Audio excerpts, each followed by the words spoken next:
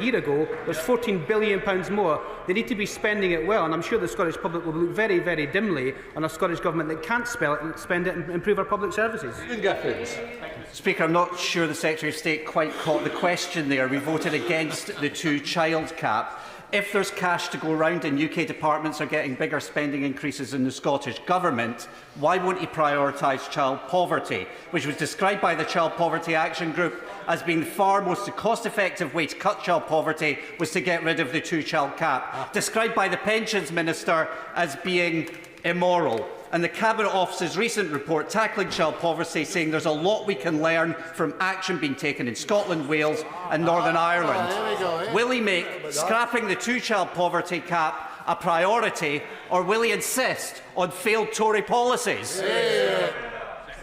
Mr Speaker, the honourable gentleman wants to keep the failed broken welfare system that the Tories put in by these votes last week. But what we've done as a government, we've had a pay rise for 200,000 Scots, day one rights for sick leave and parental leave, £150 of energy bills for over 500,000 Scottish households. We've banned exploitative zero-hours contracts, and there's 10,000 children in Scotland every single night going to bed without a home. That's a dreadful record for the Scottish Government.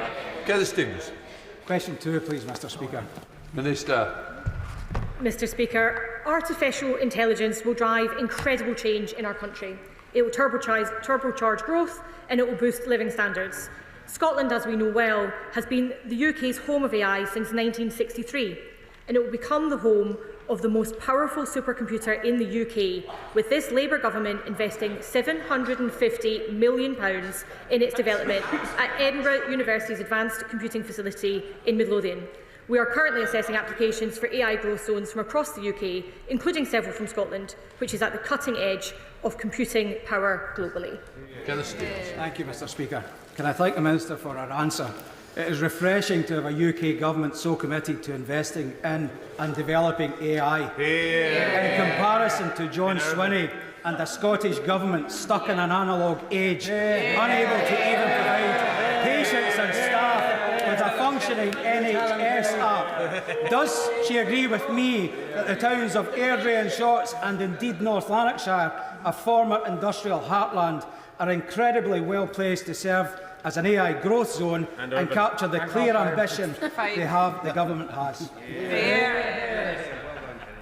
Mr Speaker, much like my honourable friend, who is a truly passionate advocate for his community, I too am proud to represent one of Scotland's industrial heartlands. He's right to highlight the role that they can play in Scotland's AI future. And as for his comments regarding the First Minister, my right honourable friend, the Health Secretary, was particularly astute in his assessment. I'm afraid the First Minister is from the age of Taggart, and what's upon us is the age of Department Q. Angus Mann. Thank you, Chairman. The transmission line from Skye to Fort Augustus has been approved. Due to a technicality, the people along the route will be deprived of £22 million. Would the Minister take this up with Ofgem? Thank you very much. Mr Speaker, I'm led to believe the honourable member has already picked this up with the Secretary of State and he'll be taking it forward. But yes, I'd be delighted to talk to him about that. Number 3, Mr Speaker. Minister. Mr Speaker, the Secretary of State and I are committed to supporting a flourishing broadcasting sector in Scotland and regularly meet its representatives. I know that my honourable friend for Highland and Yar was part of a recent engagement when the Scotland office was delighted to co-host with MG Alba, at which he spoke passionately about the importance of Gaelic broadcasting, and we share his commitment to it. Thank you, Mr Speaker. We Islanders have always been international ambassadors, and I'm delighted that some of the Lewis chess pieces are going to France. A little bit of Gaelic Scotland in President Macron's pocket. Gaelic broadcasting also has a global reach, 1.8 million viewers of Inela and MG Alba's detective series. Gaelic is a big part of Brand Scotland. Now, it's a straightforward ask to ask for more money for broadcasting, but can I ask ministers to think more imaginatively about growth deals? Can we see a Scotland-wide growth deal for Gaelic, for cultural heritage like the Lewis chess pieces, for childcare, so we grow the social infrastructure of Scotland as well as its physical infrastructure? Mr Speaker, my honourable friend makes an interesting point, and he's been advancing this case, and he's right that the whole objective of the growth deals is to support people to live well in the places that they love. As he knows, the UK Government has delivered a historic spending review for Scotland, and it includes ambitious plans for local growth to be the foundation of national renewal. The Scotland Office will continue to engage with him and other members across the House and with Scottish local government to ensure that local growth investment supports the change that Labour promised and the change that our communities want to see. Gregory. Mr. Speaker, there have been a number of co-productions between BBC NI and BBC Scotland. Would the Minister agree with me that we should develop and promote co-productions across the nations and the regions of the United Kingdom so that we can get excellence and best practice wherever it occurs right across the United Kingdom? Thank you, Mr. Speaker. I do agree with him that we should be cooperating as far as possible, but it's also important to record for the House that steps have been taken to preserve the future of homegrown content and talent already through initiatives such as the UK Government's independent film tax credit and high-end tax relief, providing a real opportunity for the industry to grow. But I'd certainly be delighted to talk to him about how the industry in Scotland and Northern Ireland could cooperate more effectively. John Brady. Question 4, please, Mr. Speaker. Secretary of State. Mr. Speaker, the industrial strategy is transformational for Scotland. A year ago, this government inherited an industrial crisis after 14 years of no plan and a complete disinterest from the SNP and the Conservatives when it came to Scottish industry. Can I, though, congratulate the SNP for their job creation programme? They've created tens of thousands of jobs in China, Turkey and Poland. Rather than standing up for Scotland, they've been shipping Scottish jobs overseas. Scotland has a proud industrial past, and Labour's industrial strategy will work to ensure we have a bright industrial future, and the Scotland Office will be doing all we can to exploit those opportunities. Thank you, Mr. Speaker. The industrial strategy identifies defence as a key industry. It is a big employer in Glasgow and could create many good jobs for my constituents. However, the SNP have banned the Scottish National Investment Bank and Scottish Enterprise from investing in defence companies. Does my right honourable friend agree with me that this shows that the SNP government are weak on defending Scotland and are denying Glaswegians many good jobs? Mr. Speaker, you'll be unsurprised to hear me say that I agree with my honourable friend. I was astonished to learn that the SNP were blocking investment in a national specialist welding centre on the banks of the Clyde.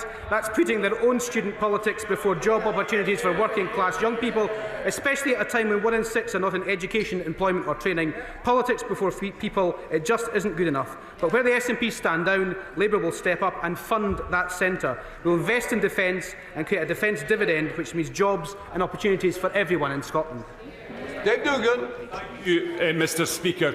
With the exception of London, the vortex that sucks in wealth, capital and talent from across these islands, it is Scotland who tops the league for foreign direct investment. It is Aberdeen, Glasgow and Edinburgh who are in the top 10 cities in the UK for foreign direct investment, and that's been for 10 of the 18 years that the SNP have been in power.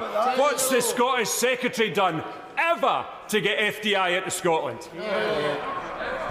Mr. Speaker, the honourable gentleman needs to calm down a little bit, I feel, because one of the key investment opportunities into Scotland, of course, is into the renewable energy sector to be able to make our plan for clean energy by 2030. A lot of that will be capitalised by both the National Wealth Fund and indeed GB Energy. Two things that the honourable gentleman and his party voted against, Mr. Speaker. Shadow Secretary of State Andrew Bowie. Thank you very much, Mr. Speaker. Mr. Speaker, this past Sunday, the 6th of July, marked 37 years since the Piper Alpha disaster, an incident that claimed the lives of 165 men and affected many more, particularly in and around the northeast of Scotland. We remember them, their families, their friends, and indeed all of those who continue to do the dangerous work offshore in our oil and gas industry, ensuring that the lights stay on in this country. Could the right honourable gentleman please tell the House, when will the industrial strategy replace the tens of thousands of jobs set to be lost in the North Sea on his watch? Mr. Speaker, can I join the honourable gentleman in paying respects on the 37th anniversary of the Piper Alpha disaster? It's left an indelible scar on Scotland, and we will never forget the lives that were lost. But we'll also never forget the catalyst that was for making sure that the North Sea in the UK is the safest place to do oil and gas anywhere in the world, and is world leading on that. Mr. Speaker, I can merely answer that question by saying to the honourable gentleman that all of the initiatives that this government has put forward in terms of getting to clean power by 2030, he and his party have opposed. And I would gently say to the honourable gentleman that when he finds out who the former Energy Minister was in the previous government, he's going to be very disappointed. Andrew Bowie. Thank you, Mr. Speaker. Mr. Speaker, we are very proud of our record in supporting the oil and gas industry, and talk about having their head in the sand. 400 jobs are going to be lost in the North Sea every 2 weeks on his watch. That is a Grangemouth-size event every 2 weeks. The only strategy that this government has is a de-industrialisation strategy. There is an industry ready, willing, and with just the skilled workforce ready to generate energy, generate revenue and generate jobs in Scotland. So come on, Secretary of State, let's have a real industrialisation strategy. Remove the energy profits levy, overturn the ban on licences, and let's return to a policy of maximum economic recovery from the North Sea. Mr. Speaker, the energy profits levy was brought in by the former Energy Minister in the previous government, who so happens to be sitting across from me at the dispatch box today. We have the North Sea Transition Consultation, which is closed. That sets out the pathway to a just transition in the North Sea. That's to protect jobs. And of course, we want to get to that clean power by 2030. Those are the jobs and the careers of the future, but that transition has to take those jobs with them. Alfred Brown. Question number 5. Minister. With your permission, Mr. Speaker, I will answer questions 5 and 14 together. Scotland cultivates the very best produce in the world, and we are absolutely committed to supporting Scotland's agricultural sector, and indeed all those who live and work in our rural communities. I was very pleased that the Scottish Government's Minister for Agriculture and Connectivity joined me in a food and farming roundtable I hosted in Edinburgh in April. We heard directly then from the sector about how Scotland's 2 governments can best collaborate and continue to support those that put food on our table. Thank you, Mr. Speaker. Like farmers in my constituency of Chester South and Eddisbury, farmers in Scotland feel let down by this government's disregard for agriculture and the countryside. We've seen Labour look the other way as the Scottish Government delivered real-term cuts to the agriculture budget. Scottish Conservatives have set out a clear, multi-year plan to give farmers the certainty they need. So will the Secretary of State urge the First Minister to back that plan, which has strong support from the farming community, and help reverse the damage done to Scottish agriculture and our food security? Mr. Speaker, the Scottish Government has been given a record settlement in the devolution era, and it's now for the devolved governments to allocate their funding in devolved areas as they see fit. They are accountable to their own legislators and indeed the Scottish public. That's a key principle of devolution, and this Labour Government will respect it. John Cooper. Thank you, Mr. Speaker. We Conservatives were vilified when we pointed out that the vindictive changes to farming reliefs were going to damage jobs in rural Scotland. The Scotland Office conducted its own roundtable speaking to agriculture figures. Will the honourable gentleman share the results of that with the House, with the Scottish Government, and crucially also with whoever the Deputy Prime Minister decides will be the next Chancellor of the Exchequer?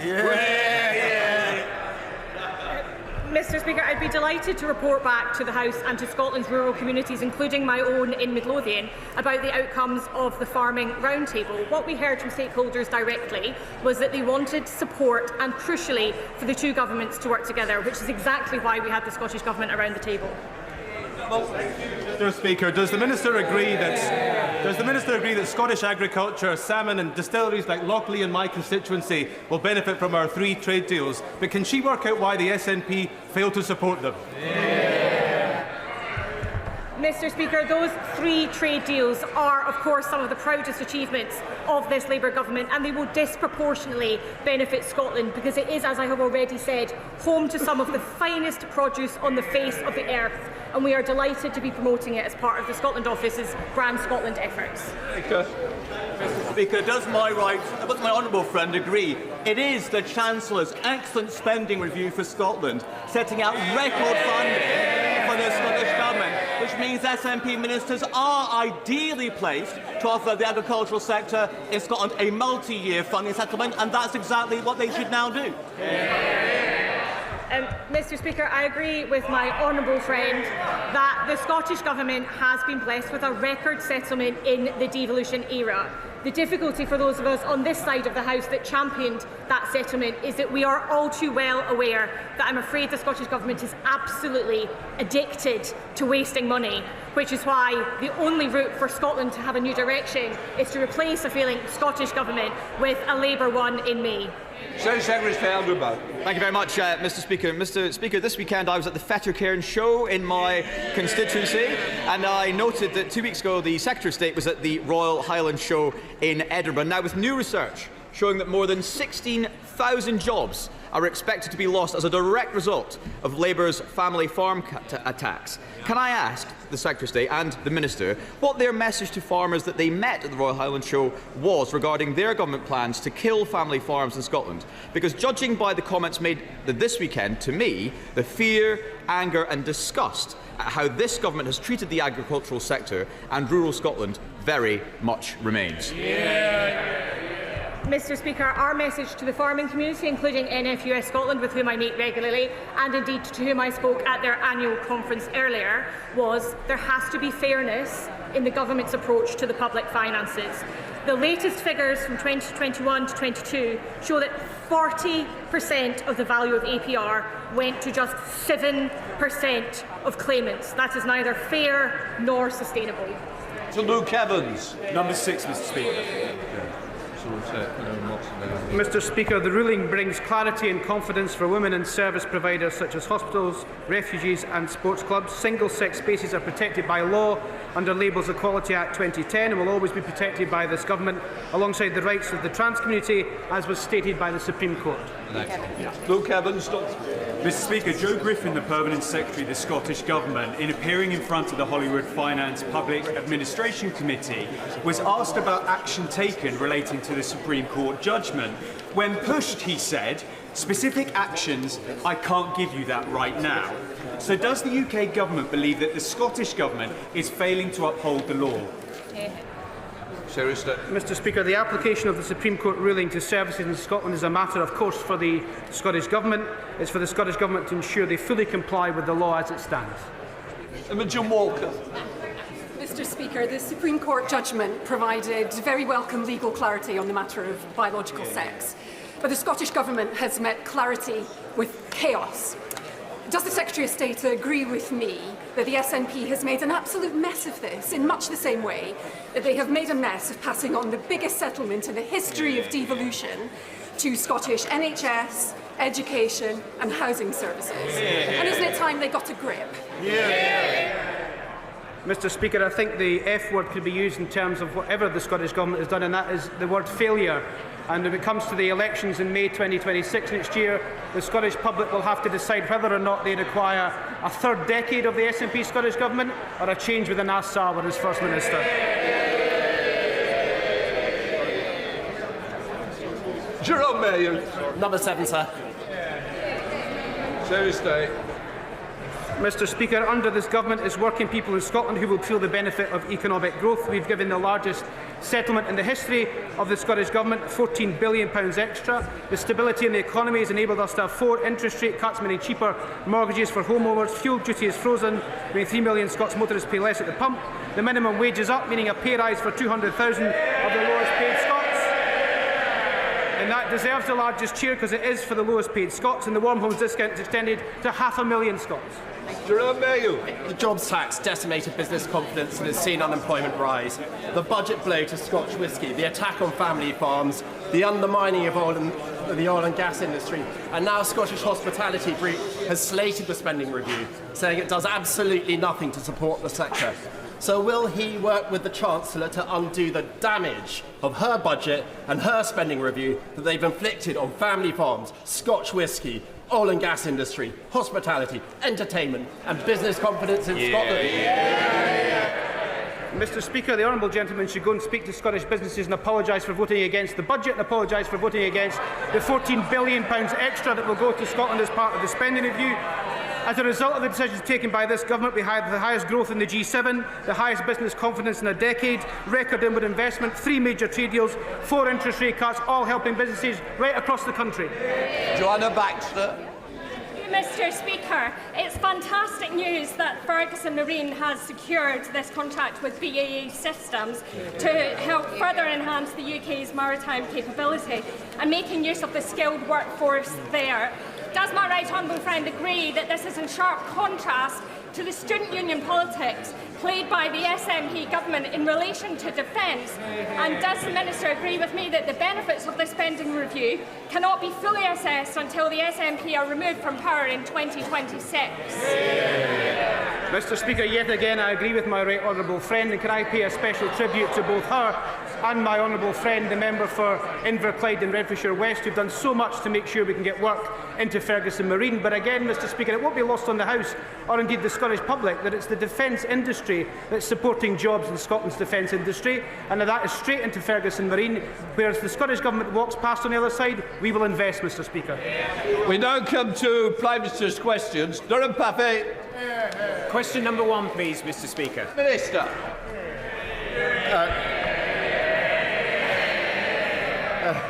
Thank you, Mr. Speaker. Thank you, Mr. Speaker. On Monday, we marked the 20th anniversary of the despicable terrorist attacks on 7/7. The painful memories of that dark day are deeply ingrained. 52 people were murdered. Many more were injured. We thank our emergency services who ran towards danger with true bravery, and send our deepest condolences to the victims, the survivors and bereaved, and all those forever affected by that appalling day. May I also extend our deepest condolences to the family and friends of Lord Tebbit. We remember his profound courage in the face of terrorism and a fierce devotion to his wife, Margaret. May he rest in peace. Mr. Speaker, we also mark the 30th anniversary of the genocide at Srebrenica. We remember those lost and redouble our efforts to fight hatred and intolerance wherever it exists. Mr. Speaker, I'm delighted to welcome President Macron to the United Kingdom. Our relationship has never been stronger, and we're focused on tough new tactics to tackle illegal migration, major economic investment to create jobs, and leading our allies to support Ukraine. Mr. Speaker, this morning I had meetings with ministerial colleagues and others. In addition to my duties in this House, I shall have further such meetings later today. Thank you, Mr. Speaker, and can I associate myself with the Prime Minister's remarks? At a recent coffee morning, residents in Southampton-Itchen told me how much they still miss the Bitton NHS walk-in centre that was shut down a decade ago under the Conservatives. So can I begin by welcoming this government's 10-year plan and its commitment to neighbourhood health services. And as we put this plan for change into action for my local residents, does the Prime Minister agree that Bitton is an excellent location for the first new neighbourhood health centre? Well, I pay tribute to him for making the case for his constituents, and I know the Health Secretary will give it every consideration. Mr. Speaker, the 10-year plan will establish neighbourhood health centres in every community, and that'll make a massive difference, starting in the places where the need is greatest and life expectancy at its lowest. Mr. Speaker, I'm proud that we promised 2 million extra NHS appointments in the first year of a Labour government, and we've now delivered £4 million. We shouldn't forget that the record investment that made that possible in the budget was opposed by all the parties opposite. Leader of the Opposition, Kevin Parental. Mr. Speaker, can I echo the Prime Minister's sentiments about the horrific terrorist attack of July the 7th? I was pleased to be at the commemoration service on Monday, and in particular our thoughts are with the families of those who lost their lives, those who had to go on without their loved ones. And Mr. Speaker, I would like to pay tribute to Lord Tebbit, who died yesterday at the age of 94. He was a man of iron integrity and conviction, who by his efforts helped to save our country from the chaos of the 1970s. We all owe him so much. Mr. Speaker, in their manifesto last year, Labour promised not to increase income tax, not to increase national insurance, and not to increase VAT. Does the Prime Minister still stand by his promises? Yes. Mr. Speaker, it is rare. It is rare, yes.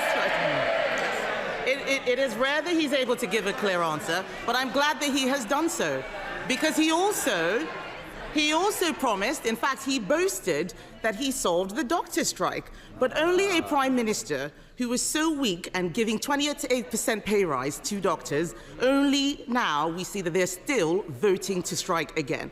He folds in every negotiation and claims that it is a triumph. Yes, he does.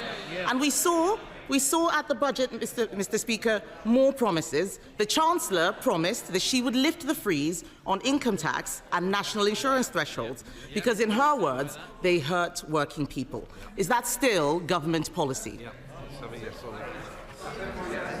Mr. Speaker, no Prime Minister or Chancellor is going to write a budget in advance. We are absolutely fixed on our fiscal rules. We remain committed to them. We remain committed to our budget, to our manifesto commitments. I realise that sticking to your fiscal rules and your manifesto commitments is a bit unfamiliar to the party opposite, but it's because of the decisions the Chancellor took, that this government has taken, that we can update the House. £120 billion of inward investment into this country since we took office. Business confidence at a 9-year high. That's longer than the Leader Opposition has been in Parliament. Deloitte this week saying the UK is now the best place to invest, creating 384,000 jobs. What a contrast to the mess that we inherited from the party opposite.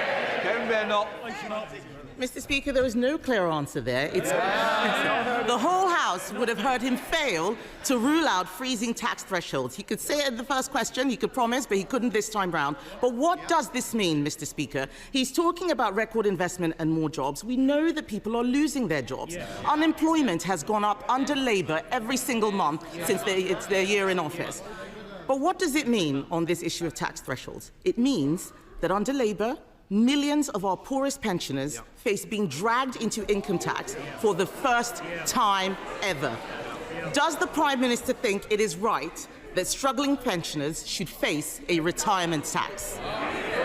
Mr. Speaker, for a Prime Minister or Chancellor to say we're not going to write a budget in advance isn't a Labour thing or a Tory thing. Every single Prime Minister and Chancellor says they won't. We will stick to our manifesto commitments. We will stick to our fiscal rules. This is a language they don't understand, which is why I have to... That's what got us into the problem in the first place. And whilst she comes here every week to talk the country down, that investment, record investment, £120 billion, that will be good, well-paid jobs across the country. And this investment, Mr. Speaker, is foreign investors who can choose whether to invest in this country. They're choosing to invest in this country now because they have confidence in what this government is doing. Mr. Speaker, investors are fleeing the country. They're fleeing the country. He says he sticks to his manifesto promises. They promised not to put a tax on working people, and then we got the jobs tax. And all we have seen is jobs disappearing. Before the election, the Prime Minister promised, and I quote, "not a penny more on your council tax." The Institute for Fiscal Studies says that now council tax bills will rise at their fastest rate in 20 years. Will the Prime Minister admit that under him council tax is set to soar? No, of course it's not. It soared under the last government. But, Mr. Speaker, here she goes again, back on familiar territory. She comes here complaining about the national insurance rise every year, every week. She comes here complaining about it. And then when she's asked the question, well, would you have the courage then to reverse it? What's the answer? What's the answer? And I'll tell you for why. Because she's too embarrassed to say she doesn't want the investment we put in. That investment went to the NHS. They want the investment, they can't say how they're going to pay for it. That is what got us into the problem in the first place. Mr. Speaker, he still doesn't understand, so I'm going to make it very simple for him. This is a mess of his own making. He shouldn't be asking how we would clean it up. The fact is, they raise national insurance through the jobs tax, and that's why they have to put up council tax. The truth is, his catastrophic budget has created a domino effect which he cannot now control. We on this side of the House know that you cannot tax your way to growth. But now he's flirting. They're all muttering. I remember that budget. They were laughing and cheering. They had no idea the mess that they were creating.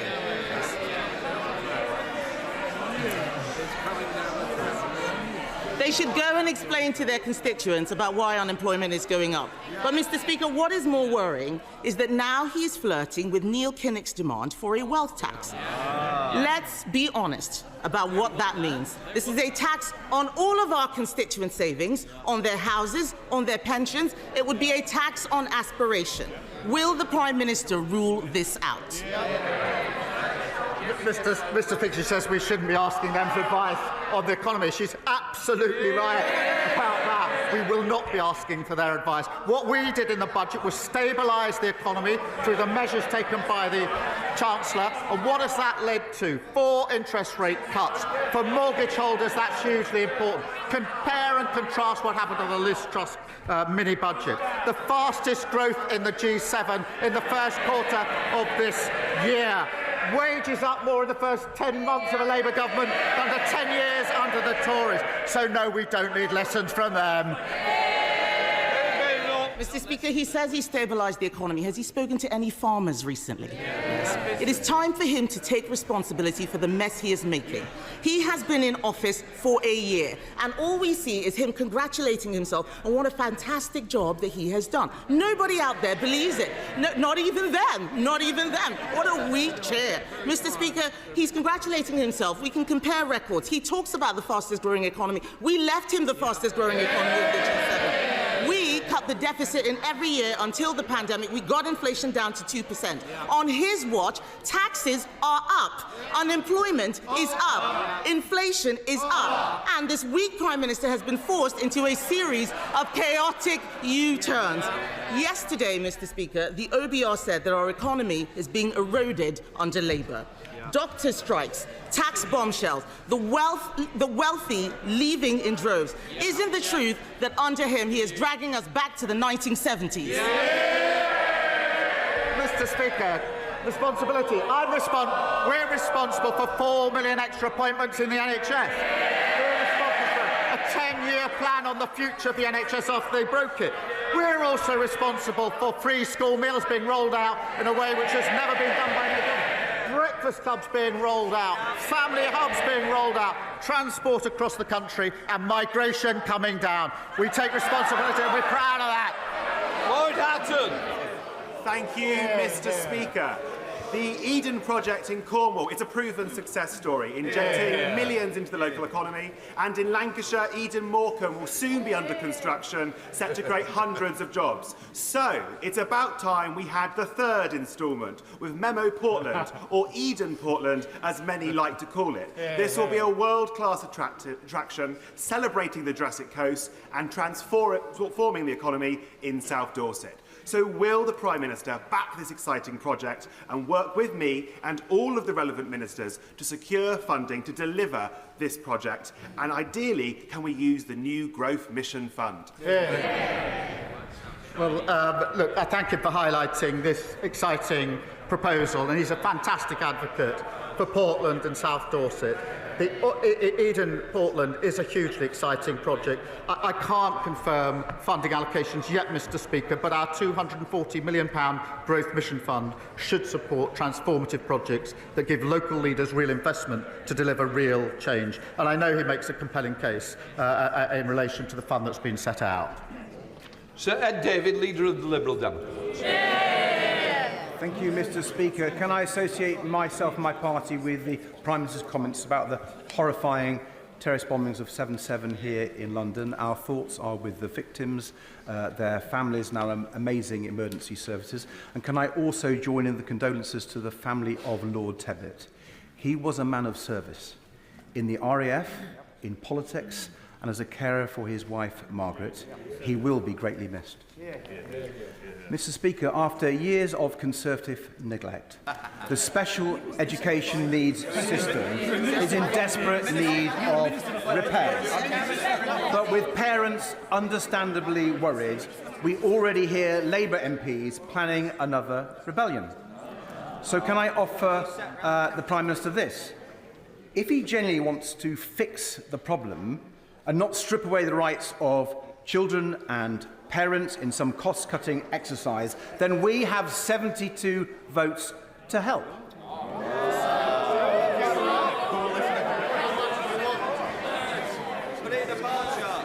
So, will the Prime Minister look at the 5 tests for send reform we have published today and work with us to make it happen?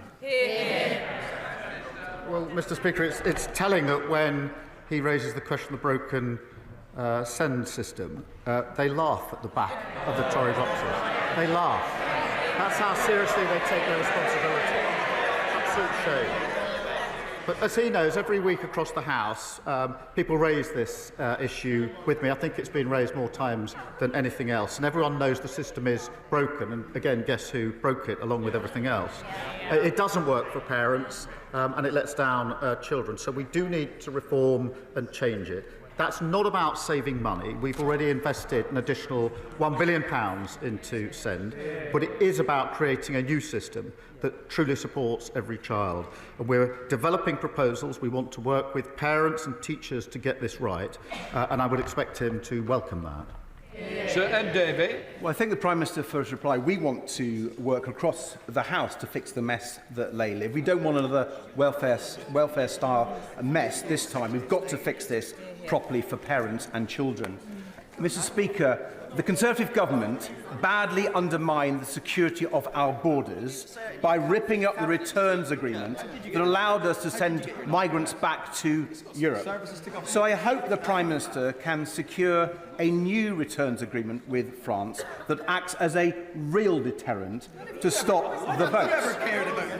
And the Conservatives also sent hundreds of millions of pounds to France and got nothing in return. Does the Prime Minister agree that any new funding to the French government must be conditional on them agreeing a returns deal and doing their bit to stop the votes? Mr. Speaker, we're working closely with the French on this issue. We'll only provide funding that delivers for our priorities. We are working closely. We share information to a much greater extent than was the case before. We've got a new specialist intelligence unit at Dunkirk, and we're the first government to persuade the French to review their laws and tactics on the North Coast to take more effective action. I'll be discussing this at meetings with President Macron both today and tomorrow. John Slinger. Thank you, Mr. Speaker. In light of recent events, could the Prime Minister update the House on the work of the COVID Corruption Commissioner? And does he agree with my constituents in Rugby, Bulkington and the surrounding villages that there should be no place in public life for people who exploited the pandemic and defrauded the taxpayer to line their own pockets? My honourable friend makes a powerful point, and I hope it was heard on the benches opposite. It's an absolute scandal that failed PPE contracts were handed out by the Conservatives at taxpayer funds of £1.4 billion. We're focused on getting our money back. I can confirm the Commissioner is now investigating fraud involving bounce back and business support loans, and we will continue to go after the fraudsters, the grifters and the con artists, no matter who they are or where we find them. Nigel Farage. Thank you, Mr. Speaker.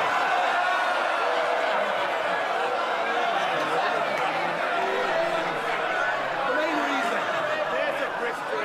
this country decided Some of you want to get in a little later. If this takes forever, you won't get in. Nigel Farage. Thank you.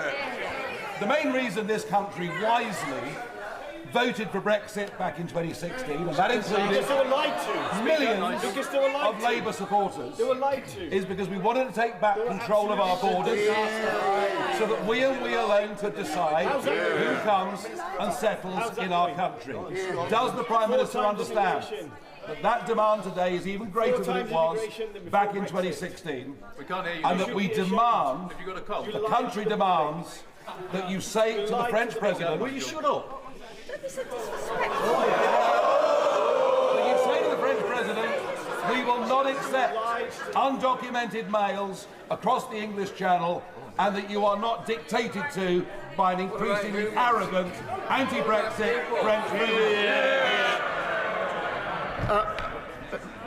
Mr. Speaker, we are fixing the mess that we inherited. We are working with other countries to ensure that we take the measures necessary to stop people crossing the Channel. They are serious answers to serious problems.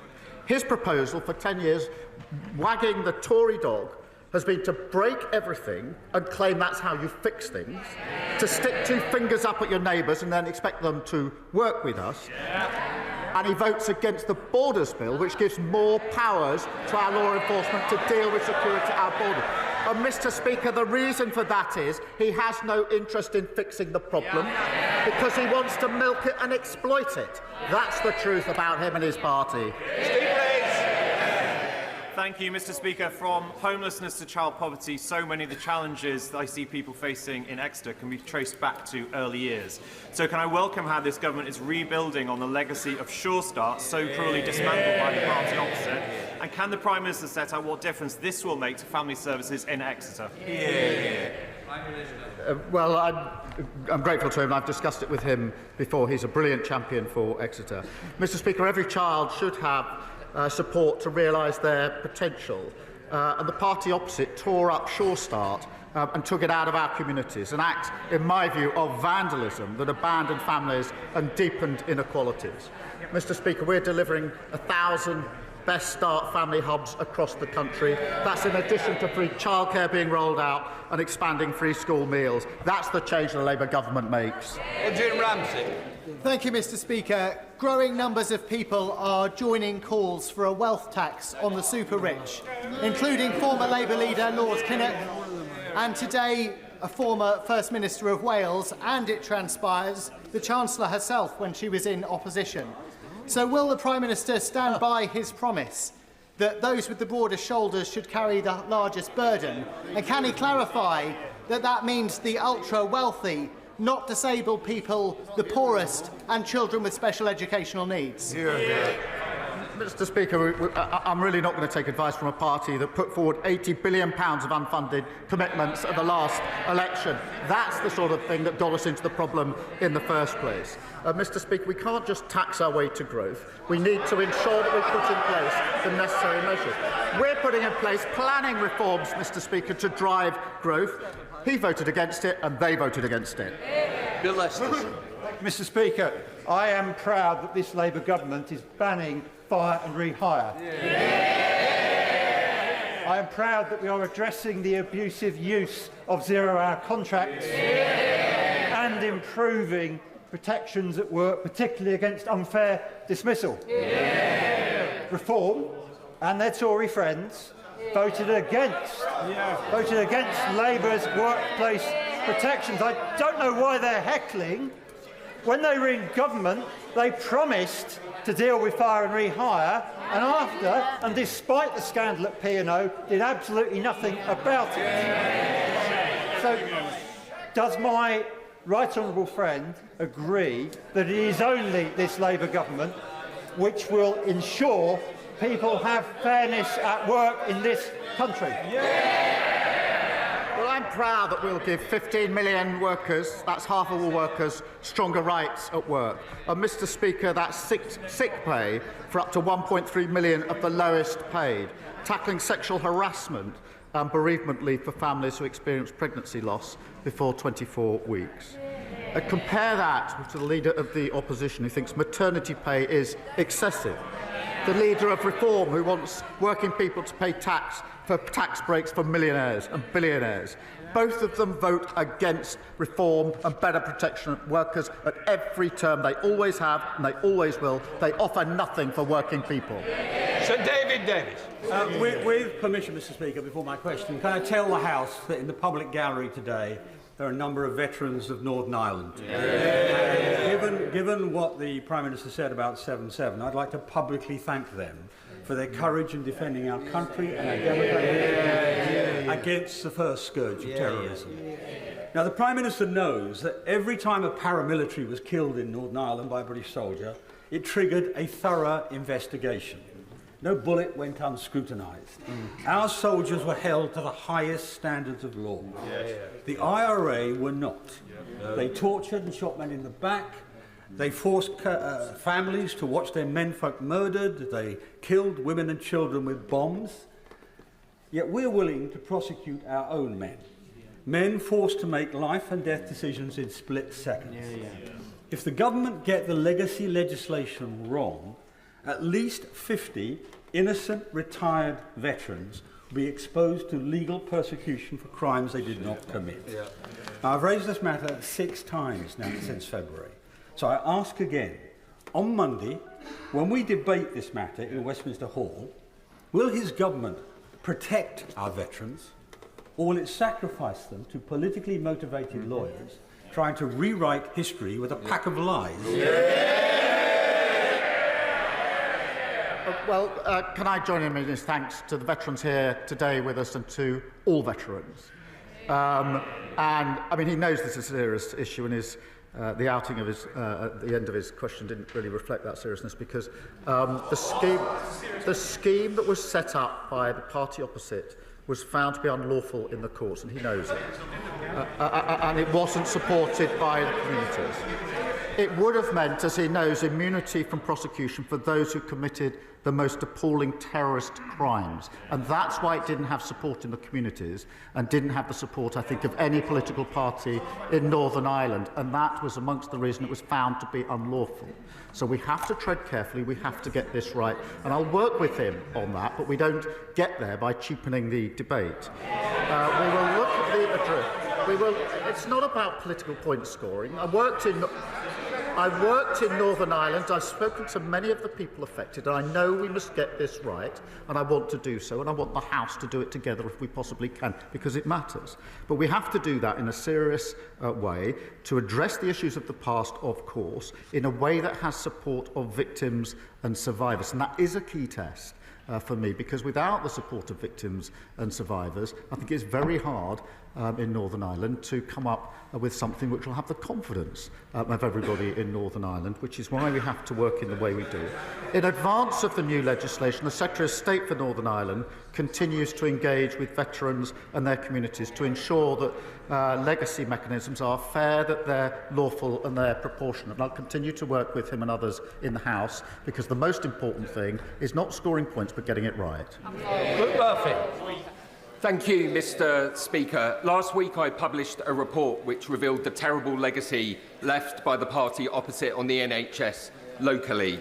Kids in Basingstoke waiting 210 days following a referral for access to mental health services, 3 times the national average. So I welcome the publication of the 10-year plan last week, led by the Prime Minister, to be delivered by a Labour Health Secretary, made possible by a Labour Chancellor. But can I ask the Prime Minister what more the government is able to do to close that gap in mental health services locally and ensure that every kid in Basingstoke has access to the very best mental health services? Well, I thank him for that. The party opposite failed to give children the support that they need. The 10-year plan that we've put forward will rewire our NHS and transform mental health services. 85 dedicated mental health A&E departments giving 24/7 support, specialist mental health professionals in every school and college, benefiting 1 million young people this year alone, and an extra 8,500 mental health staff to tackle long waits. And that is only because of the decisions that we took to invest in our NHS, decisions that they opposed. Jess Brown-Fuller. Thank you, Mr. Speaker. I'm going to add to the many calls that this Prime Minister has already heard about the broken SEND system. I met with head teachers and SENCOs in my constituency of Chichester last week. They all told me the same thing, that the SEND system is broken, it's adversarial, parents are at breaking point, there are not enough spaces in specialist schools, and the EHCP process is long, it's harrowing, and it's often degrading. Now, I know the government are exploring their options, but will he take the Liberal Democrat calls to introduce a national body for SEND so that we can end the postcode lottery and fix this problem for good? Well, I thank her for raising this issue, and I know it's of concern to her and to many people across the House. The system we've got is broken. It's not serving anyone well. We've got to reform it, and I set out in an earlier answer the steps that we are taking. We will share those with the House, and I hope that we can get the greatest support possible for the reform that I think everybody here knows has to happen. Catherine Fuchs.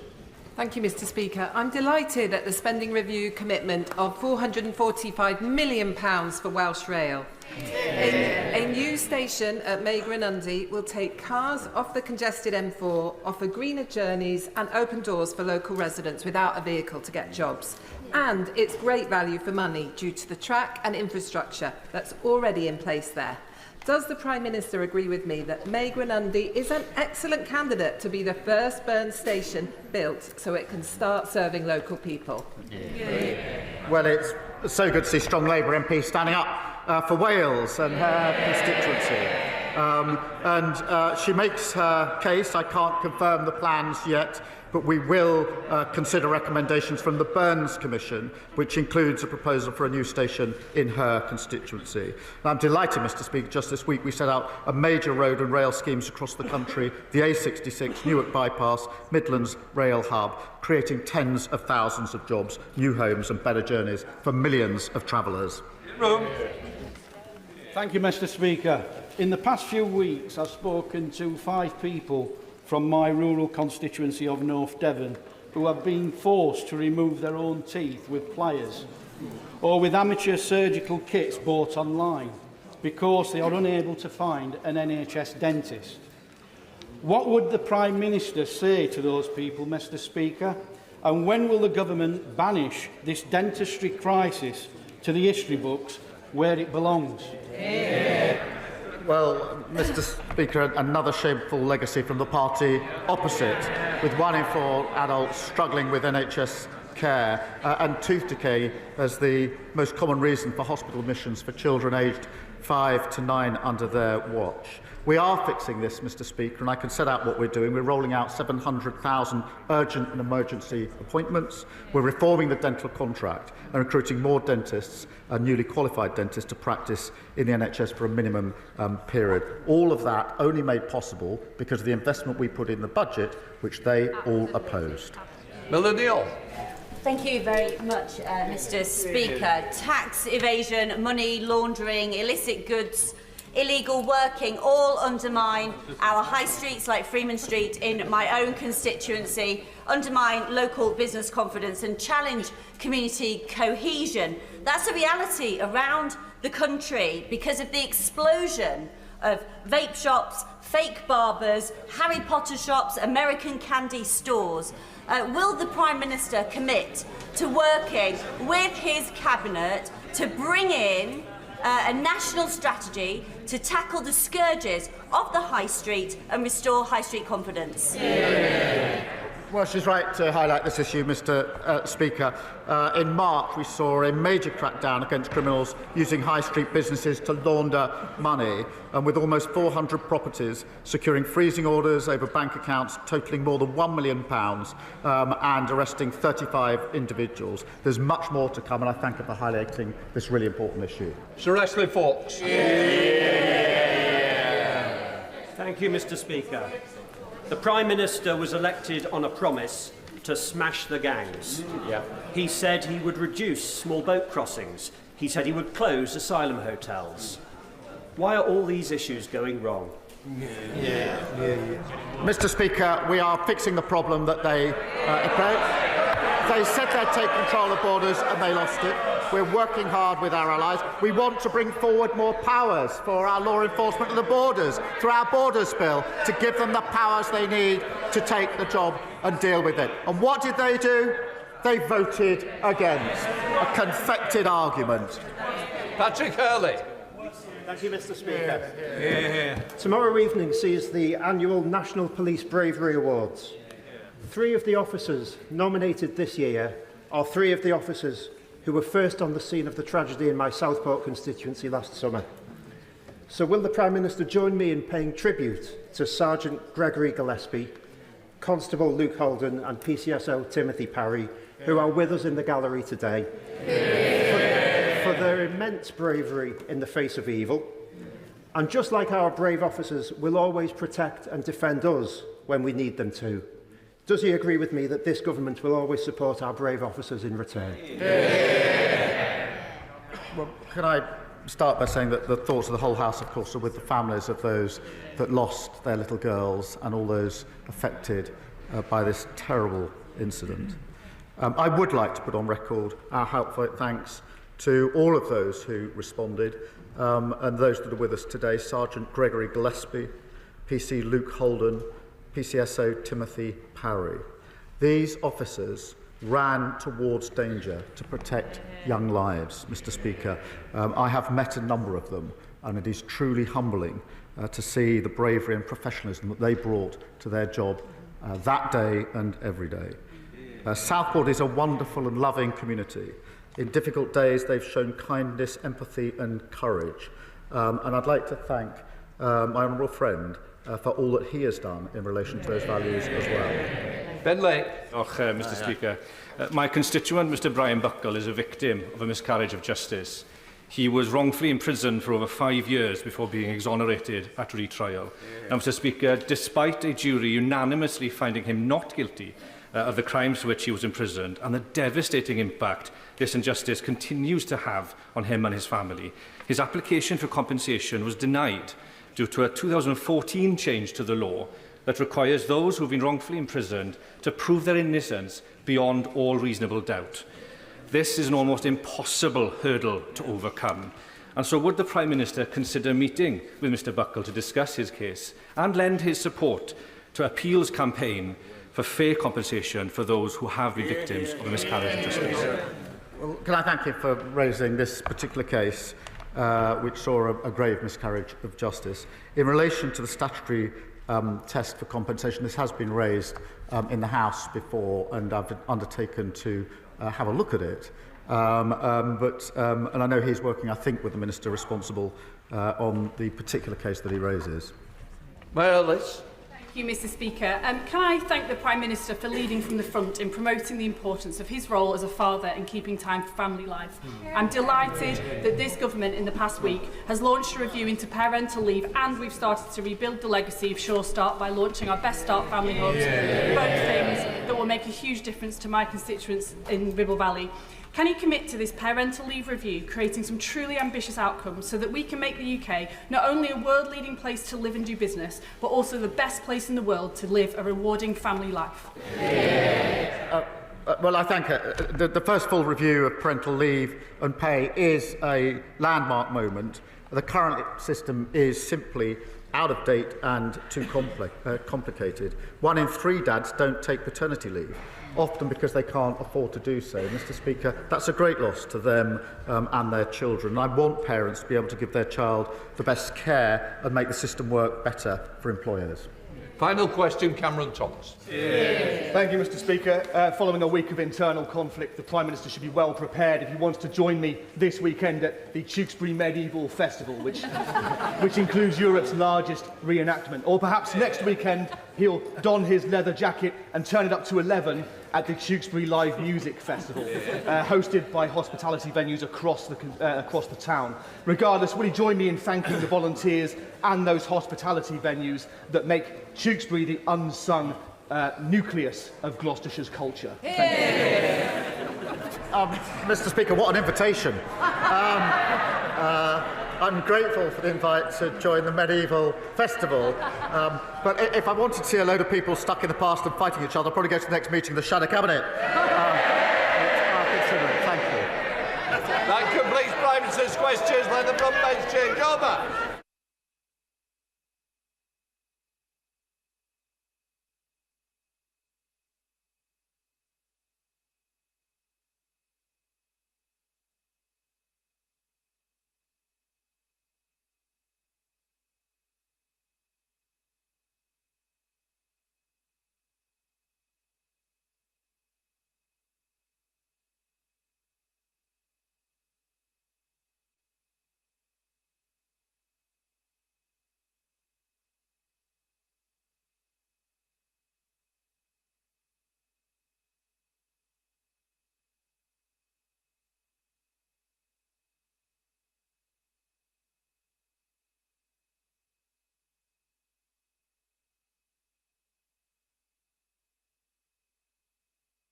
Point forward, Lee Anderson.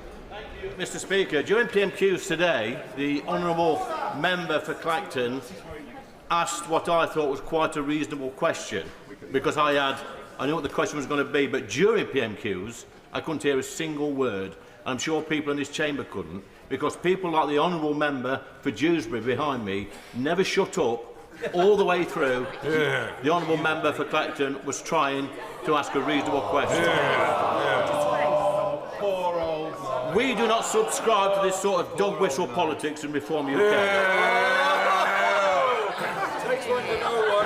So, Mr. Speaker, could you please give us advice on how to stop this behaviour in the future?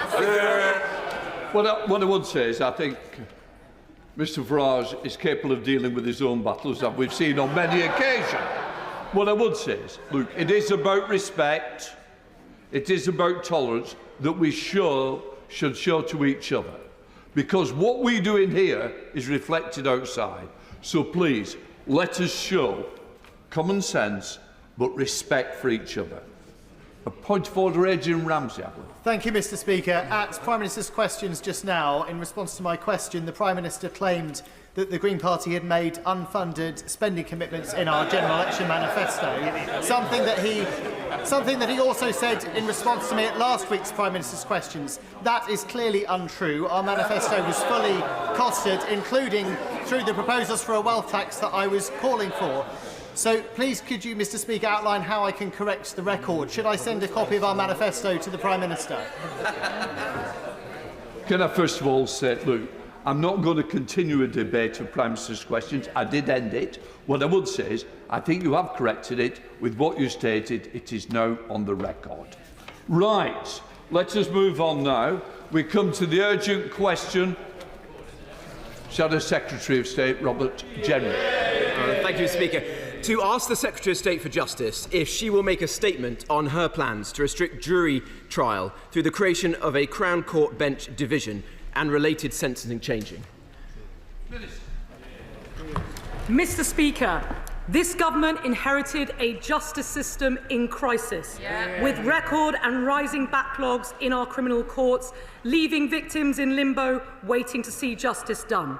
For this reason, the Lord Chancellor commissioned Sir Brian Leveson to undertake a once-in-a-generation review of the criminal courts.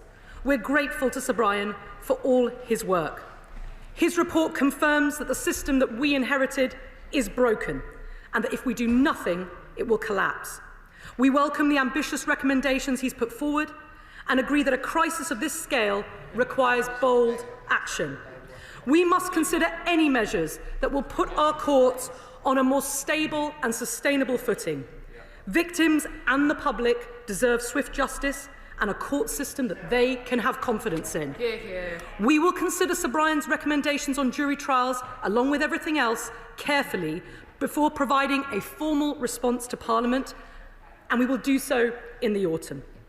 Jury trials are and will remain a cornerstone of British justice and will remain in place for the most serious cases. However, justice delayed is justice denied. The system was not designed for a scenario where there are tens of thousands of victims waiting years for justice. The Lord Chancellor and this government is committed to turning the tide on the Crown Court backlog by the end of this Parliament and creating a sustainable justice system fit for the 21st century. Robert General. Mr. Speaker, all of us agree that justice delayed is justice denied. That is why it's so important to get control of the court backlog. No one pretends that this is straightforward, but this government has made the crisis worse. The backlog is at a record high and accelerating, with 750 cases being added every month. Sir Brian Leveson's review rightly acknowledges that we must increase the number of court sitting days, and we thank him for his work and welcome many of his recommendations. However, it cannot be right to give another sentencing discount for those convicted of crimes like burglary and stalking. This could see criminals serve as little as a fifth of their sentence. When combined with the Gawk review, 20% of a sentence served. Is that justice for victims? Out-of-court settlements for drug dealers and thieves, meaning they won't even get a criminal record. It makes a mockery of the criminal justice system. And just as concerning is the proposal to scrap jury trials in many cases. The report admits that this will only have a limited effect on the backlog. It will save just £31 million, 0.2% of the department's budget. And as the report says, there is no limit to the cases for which jury trials could be scrapped. This is a slippery slope towards abolishing jury trials altogether. Now, jury trials have been a central part of our Constitution for centuries.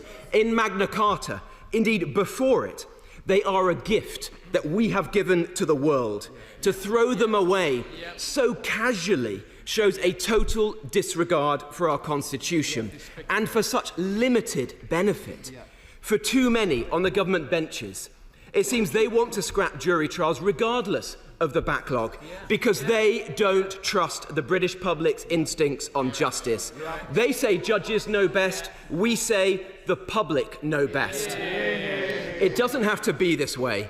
The government must take up the Lady Chief Justice offer of more sitting days. So, will she rule out yet another sentencing cut for criminals?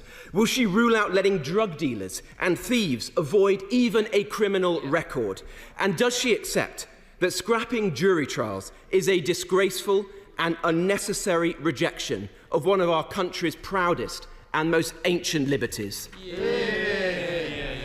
Minister.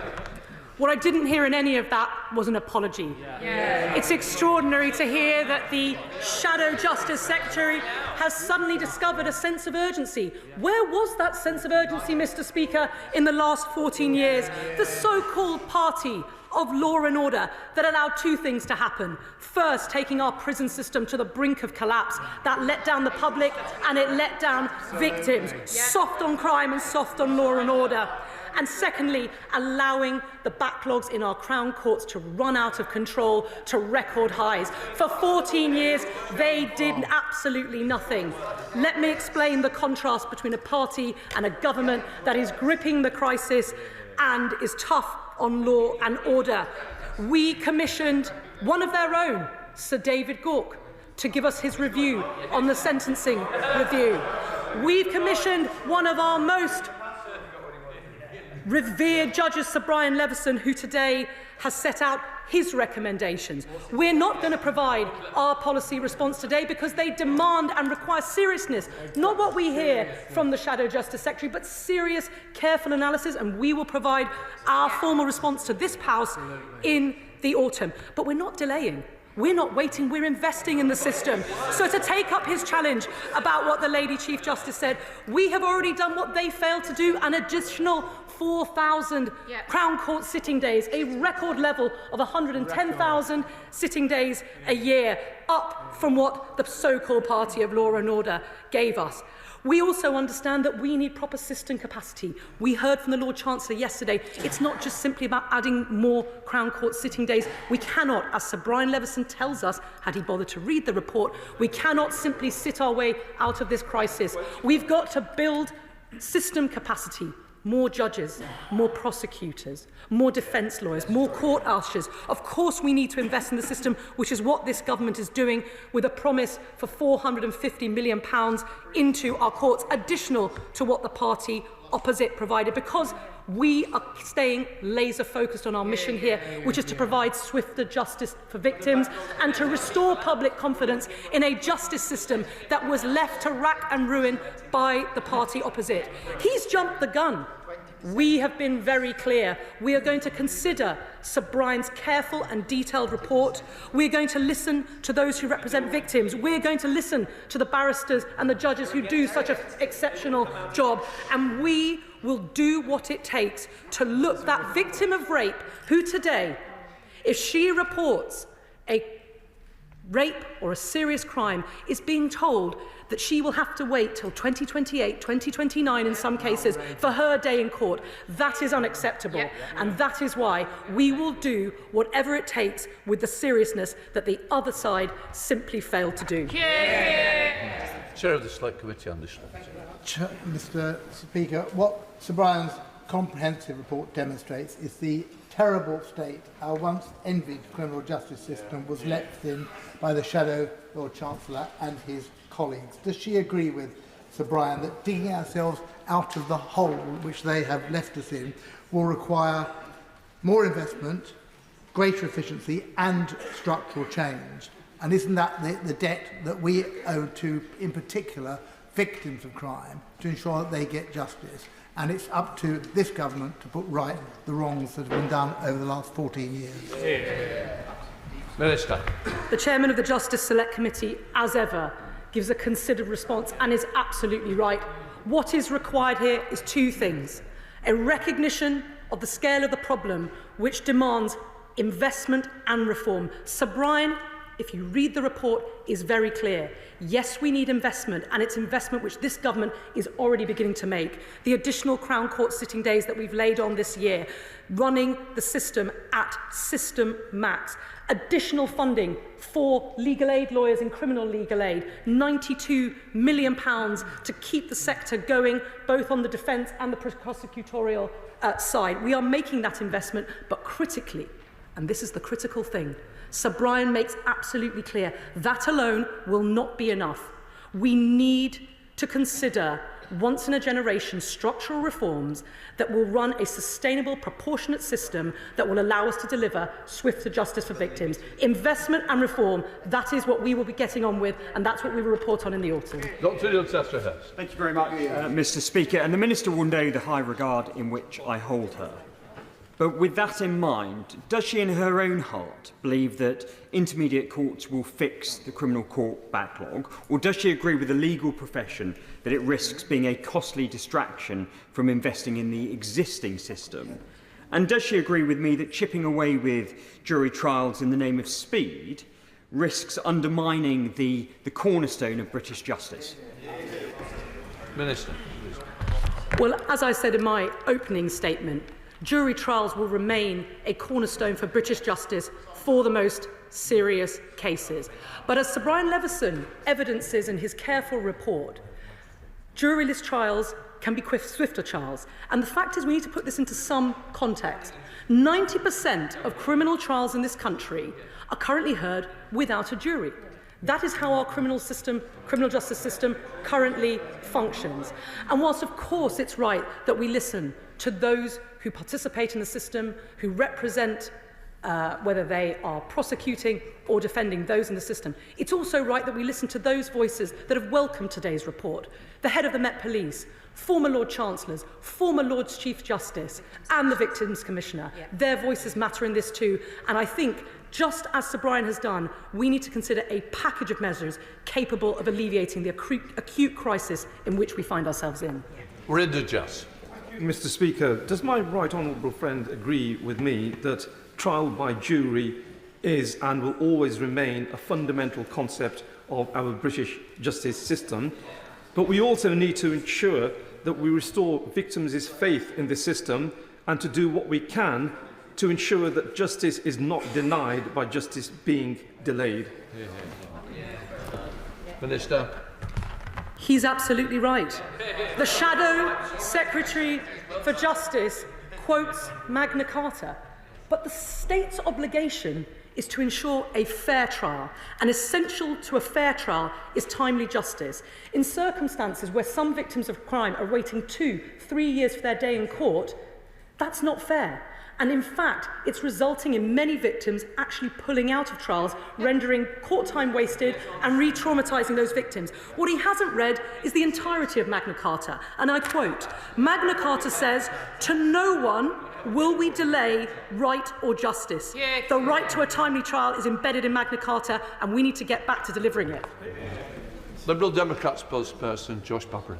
Thank you, Mr. Speaker. The Shadow Justice Secretary said in his response that the public knows best, and for once I agree with him, which is why the public threw out the last Conservative government after crashing our criminal justice system. Now, Mr. Speaker, yesterday I made the case for safeguarding the guarantors of our justice system, our jury trials. But today, my concern that I want to raise on behalf of the Liberal Democrats is that reclassifying certain offences and drawing on magistrates for a new intermediate court risk risks putting unbearable strain on the magistrates' courts and jeopardises their ability to deliver swift justice, especially for survivors of domestic abuse crimes. So before adopting any new proposals, will the Minister publish an impact assessment of these measures on victims in magistrates' courts, and will she rule out any measures that will delay justice, safety or freedom for survivors of domestic abuse? Minister. The proposal for reclassification of certain offences in Sir Brian's report is just that.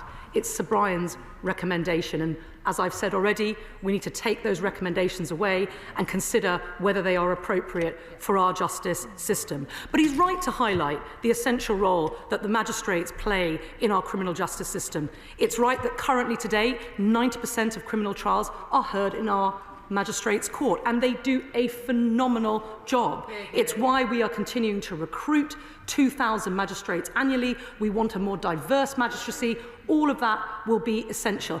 And he's right. These proposals, which Sir Brian has conveyed as a package, they need to interlock, they need to be operable together, and that is why we are taking the summer to engage with stakeholders like the Magistrates Association to ensure we get this right. Matt Bishop. Thank you, Mr. Speaker. With the Crown Court backlog that we inherited being at such high levels and continuing to rise, does the Minister agree with me that we cannot just add more sitting days to tackle, but instead we need fundamental reform? Minister. The crisis that we inherited in our criminal courts with record and rising backlogs is intolerable. The human impact of that, whether you're a victim, whether you are a witness, whether you are someone who serves in the criminal justice system, is simply intolerable. And if we do nothing, as the party opposite was all too willing to do, then again, in the words of one of their own, former Lord Chancellor Alex Chalk, the system will become irrecoverable. It's not enough to sit our way out of this crisis. We have to have radical structural reform as well. That is the abiding lesson of Sir Brian's report, and we will take it on board. Sir Ashley Fox. Thank you, Mr. Speaker. We should thank Sir Brian for his report and carefully consider his recommendations. But criminals already get a 1/3 discount for an early plea of guilty. And the idea that that should be increased to 40% risks undermining trust in the criminal justice system by victims. And jury trials are a centuries-old cornerstone of the British justice system. And creation of an intermediate court to save £35 million, it really isn't worth it when we have 81 empty courtrooms, we have judges available and ready to sit. We need to build capacity and make the jury system work. Minister. Well, I agree with him that I think we all owe a debt of gratitude to Sir Brian Leveson and his team for the comprehensive review which they've undertaken and which the government will be giving due consideration to over the summer before we formally provide our response. We've also got to ensure that whatever proposals and package of proposals that we take forward, that knits together with the recommendations from the Gork review and indeed the outcome of the spending review that we in Ministry of Justice have received, with a commitment to make an additional investment of £450 million into our courts. I do want to address his point about intermediate courts. This isn't about saving money. No. This is about addressing the backlog and delivering swifter justice for victims and a criminal justice system in which the public can have confidence. If this package of ideas is right and will achieve that aim, then we will pursue it. Dame Emily Talbot. Thank you very much, Mr. Speaker. I spent my first 20 years in professional life in the criminal courts as a barrister, and there is no one who loves the criminal justice system more than I do, and no one who has more respect for the juries than I do.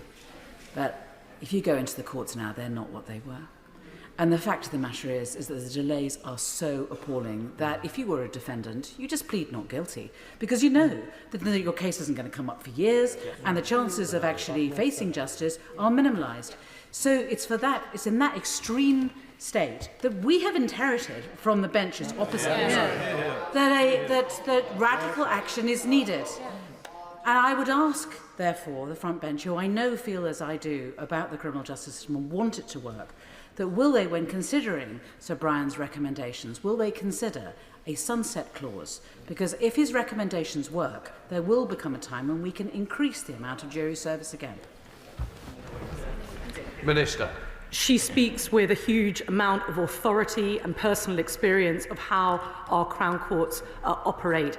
And she, like us, has a commitment to restoring and rebuilding our criminal justice system to what it once was, and to a system that is fit for the 21st century and one that the public can have confidence in. And that means adapting our methods, taking on new technologies, becoming more efficient. All of that will come, as we've asked Sir Brian to do, in the second part of his review.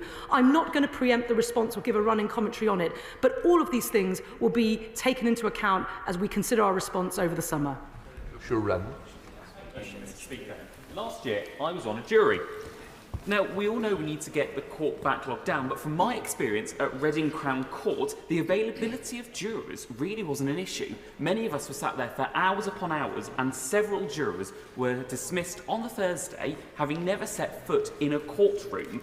So, before we move forward in restricting the number of jury trials, what work has the government done to actually understand the utilisation of jurors, see how many of them are actually being used and whether they can be used more effectively? Minister. The issue, and I thank him for his service, and all those who perform the civic duty of participating in a jury, is something which, as I've said, will remain a cornerstone of British justice for the most serious cases. But that is not the issue. The issue is the fact that demand coming into the system simply outstrips the rate at which the courts are able to address and dispose of these cases. What we need to look at is the system capacity, the amount of judicial time, the number of prosecutors, the number of defence lawyers, the availability of suitable court buildings, the availability of ushers, the availability of criminal aid, legal aid. All of that system capacity and getting it working together is what we need to do to address the challenges that others have outlined. And I ought to remind him that not only are 90% of our criminal trials heard in Magistrates' Court, but it remains a fact that Magistrates' Courts deliver on average a turnaround of those cases 4 or 5 times faster than it currently takes in the Crown. That is swift justice for victims, and it's why we need to look at whole system reform. Stop. Oh, thank you very much, Mr. Speaker. My constituents have a very simple view of the criminal justice system. They want to know that the victims of crime will have their day in court, and they'll want to know that the perpetrators of crime will have a punishment commensurate with the crime that they commit. And that underpins their faith in the system, so they come forward to report crimes. So whilst the party opposite seek to talk down the justice system, can the Minister set out what her and her department are doing to ensure that victims of crime feel confident enough to come forward to report crimes, hopeful that they'll get the outcome that they want? Minister. When he speaks so passionately on the part of his constituents, I think what the public asks is something really simple. That if you're unfortunate enough to be a victim of a crime, you expect to have your day in court in a timely fashion, not to be told that you are going to be made to wait for years, that you get your day in court only to find that the trial has become ineffective and put off for yet another year. That undermines people's faith in the system, and that is what's so detrimental about the effect of the neglect and underinvestment of the other side, of the party opposite, because it's been so corrosive of trust in the justice system. It's not simply that we're not delivering swift justice for victims, it's that the public risks losing faith in what has been, to date, one of the glories of this country, which is our justice system. Sir Julian. Does the Minister agree that one of the worst features of the US justice system is the extreme process of plea bargaining, which gives such a huge differential if you plead guilty that it creates a perverse incentive to do so even if you're innocent but not confident that you'll be acquitted? Can she guarantee that we are not going down that route with a combination of a 40% discount for pleading guilty coupled with early release for other reasons? Minister. The English common law and our commitment to rule of law with our independent judiciary is part of what makes this country great. We're not going to ape the American system or any other system. The fact that Sir Brian Levison's report contains recommendations, including around aspects such as the use of Goodyear indications, is something that we will look at carefully. But we know that our law is robust, and provided we have a justice system that is up to the task of enforcing that law, that is what we are really focused on. Uma Kumram. Mr Speaker, under the Tories last year, 60% of rape victims dropped out of their cases because they were left waiting years for justice. We finally have a Justice Secretary who's put victims first and allocated the highest number of sitting days on record. Given all the outrage from the benches opposite at the size of the backlog, I'm really keen to know what they did. But can the Minister answer what this Labour government are doing to get the victims the justice quicker? Minister. Well, she's absolutely right. We talk about sitting days, we talk about backlogs, and it can all sound a little bit arid and academic, but it comes back to people. Yeah. The fact that so many victims of rape and serious sexual offences pull out of the process is testament to the fact the system isn't working. That is the direct consequence of allowing the backlogs to run out of control. We have to keep victims engaged in the process. It's why we've invested specifically in victim services. It's why we're looking to strengthen the Victims Code. But ultimately, what victims want is swift justice. That is why we will take a careful look at Sir Brian's recommendations and do what it takes to bring down that backlog. Liz Saville-Roberts. Magistrates' courts are already under significant stress. 22% of trials do not go ahead on the day they're listed. Removing the right to choose a jury trial for sentences of under 2 years under an intermediate court cannot reverse years of underfunding, the closure of local courts and severe staff shortages from prosecutors, of course, to defence advocates. The reform of local justice areas consultation proposes to merge 3 North Wales benches against the advice of local magistrates. Does the Minister recognise, therefore, the risk of yet further disruption to justice in Wales? Minister. Well, what she has described is how important the role of the Magistrates' Court is going to be, but also the importance of whole system reform. We are not looking as a government to tweaking one aspect, tweaking what goes on in the Magistrates' Court, tweaking what goes on in the Crown Court. Of course, one of the geniuses, if you like, of the Magistrates' Court is the local link, is the fact that it delivers local justice. So we will look at that carefully. But there is no getting away from it. The scale of the problem, and what Sir Brian's report tells us today, is that we need whole system reform from beginning to end of the criminal justice system. Thank you, Mr Speaker. And I thank the Minister for her statement today and the recognition of the importance of magistrates' courts. Sadly, Harlow Magistrates Court and Chorley Magistrates Court, of course, were closed by the previous government. I recently spoke to a police officer in my constituency of Harlow. He's been a police officer for 3 years. He's being asked to gather evidence to go to court for crimes that were committed before he was even a police officer. I asked the Minister, is it any wonder that victims have lost confidence in the process, in the system? And this government needs to ensure we have fundamental reforms to this process to ensure that people in my constituency of Harlow get the justice they deserve. And we can reopen the courts of Chorley. They're available. Well, again, I come back to the fact that this government is investing in our court estate. We've invested an additional £20 million in our court buildings for maintenance and to keep the show on the road. But he's absolutely right. The delays reach a tipping point if we choose to do nothing about it. That is simply not an option. And the obligation on the state is to deliver a fair trial, and timeliness is critical to that, because the longer you wait, the more likely it is that victims will pull out of the system, the evidence becomes undermined because people's memories fade. That's why timeliness and getting the delays down is so critical to the mission that we've got to pursue. Andrew Stone.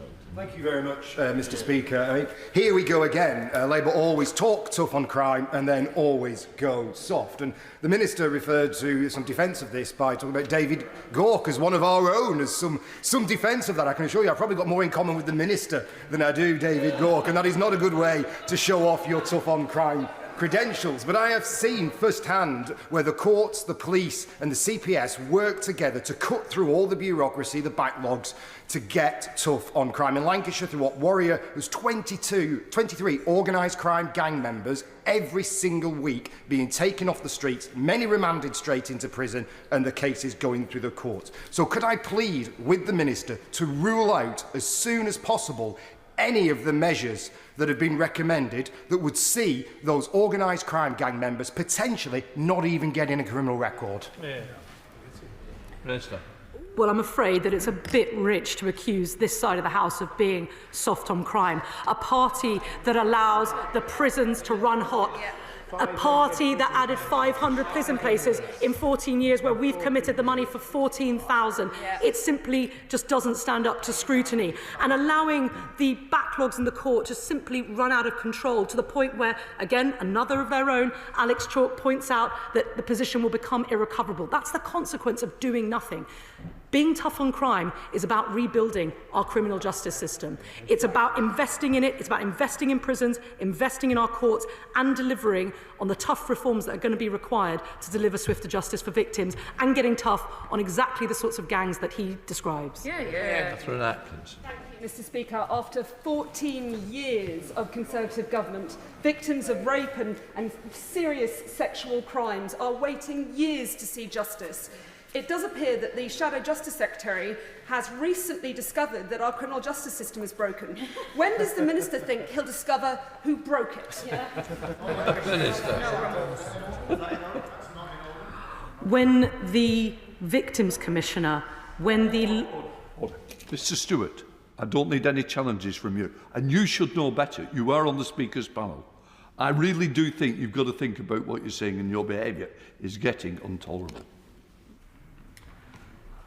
When the Victims Commissioner, the London Victims Commissioner, those who engage and support victims through victim services, tell me that we have to take this opportunity for once-in-a-generation reform because we are letting victims of crimes down, I take that more seriously than any other pleas for change. It's absolutely obvious that the delays of running a system with such record and rising backlogs, the failure to invest, it has consequences on real people's lives. People are pulling out of the system, pulling out of the process because they've simply lost faith in it. And I will be thinking of their voices, of the victims, in every day that we look to consider these proposals and as we drive them forward. Failure is not an option. Tessamant. Thank you, Mr. Speaker. I have that caution about stripping back jury trials. So I'll ask the government to commit to tackling court backlogs by investing in more court capacity, particularly in Bristol and the West Country, and supporting rehabilitation to stop reoffending and people coming back into the system so quickly. But can I, and also to address the root causes of crime, but can I also ask the Minister to consider that just under the Leveson proposals, there may be space for some of the best examples of the US court system, where some states have next-day hearings for domestic abuse cases, where the courts can catch perpetrators in the window of remorse and they'll recognise their guilt and accept that they need to change. Minister. She's right that as we take forward and when we are ready to announce the package of reforms in response to Sir Brian's review, that we consider how we can take forward the best of our existing system and indeed learn from other systems. So whether that's intensive supervision courts, where we've seen some really good results, tackling the root cause of what lies behind crime and engaging in preventative measures, we should be doing all of that. And this is our opportunity. We've reached a point of crisis. We've reached the point of emergency, no more, no less, as a result of the inheritance from the previous government. But we've got to take the opportunity to build back better, a more sustainable, more innovative justice system that the public can have confidence in and that protects the public. That's what we must do. So you're right. We should learn, we should listen and build something better. Mark Ferguson. Thank you, Mr. Speaker.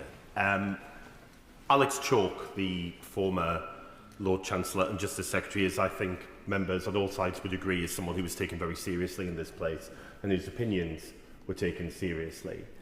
Recently, he said, and I quote, "It could conceivably be dealt with by a judge and two wingers to reserve Crown Court for the most serious cases." He also went on to say, and I quote, "It is helpful to look at which cases should be triable either way and which should be summary only."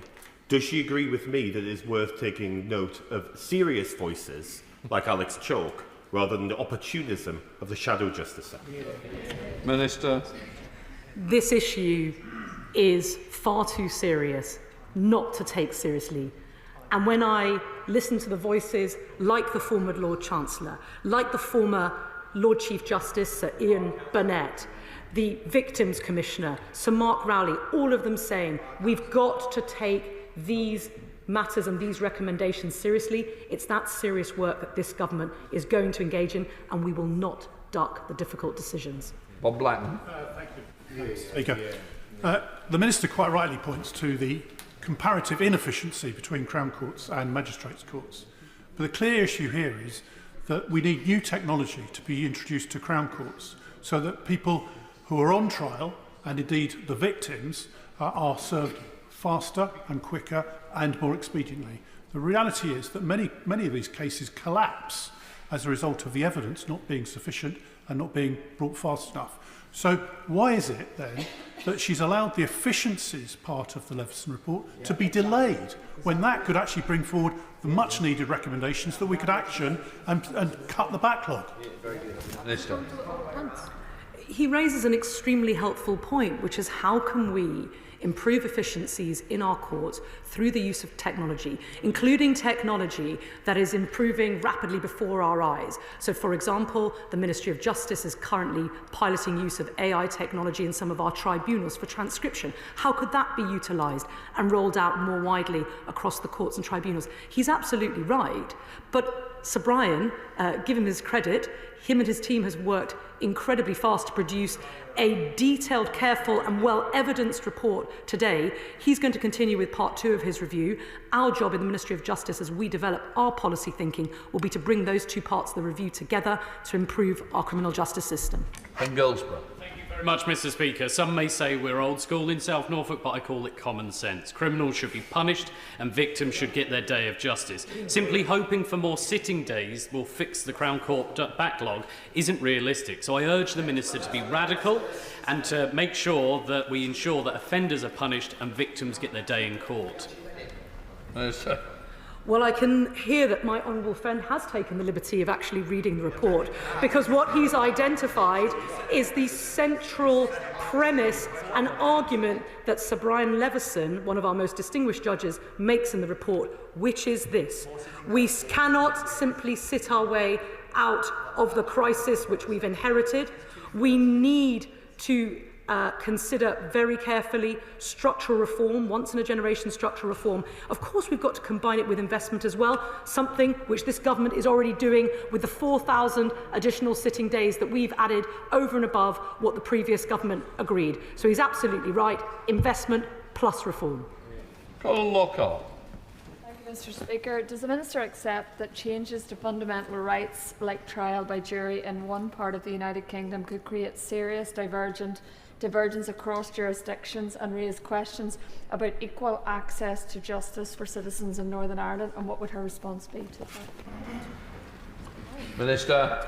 Well, as she well knows, justice is a devolved matter, and it's right that decisions involving justice are taken at the correct level. But I want to assure her of this, and indeed the rest of the House.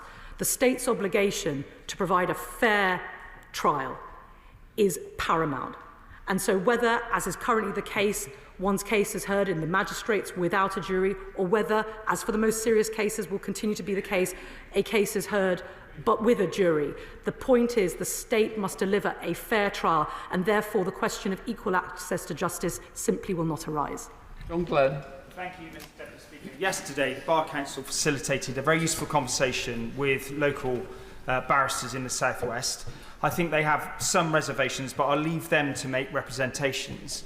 But one thing that they did say, which I would urge the Minister to feed into to ensure that in provisions of the second half, is around the efficiency of the forensic service and the transfer mechanism to bring prisoners into the courts. Because the delays and inefficiencies there and the contracts that are laid to set out those services can have a material impact on the efficiency of the court service. And I would urge the Minister to make sure that that is focused on, because I think that could make a massive impact. But I have grave concerns about where this is. But I'd finally say, as Chief Secretary, I, against advice, allowed Alex Chalk and his predecessor to make some capital to revenue switches in their budgets to deal with the urgency of this problem. And I hope that's helpful to her in her negotiations with the Treasury going forward. Minister, good luck. Well, look, I thank him for his typically helpful and constructive contribution. We're talking here about a system, and there are so many moving parts in that system, which is why we're not going to give an instant response to Sir Brian's review or indeed to some of the points he raises. But it's clear that we've got to get the whole system working. And in that vein, let me address our professions, our criminal bar, who do a sterling job. I too have engaged closely with the Bar Council, with the Criminal Bar Association. We need to do this in collaboration with them. This is going to be a team effort to rebuild our criminal justice system, and we will continue to engage over the summer as we bring together the necessary reforms to bring down the backlogs and deliver swifter justice for victims. Thank you, Mr. Speaker. I sympathise with the Minister's frustration at the Tories' brass neck. There's clearly a crisis in the criminal justice system, and it's clearly of their making. But rather than undermine the jury system, we need to invest in our courts. Does the Minister agree it's all about priorities? Are you going to use your limited budget to build more prisons and simply produce more prisoners, or actually use that limited money to invest in the criminal justice system and restorative justice? Minister. Well, as I've made clear, we are investing in those prison places. Only 500 prison places were added in 14 years under the previous government. We have committed money to building 14,000 new prison places, as well as comprehensive sentencing reform. We've also committed investment into our courts, whether that's court maintenance, whether it's additional funding for criminal legal aid, whether it's additional and now record Crown Court sitting days. We are going to make that investment, £450 million worth of it, in our courts. But as Sir Brian Leveson tells us, that is insufficient. That alone will not see the delays to those victims about whom we've heard so much today. It won't see those delays come down. We have got to do what it takes. So that necessitates investment, which we are already beginning to do, and reform. Adnan Hussain. Thank you, Mr. Speaker. As a member of the Bar, I say this plainly. Removing the right to jury trials is a reckless constitutional shortcut. And as the Criminal Bar Association puts it, it isn't reform, it's retreat. Does the Minister agree that the right to choose between a jury or judge-led trial must never be denied, and that the real solution lies in investing in the system we have and not dismantling the very foundations? Minister. Well, I respect him as a fellow member of the Bar, but I also respect the views of Sir Brian Leveson, of the Lord Chief Justice, previous former Lord Chief Justice Sir Ian Burnett, and many august legal minds who themselves have done so much to preserve our fundamental constitutional principles. And what they understand is this: 90% of our current criminal trials don't happen with a jury. But what really is unfair and what really does undermine fundamental constitutional rights is a failure to deliver a timely trial. If you are asking victims of crime, or even those accused of a crime wrongly, to clear their name, to wait 2-3 years of their day in court, that, I believe, is a denial of a constitutional right. Graham Stewart. Thank you, Mr. Speaker. I'd like to thank Sir Brian for his work and applaud all efforts to speed up the system. But what reassurance can the Minister give to my constituents who will see a reduction in access to jury trial as the beginning of a slippery edge to ever greater erosion of one of the fundamental liberties and glories of this country? Minister. Well, today we're not setting out our policy response to the specific recommendations in Sir Brian's review. What we are recognising is his central thesis, which is at the moment the victims in your constituency are being thoroughly let down by the delays that were allowed to accrue by your own party. And with that in mind, it's clear that what we have to do is make the record investment that we are making, continue to make that investment, but combine it with structural reform, a package of reforms which will drive both efficiency but also fundamentally deliver that swifter justice for victims, which actually I believe we all wish to see. Caroline.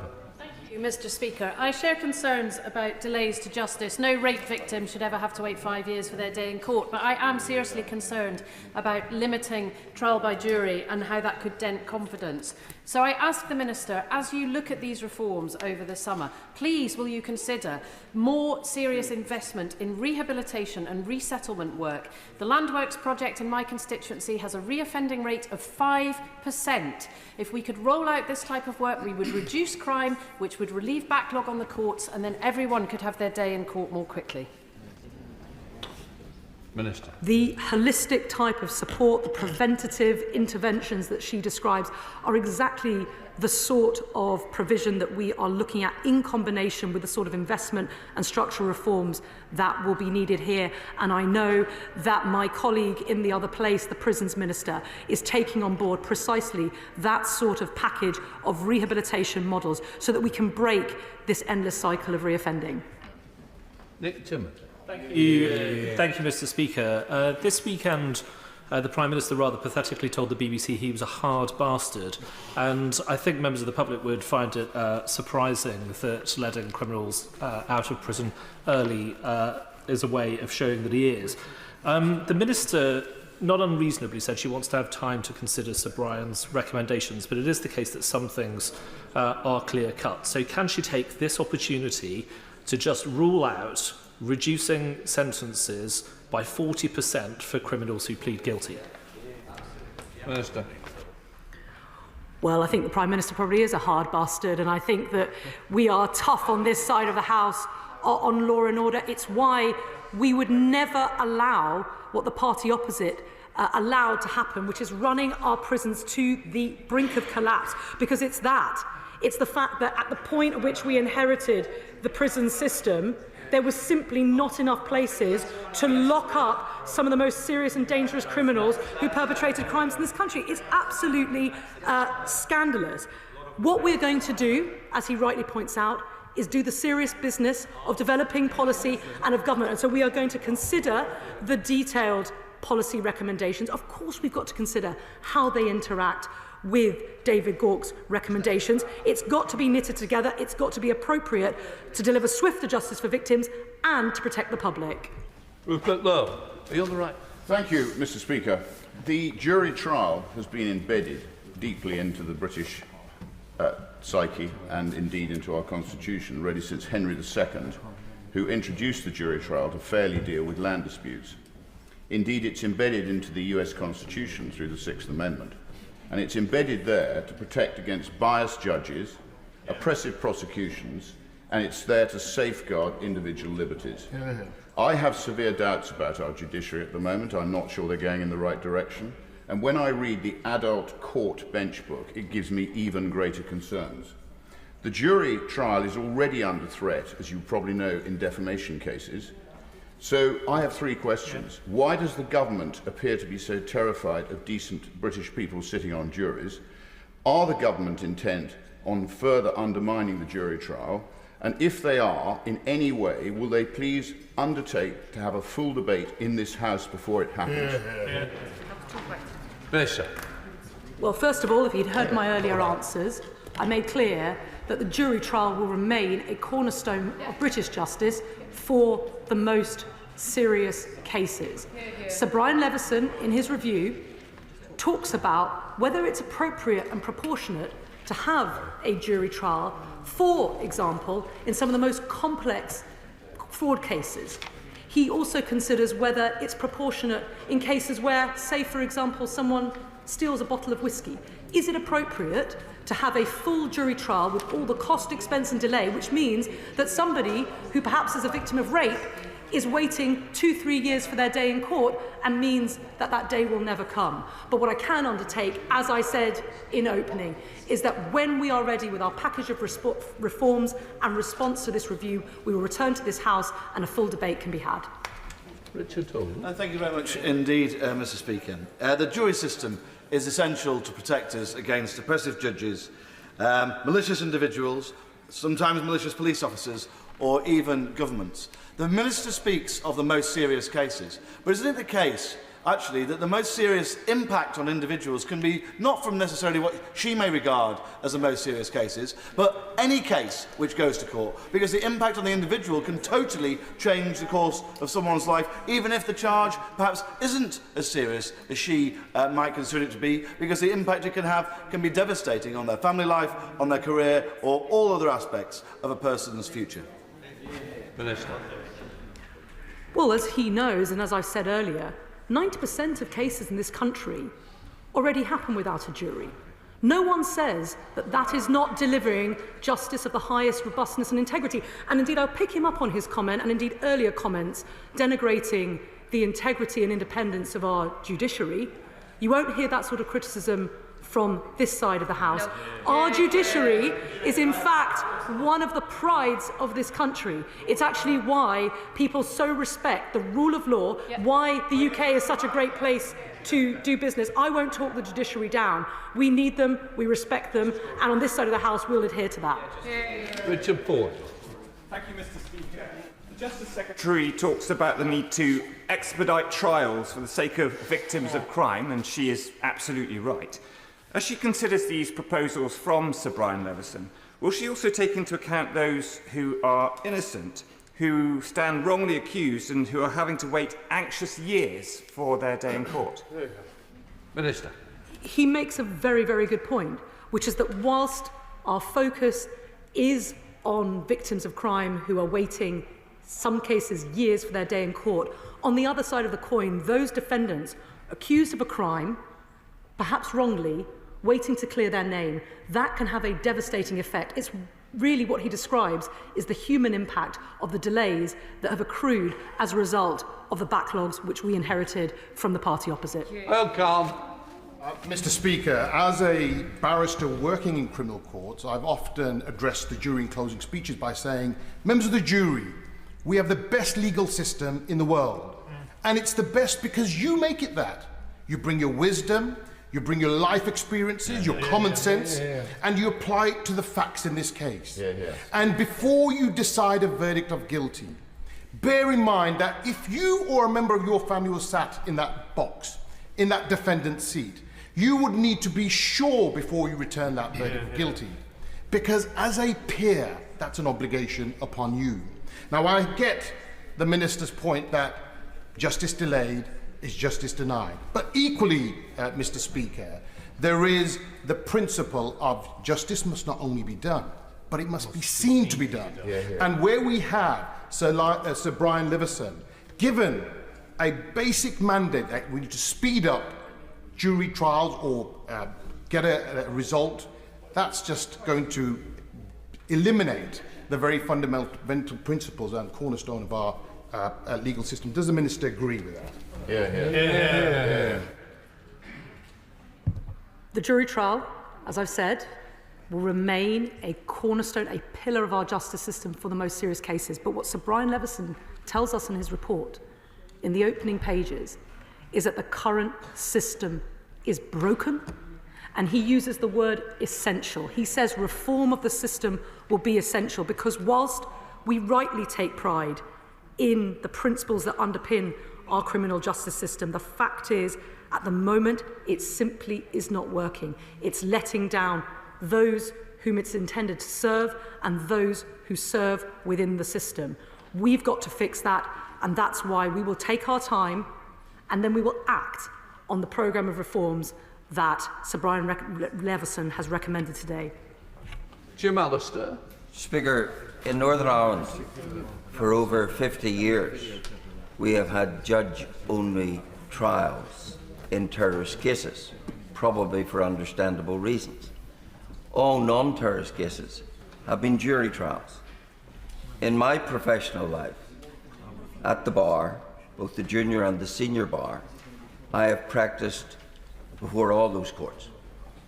And the experience that that gives confirms to me very firmly the belief that public confidence is most attainable when we have jury trials. Irrespective of how cautious, of how diligent a judge is, judges can get case hardened. And that is the source of why public confidence rests most in the jury system. And therefore, would the Minister agree that the key determinant here in retaining jury trial is whether the offence is an indictable offence or not? And if it's an indictable offence, then the first port of call must be a jury trial. Minister. Well, I respect his wealth of experience before our different sorts of court, but I also respect the wealth of experience that Sir Brian Levison has brought to bear in his review, and what he identifies is that whilst for certain cases a jury trial will always be appropriate, not least for the reasons that the Honourable Gentleman has outlined, we have to take a proportionate response, because if we are offering up jury trials to all sorts of cases, it means that certain victims and indeed defendants are having to wait far too long for their day in court. And as it stands, the vast majority, 90% of criminal trials in this country already happen without a jury. It's why we have to consider very carefully where to draw the line. That's what the government will be doing this summer. Jim Shannon. Madam Deputy Speaker, the Honourable Lady is held in the highest esteem by us all in this chamber from both sides, and that's never in doubt in relation to where we are with this question today. The British justice system is the envy of justice systems across the whole of the... Indeed, it probably set the example for the rest of the justice systems that there is. So I pose a question, if I can, Minister, with the utmost respect, if I can ask you this question, please. The Minister will understand the reluctance of any member in this House to restrict the right to a jury of your peers, and the movement of justice from a multi-person jury to a one-person jury. Does the Minister not believe that we must look at extending court days and the other interim measures rather than changing the course of justice, which has served well and which most democracies base their very justice system on? Thanks so much. Minister. Well, he will know that the respect felt across this House and by myself is absolutely reciprocated, and it's why we have taken on the challenge, rather than sit idly by, of increasing investment in a record number of Crown Court sitting days, 4,000 additional sitting days above the level agreed by the previous government, increased investment in our criminal legal aid system to build capacity to man all these additional trials to meet the demands coming into the system. But the clear lesson from Sir Brian's report, the key conclusion that he has delivered today and which we will take firmly on board, is that continuing to try to sit our way out of the crisis is not sufficient. Essential, then, is that we do reform as well, and we will take the time necessary to consider what that looks like. That concludes the urgent question. Point of order, Saoirse Eastwood. On a point of order, Madam Deputy Speaker, Ministers will be aware that I have raised concerns about the treatment and detention of Lee Stinton, a British national and son of Elaine and Edward Stinton, my constituents in Lagan Valley. He was detained by US Immigration and Customs Enforcement while travelling to work in Key West, Florida.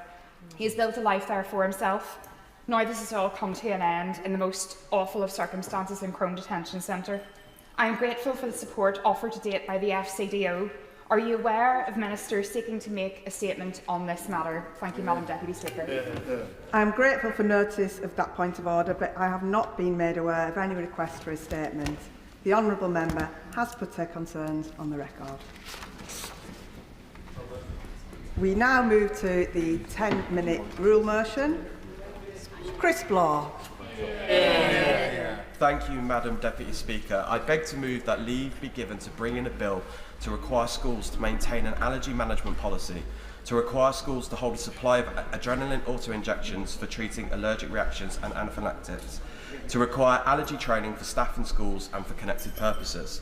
Madam Deputy Speaker, I am grateful for the Minister for being in his place and his constant dialogue on this issue. But as he knows, I am not the first to raise the inadequacies of our current laws on protecting children with allergies in our schools. Many honourable members across this House have spoken on the issue, yet horrific incidents and countless near misses continue. Allergies are something many of us have experience of. 1 in 3 people in the UK now lives with an allergic disease. Hospital admissions for allergic reactions have risen by 160% in the past 20 years, and 50% of children are now affected by at least one allergic condition. Every year, approximately 43,000 new cases of childhood allergies require care. Studies show that the incidence of food allergies in England nearly doubled between 2008 and 2018, with a prevalence of 4% among preschool children. At school, food allergies affect around 2 children in every classroom. Children spend a significant time of their lives at school, and 80% of food allergy reactions happen there, including a quarter of first-time anaphylactic reactions. Many children who have had prior severe reactions are not prescribed their auto-injector, and many first-time reactions occur at school. So reliance solely on children carrying pre-prepared medication is dangerous. With an ever-growing number of children requiring allergy care, it has never been more vital that the place we entrust with our children, the school, where we drop them off every day, is a safe and secure environment. But too often, it isn't. Madam Deputy Speaker, I cannot comprehend the pain that some families have had to endure because they have lost a child. That is a grief as a father that I can't ever hope to experience. But I do know that when current guidance and legislation allows a patchwork of different standards in our schools, we can and must do better. There is a glaring lack of consistency across schools in the UK regarding allergy management. There's a 50-50 chance that a school that your child goes to would have a spare adrenaline auto-injector pen available. There's a 55% chance that no training has been provided to staff on managing allergies in school or on trips, and a 1 in 4 chance that staff have had no training on how to identify allergy symptoms or what to do in an emergency. Furthermore, there is a 1 in 6 chance that a school does not have an individual healthcare plan for pupils with allergies, and a 1 in 3 chance that a school does not have an allergy policy at all. A 1 in 3 chance also exists that near misses of allergy incidents are not recorded anywhere. With the prevalence of allergies rising and a steep increase in hospitalisations due to allergic reactions, we must act to change this unacceptable status quo. School staff deserve to know how to prevent allergic reactions and be prepared to manage them if then a horrendous incident occurred. Children deserve to learn in a safe and inclusive environment, and parents deserve the confidence to send their children to school knowing that adequate measures are in place. The School Allergy Safety Bill would require all schools to have an allergy policy in place. Currently, 70% of schools lack basic protections, and 1 in 3 schools have no allergy policy in place. Introducing these policies would create a whole school approach to allergy safety, making it everyone's responsibility to embed good allergy practices and know their role in protecting children. This would include how to manage allergies on a day-to-day basis in classrooms, playgrounds and dining rooms, ensuring that children with allergies are not excluded but supported in an inclusive school environment. Madam Deputy Speaker, without these policies, children with allergies often miss out on opportunities. The Natasha Allergy Research Foundation found that 70% of parents reported their allergic child had missed school due to their allergy, sometimes driven by anxiety. Children should never miss learning opportunities out of fear, and this bill can help change that. Alongside allergy policies, the bill requires allergy training for school staff, enabling them to create a safe environment. Research from NASWT and the Natasha Allergy Research Foundation shows 7% of school staff have not received any allergy awareness training. The bill would provide guidance on adapting classroom practices to reduce risk, ensuring safe and inclusive activities, understanding the mental health impacts of food allergies, and how to respond in those emergencies. The bill also mandates that schools carry spare adrenaline auto-injectors so that if a reaction occurs, staff have both the medication and training to take swift action. When every second counts, this simple step could be life-saving. Auto-injectors should be treated like defibrillators. They should be accessible and accompanied by a trained member of the staff. Although there are examples of good practice without a national framework, it is a postcode lottery whether a child will attend a school with adequate training, policies and vital medication. This inequality leads to missed school days, unnecessary emergency visits, bullying and lower attainment. Providing spare pens, training and policies to every school removes that lottery. Safety should not depend on a child's location or their family's income. Current legislation is insufficient. Schools in England follow statutory guidance such as supporting pupils with medical conditions at school and the early years foundation stage, but neither explicitly mandates safeguards for pupils with allergies. The Benedict Blythe Foundation highlights that this lack of clear expectation leads to wide variations in allergy safety across this country. Madam Deputy Speaker, the 3 pillars of this bill, staff training, allergy policies and spare adrenaline auto-injectors, can save lives. These recommendations come from coroner's reports after tragic incidents. We must learn and fill these gaps to create a fairer, safer school experience for all children. Too many teachers lack the knowledge they need, don't have the support they deserve, and too many children with allergies are still not offered a safe, fit-for-purpose environment to learn. I hope today, after an awful lot of talking, we can get on with the doing. Yeah. The question is that the honourable member have leave to bring in the bill. As many as are of that opinion say aye. Aye. Of the contrary, no. I think the ayes have it. The ayes have it. Who will prepare and bring in the bill? Tahir Ali, Sarah Coombs, Kat Eccles, Sarah Edwards, Amanda Pack, Becky Gittins, Jodie Goslin, Lee Ingham, Alicia Kearns, Dave Robertson, Gareth Snell MP, sorry, and myself.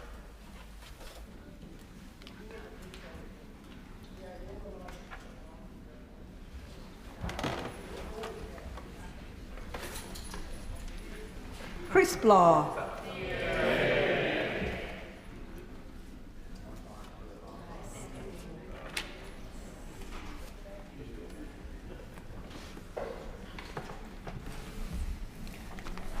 Schools Allergy Safety Bill. Second reading what day? Friday the 12th of September. Friday the 12th of September.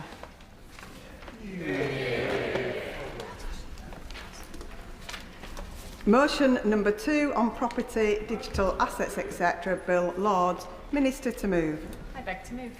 The question is as on the order paper. As many as are of that opinion say aye. Aye. Of the contrary, no.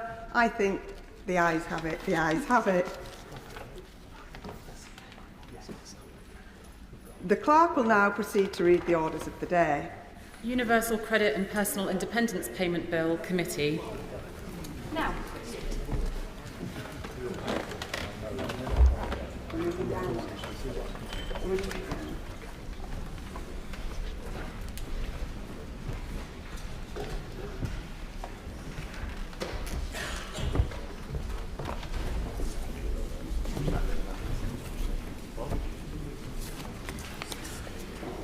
Order.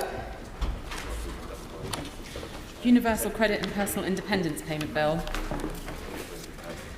I remind members that in committee, members should address the chair as should not address the chair as Deputy Speaker. Please use our names when addressing the chair. Madam Chair, Chair, Madam Chairman, or for Sir Roger, Mr Chairman are also acceptable. We begin with amendment number 39 to clause 1, with which it will be convenient to consider the existing provisions of the bill and all amendments and new clauses that have been selected. I call Sian Berry to move amendment 39. Thank you, Madam Chair. When 1 in 5 people receiving universal credit and disability benefits have used a food bank in the last month, when the disability premium laid out by Scope has reached £1,095 per month, here in Parliament we must do better than this bill before us today. Madam Chair, when the Pathways to Work Green Paper has terrified so many of our constituents, and when the basic rate of universal credit cannot cover the basic essentials, here in Parliament we must do better than this bill before us today. Madam Chair, when the ultra-rich are orders of magnitude away from the tough choices disabled people face, when we have such a deeply unequal society already, and a wealth tax would break no manifesto commitments, here in Parliament, we must do better than this bill before us today. From the Green Paper to where we are now, the government's behaviour has been an insult to disabled people, and I think it should be ashamed and apologise. My constituents who receive benefits and the people who love and care for them have been subjected to chaos, confusion and indignity. And instead of making improvements with careful consideration to what is a complex and treacherous benefit system, the government has rushed to fit the imperatives of the budget timetable, bypassing evidence gathering and line-by-line scrutiny in a committee of this House, and further limiting the power of the other place by making this a money bill. Honourable Lady, give way on that point. Yes, not just yes, a tremendous effort of people power and bravery from members opposite has won last-minute concessions for current claimants. But still, the government should scrap this unfair and harmful legislation due to the harm it will do to future people who find themselves in need of support. On that very point. This bill is not a tough decision. It is the wrong decision. Here in Parliament, we must do better than this bill before us today, and I will give way to my Can I commend the Honourable Lady on what she's bringing forward, and I think that today is probably the crux of where we are in relation to this bill. But does the Honourable Lady accept that the reason people get more money when they qualify for the health element of universal credit is because their illness means more expenditure, perhaps even a certain diet, a need for a warmer home, etc. And does the Honourable Lady not then accept that to half that amount down to 217 will detrimentally affect the most vulnerable of people, the very people the Honourable Lady says we should be trying to help?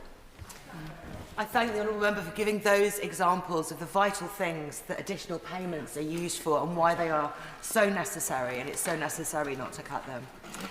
My Amendment 39 affects Clause 1, the only at all positive clause of the bill as it stands now. This clause currently uplifts the rate of increase in the standard allowance of universal credit beyond inflation by 2.3% in the year starting April 2026, rising to 4.8% for 2029. My amendment, quite simply, sets the uplift percentage at 4.8% for the whole period. This sustained rise in the basic rate of universal credit is much needed, setting out the case for an essentials guarantee.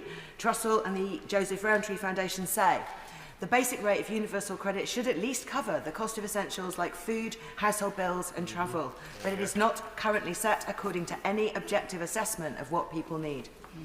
My Assessment 39 goes some way towards this, and the joint briefing to MPs from 20 charities, service providers and disabled people's groups highlights it in its recommendations. Now, I realise that the question on many people's minds at this moment is how can the country pay for this boost to universal credit and the removal of cuts to PIP? And the answer lies with the Chancellor, and something my Green colleagues and I have called for many times, and especially on this issue, ever since the Secretary of State introduced the Green Paper. On that day, the 18th of March, I asked why impoverishing disabled people to the tune of £5 billion is a higher priority than a simple wealth tax. And the Honourable Member for Eltham and Chislehurst, the Honourable Member for Liverpool Riverside and the Honourable Member for Liverpool West Derby also spoke up for that same measure that same day. Many, many Honourable Members have also asked these questions in the House. But it isn't just MPs suggesting this. And it isn't just charities like Oxfam and the Equality Trust, and it isn't just campaigners like Tax Justice UK and Green New Deal Rising. And it isn't just patriotic millionaires who say their polling shows 85% of people who have more than £10 million would happily pay 2% of their wealth to support a better society and public services. No, it is also two former leaders of the Labour Party who are now talking about this as a serious option. There are, I should say, other ways to look at taxing unearned wealth as a wider package than this simple proposal that is making unlikely allies of Greens, millionaires and Labour leaders. But when fairer taxes on assets that absolutely can work and should work for the nation are finally being put into the budget, I think that the view of this House is clear, that the cuts target in the spreadsheet for the Department for Work and Pensions should be the first to go, including the two-child benefit cap as well. So that is how we should pay for the improvements needed to this bill. I would happily give it. Well, given I'm a great believer in a wealth tax rather than taking money from disabled people. Simple as bottom line. Would my honourable friend say how the Greens, what the wealth tax would look like as far as the Green Party is concerned? I thank the Honourable Member for that question. Indeed, I've referred to the patriotic millionaires, and they have done some extensive work on this with their considerable resources, and they have set out a 2% wealth tax on people with more than £10 million in wealth. And they also have polled this with the general public. They have found that 75% of the general public hugely support this measure as well, not just as an alternative to cuts to welfare, but also as a general principle. Someone else should pay. Madam Chair, Clause 1 would be made into a genuinely good policy by Amendment 39, but this change alone will not make it a bill this House should pass. And removing Clause 5, as Amendment 4 from the Government proposes, will not be enough either for a bill this House should pass. Clause 2, even once amended by the Government, would cut in half the health element of universal credit for 9 in 10 new claimants. And I will speak later about the severe conditions criteria and fluctuating conditions. So, without Amendment 2A proposed by the Honourable Member for Leeds East, Clause 2 should be removed from the bill. Clause 3 would freeze the health elements of universal credit for the rest of this Parliament, so Clause 3 should also be removed from the bill. And parts 2 and 3 from Clause 4 would freeze legacy benefits for disabled people, so these parts should be removed from the bill, as my Amendment 40 would do. Madam Chair, what I am saying is that a bill that consists just of a much improved Clause 1 and possibly a much improved Clause 2 would almost be a bill this House could, in conscience, pass, and we do have the choice to craft such a bill today. And as well as these changes, amendments like Amendment 12 from the Honourable Member for Torbay are needed too, and there are some new clauses that would help make it even more fit for purpose. Madam Chair, the vital principle we must stand up for today is that any policy changes about disabled people must be led by disabled people. On the day the Green Paper was published, I also raised co-production with the Secretary of State, and this word has been much talked about by many others with experience in co-producing policy and talked about by the government, thanks to strong campaigners and pressure from other MPs. On that point, I would happily give one. I fully agree with the member's statement in regards to that co-production, but also co-design as well in regards to any statement that or change that can come forward. But would the member agree with me that it's crucial that young people are also included because of the conditions that they face as well, and especially that challenge when they move from children's DLA into PIP and the transition there that the Minister still hasn't addressed? I thank the Honourable Member greatly for that intervention. Indeed, when I've gathered together young people in my own constituency, the issues they face are quite unique and their voices absolutely must be heard. So now the Government has said it is committed to co-produce the TIMS review with disabled people and disabled people's organisations. But disabled people's organisations like Disability Rights UK have told us that such promises are hard to trust. They fear a tick box exercise, co-production in name only, and that the Government's original plans are the inevitable result. That is why I have signed new Clause 8 from the Honourable Member for Hayes and Harlington, as well as new Clause 11 from the Honourable Member for Penistone and Stockbridge. And if Clause 2 in its schedule remains, then the severe conditions criteria simply cannot stand as written. It appears either the Government meant to exclude people with fluctuating lifelong conditions like Parkinson's or MS from the higher rate of the universal credit health element, or ministers completely overlooked this community when rushing all this through. I say criteria that would withdraw support from people with fluctuating conditions are unacceptable, and that is why I've signed Amendment 38 from the Honourable Member for York Central and Amendment 17 from the Honourable Member for Dunfermline and Dollar. The severe conditions criteria also say any diagnosis must be made within the NHS, which again seems either careless drafting or a deliberate restriction, and so I've also signed Amendment 33 from the Honourable Member for Aberdeen North. To close, Madam Chair, today, I am trying to bring to this House the voices of disabled people in Brighton Pavilion and across the nation who are closely watching what we do today.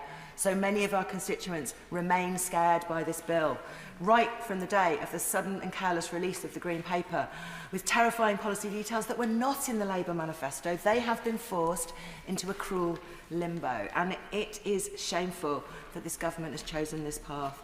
A Labour government showing itself far more willing to punish disabled people than ask the most wealthy to shoulder the burden of fair public spending on real social security. And I am so proud of the people power that has been brought to bear on this bill to date. Action by disabled people and their allies has forced MPs to listen and take action, and forced this government to withdraw the most brutal cuts. But still, the bill before us today remains unacceptable without the serious amendments I have outlined, and I look forward to hearing much sense, including what the United Nations has told us from the many honourable members in this debate who share my values. My Green colleagues and I are ready to do all in our power to minimise the consequences of this bill, to make it do good, not harm, and ultimately, if not, to see it fall. And I hope the government will truly learn from the cruel mess this has all become. Amendment 39 proposed to Clause 1 as on the amendment paper. The question is that the amendment be made. And I call Chair of the Select Committee, Debbie Abrams. Thank you very much, Madam Chair. I'd like to speak to my amendment 2B and the amendments associated with this. But before I get into the substance of this, I'd like to thank the Bill Committee clerks for their valuable advice and for the amendment drafting expertise as well. But could I also thank the dozens of disabled people, their organisations, disability charities, academics and think tanks who provided evidence to the Work and Pension Select Committee Pathways to Work inquiry. And of course I'd like also to acknowledge the clerk's team, and particularly the Deputy Clerk who has led that inquiry. The importance of select committees in improving government policy is of immense importance and cannot be underestimated. As I said last week, there is general recognition that the social security system needs reform, but reform shouldn't be equated to cuts and support to vulnerable people.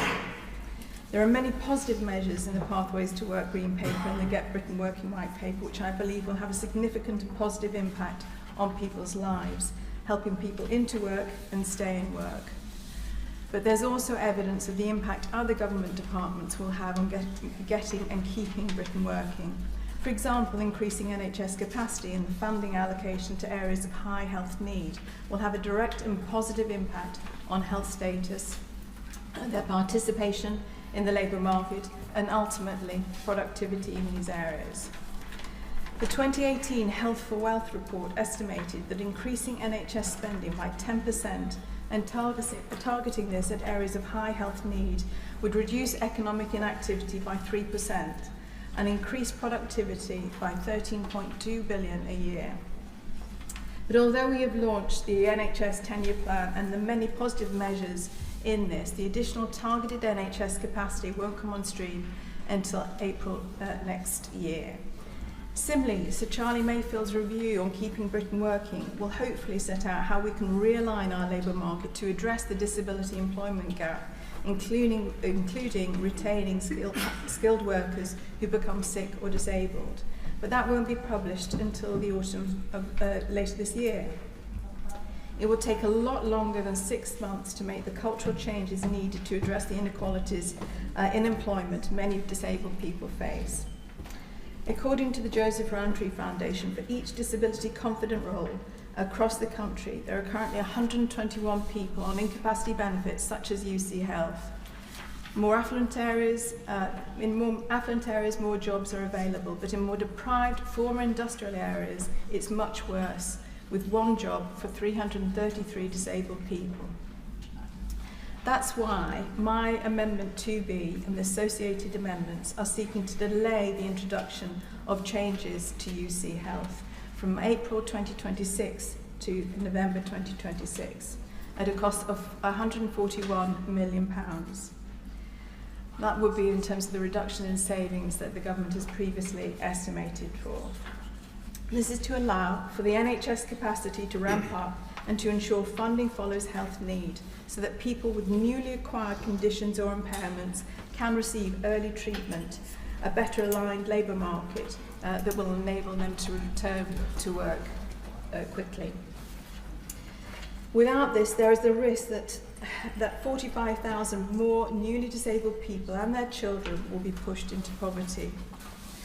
I acknowledge and thank the government for the concessions that they made over the last couple of weeks, and which allowed many of us to support this bill at second reading.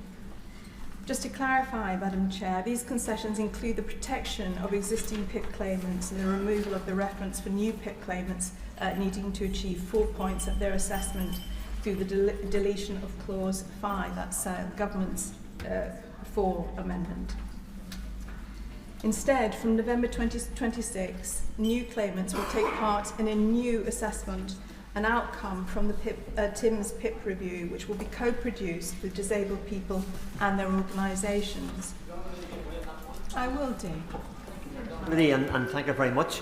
I know that one of the things that I get, and probably other MPs in this House get, is the issue of decisions made on PIP applications, universal credit applications and ESA applications, all the applications and they tell me continuously that there's a harshness in how the decision is made. Does the Honourable Lady share my concern? And my concern is that those harsh decisions, they should have experts looking at it and should be compassion and understanding when it comes to making those decisions. Does she agree with me? That's the sort of system we need for the people that we represent.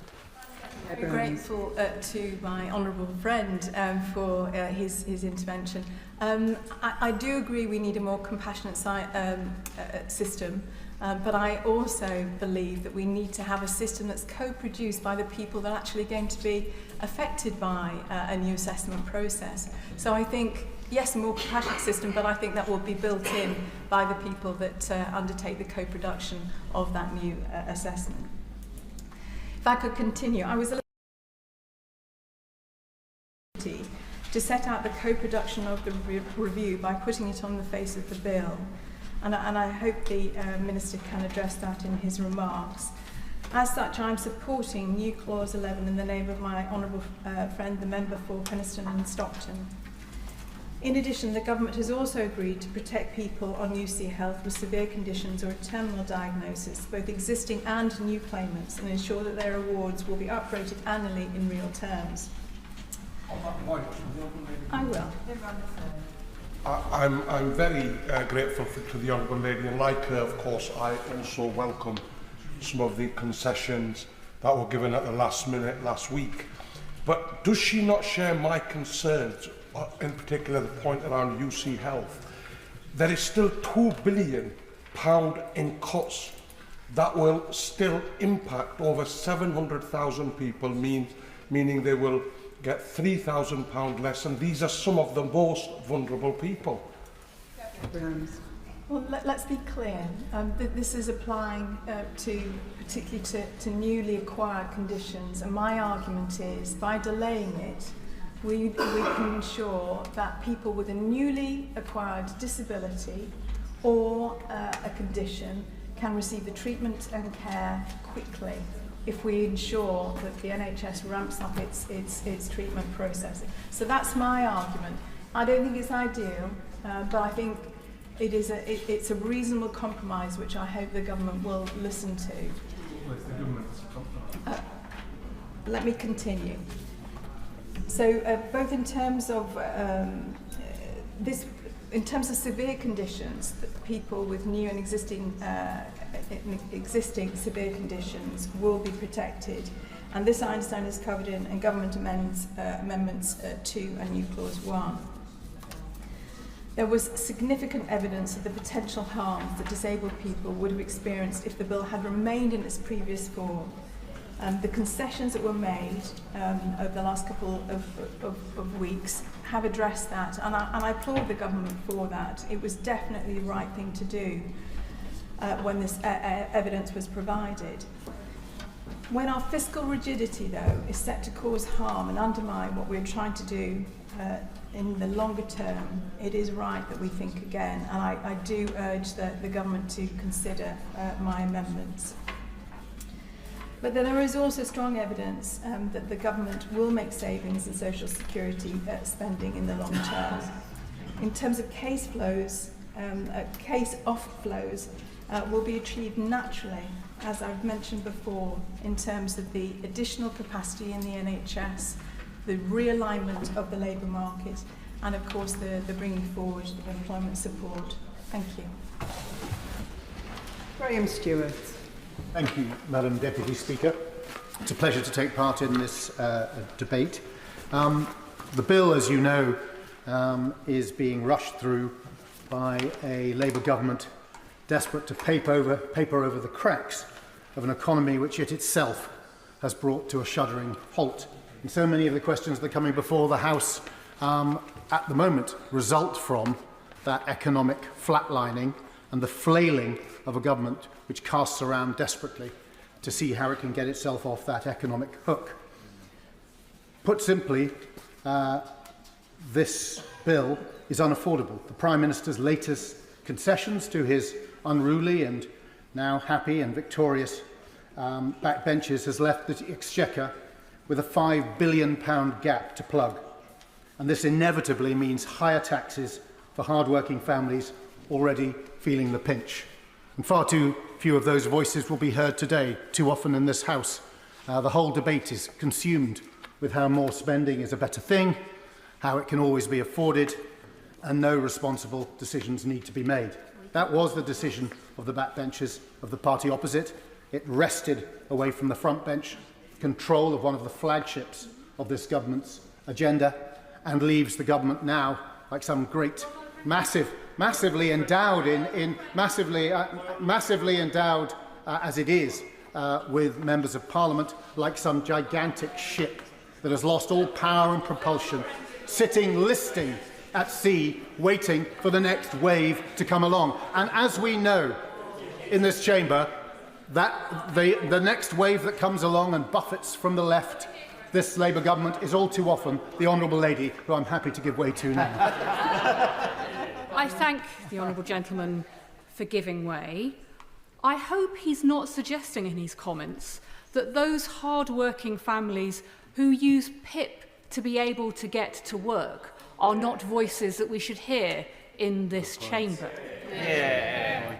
Well, I would absolutely agree with the Honourable Lady that we should consider people like that. I think of the lady who came to see me on Saturday at my street surgery, who's concerned about the PIP process and, from her point of view, the brutality of it and the way she and her husband, who has a degenerative progressive disease for which there is no cure, are put through the ringer in order to justify, which to anyone with any common sense could see, is a situation which clearly deserves support. But the Honourable Lady will be aware of the mushrooming in the claims by those with various levels of mental health challenges, far greater than previously. And ultimately, we must balance looking after people with degenerative progressive diseases in a humane and civilised manner by also making sure that we have a system which cuts out fraud, which seeks to minimise those who don't need aid,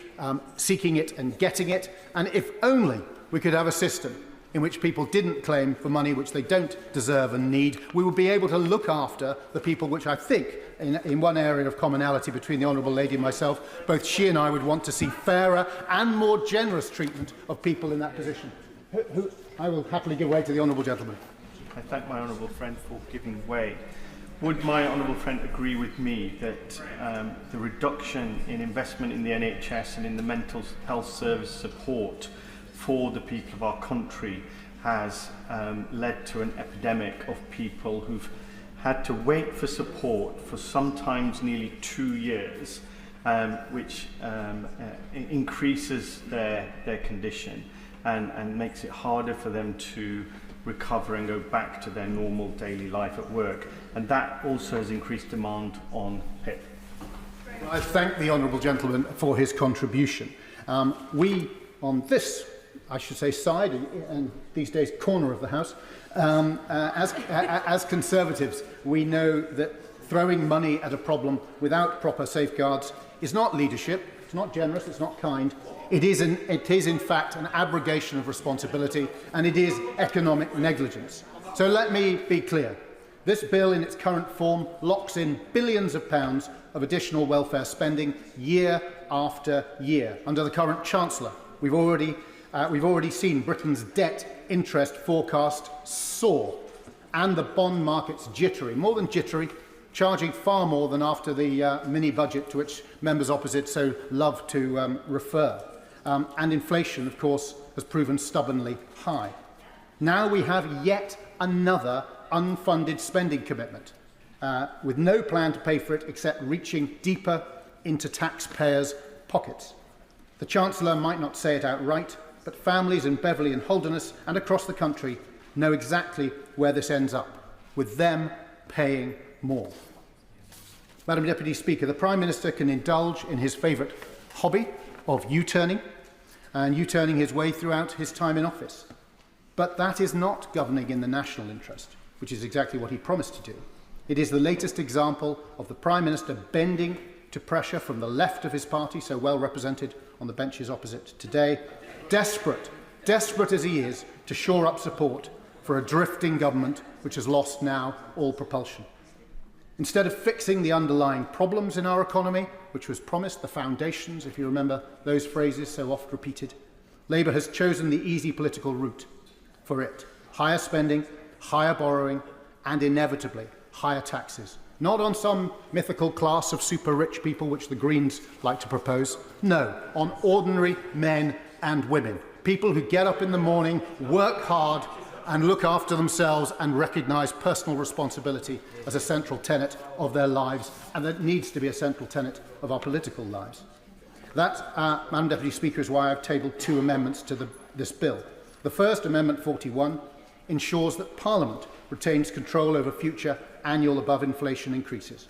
It means that the House of Commons must explicitly approve continuing these rates beyond 2027 to 2028, protecting against open-ended commitments that we cannot afford. The second, new Clause 9, requires the Government to report on fraud and error arising from the provisions which we are debating today. Given the scale of welfare fraud we have seen in recent years, it already costs the taxpayer more than £8 billion. It's only right that we get a proper handle on where taxpayers' money is actually going. Together, I would happily give way if there were members opposite who had an interest in controlling the public finances. If there were members opposite who wanted to show responsibility with the public finances, not running up the national credit card irresponsibly, which is their want. And those efforts by the front bench opposite have now come to naught. They have given into their backbenches and they no longer have any control or say on the direction of this government. Together, these straightforward safeguards to protect the public purse will be there and help reduce waste and misuse. Now, I have no doubt that the Secretary of State will stand up today and try to paint this as a fair and measured bill. And members opposite can shout and scream in frustration, but they will have their time to speak, Madam Deputy Speaker. But in reality, this is not a fair and measured bill. It achieves nothing but a 2-tier benefit system, unfunded spending commitments, and ultimately higher taxes for ordinary working people. And it's telling that the Secretary of State has not matched these spending increases with robust plans to tackle fraud and error, or indeed tie any uplifts with measures to help people back into work. In short, she has failed to ensure that there are clear performance measures in place in order to guarantee value for money for the taxpayer. Without that, taxpayers will continue on their slippery slope of simply paying more while getting less. And if the honourable gentleman, so energetically rising from his place, can tell us how he is committed to making sure that the public finances of this country are kept in a healthy state, the House looks forward with bated breath.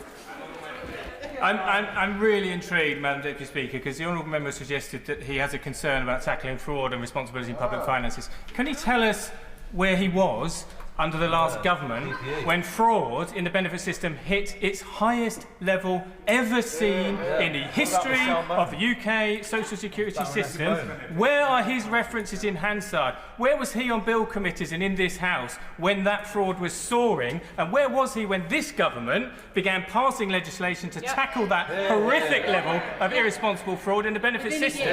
Within 12... Well, the honourable gentleman will know that as the benefit system grows, the likelihood is that fraud will grow within it. But I applaud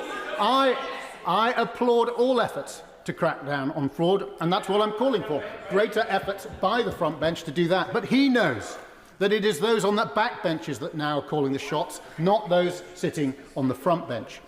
Ultimately, of course, Madam Deputy Speaker, all roads lead back to the Treasury. The truth is that this bill is not the product of serious policy making, neither in its inception nor in its eventual outcome now, gutted and filleted as it has been by a triumphant left within the Labour Party. It is the product, instead, of panic, a rushed response to economic pressures caused by a feeble Chancellor who has brought the economy to a halt.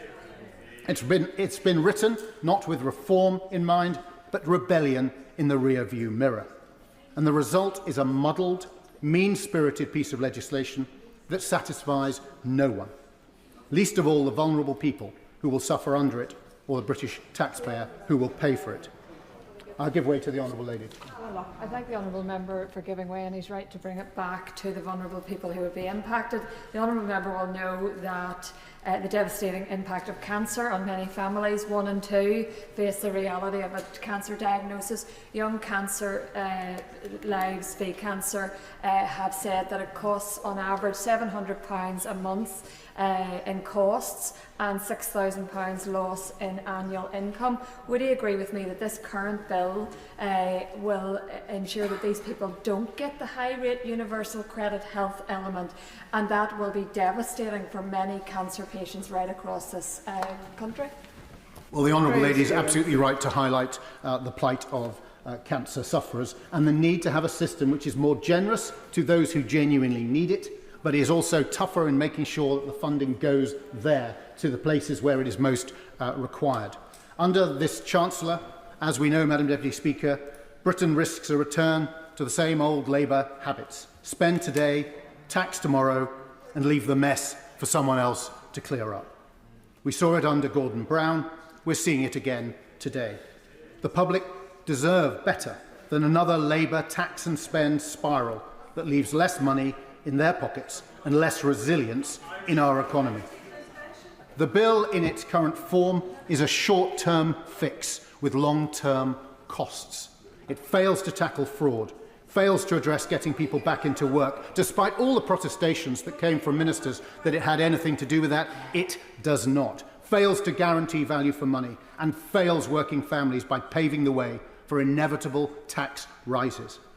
If Labour wants to be taken seriously on economic credibility, it needs to start by showing some discipline on spending, not indulging in a spending spree that Britain simply can't afford.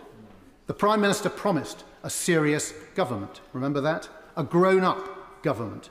Yet here we are debating a confused, divisive bill whose main achievement so far is to split the Prime Minister's own benches. If the Honourable Lady wants to tell me this isn't confused, it isn't divisive, and it hasn't been driven by the ructions on the backbenches, I look forward to hearing from her. Thank you, Madam Deputy Chair. The Right Honourable Gentleman, or the Honourable Gentleman, will understand that it's for me to decide what my intervention is. Hear, hear. My intervention is to say that I was very pleased to hear him sticking up for people who really need help. So which clause of his amendment actually makes it better for people who need help? Well, the Honourable Lady should recognise that looking after the public finances, minimising fraud and ensuring that this House keeps control of public expenditure is exactly in the interests of the most vulnerable, because who will it be, Madam Deputy Speaker, who will pay the highest price as this economic spiral goes downwards? Who will it be? It'll be who it always is under a Labour government.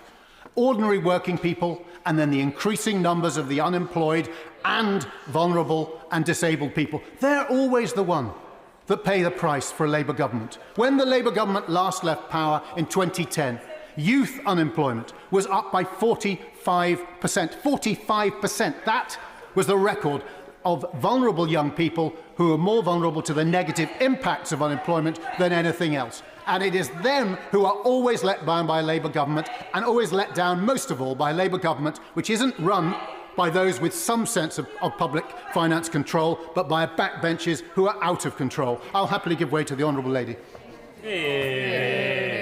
Thank you, Madam Deputy Speaker. And would you not agree with me that it is 14 years of a Conservative government that led us to a 29% disability employment gap, a 17% pay gap, 4 million disabled people in poverty, and the UN telling this government over its first half of that decade that it failed almost on every single commitment in the Convention on the Rights of Disabled People?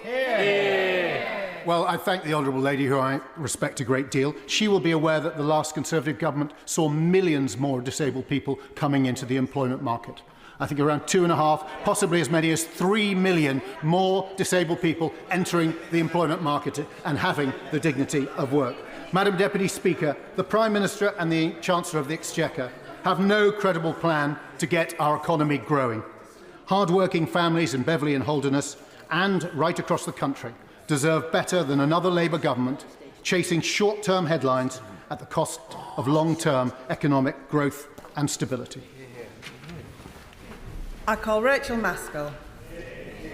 Thank you, Madam Chair. Last week's chaos in climb down has been overshadowed by events of the last 48 hours. The impact assessment of last night shows that £2 billion is still to be stripped for up to 750,000 sick and disabled people by 2030 through slashing the health element of universal credit in two. By the end of this Parliament, someone will lose around £3,000 a year because these reforms, and also those with fluctuating conditions. If that were not bad enough, the UN Human Rights Office of the High Commission has waded in to protect disabled people, where this Labour government has not. I believe that international laws and conventions must be upheld, but this government is now under investigation for breaches. No matter what spin, to pass the bill tonight, this will leave such a stain on our great party, founded on values of equality and justice, that the only way out is to withdraw clauses 2 and 3, so breaches of the UN Convention on the Rights of Persons with Disabilities are upheld. Their contention is my contention. Sick and disabled people have not been consulted. If someone has a fluctuating physical or mental health condition like multiple sclerosis, schizophrenia, cystic fibrosis, or a recurring musculoskeletal condition, if following a period of remission and work, then relapsed and returning to universal credit, unless unequivocally stated, they will return onto the pittance of £50 a week for their health element. I'm happy to give way.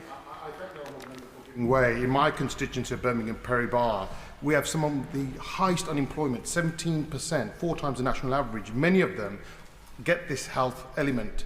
Does the honourable member agree that if they were to be stripped of financial support, that may have an enormous impact on their mental health, which would cause a further drain on the NHS?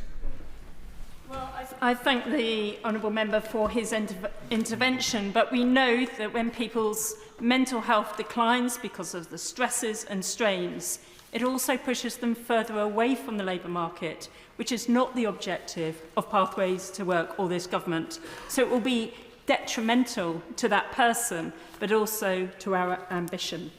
And that's why this is hitting budgets and budgets of individuals with such little, when we've got rising energy prices, food prices and housing costs. This is the difference between struggling or surviving. Or all they could expect is poverty to bite harder, stress to spread wider, and hope to fade faster. For many with fluctuating conditions, stress exacerbates symptoms. What a way to live. I'm happy to give way. I thank the honourable member who's making a powerful and compassionate speech. I recently knocked on the door of one of my constituents who suffers from fibromyalgia, and it happened to be the day that she'd received a letter telling her that she was expected now to up her working hours by 6 following an assessment. She was broken by this news, and exactly the kind of mental distress that the member is referring to was evident to me. So does she agree with me that whatever reforms we have, they have to put compassion and care for the individual at the heart of the assessment system, so that those people, particularly with fluctuating conditions, do not experience the kind of distress that I witnessed that day with my constituent? The honourable member has advocated so powerfully for his constituent, but also all those with fluctuating conditions. You never know with a fluctuating condition, perhaps because of the season of the year, how you will fare. For some people, they may develop more chest infections over the winter, but the rest of the year be well, and yet they will be returning on just £50 of health element, not the 97. Or perhaps I'm happy to give way. I'm grateful to her for giving way. Will she recognise how the bill protects people in exactly the situation that she describes? Those who receive the Universal Credit Health Premium at the moment will be fully protected once they go into work. They're likely to continue to receive universal credit, and so their protection will carry on. If their income exceeds the universal credit level, then they'll be 6 months further when they're earning at a significant level. in which if they come out of work after, they'll come straight back onto the position that they are in at the start. So there's very strong protections for exactly the people that she's describing.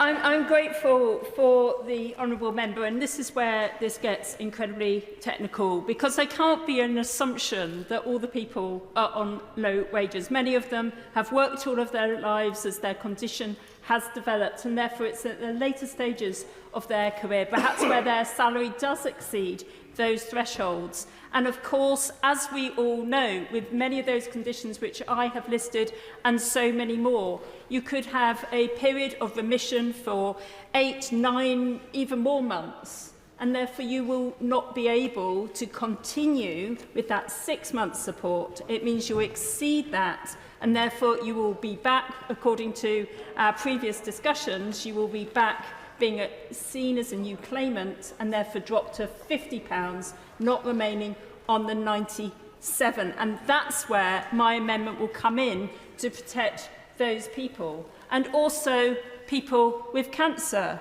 You could recover, get back to work. Then the news comes. It has returned or metastasised. You lose your job. And then are you back on £97 or £50 each week? Can you eat or can you not eat? As if life was not hard enough, and then you receive that shattering news, my amendment would be a remedy for those people, well, for as many that need this support. But without such guarantee, I worry that with the single assessment as well, to be co-produced by the TIMS review, according to Pathways to Work, that today we do not know either whether the eligibility criteria for qualifying for the UC health element, because of its association with PIP, will be more or less stringent than it is right now. The bill doesn't say, because again the sequencing in this bill is wrong.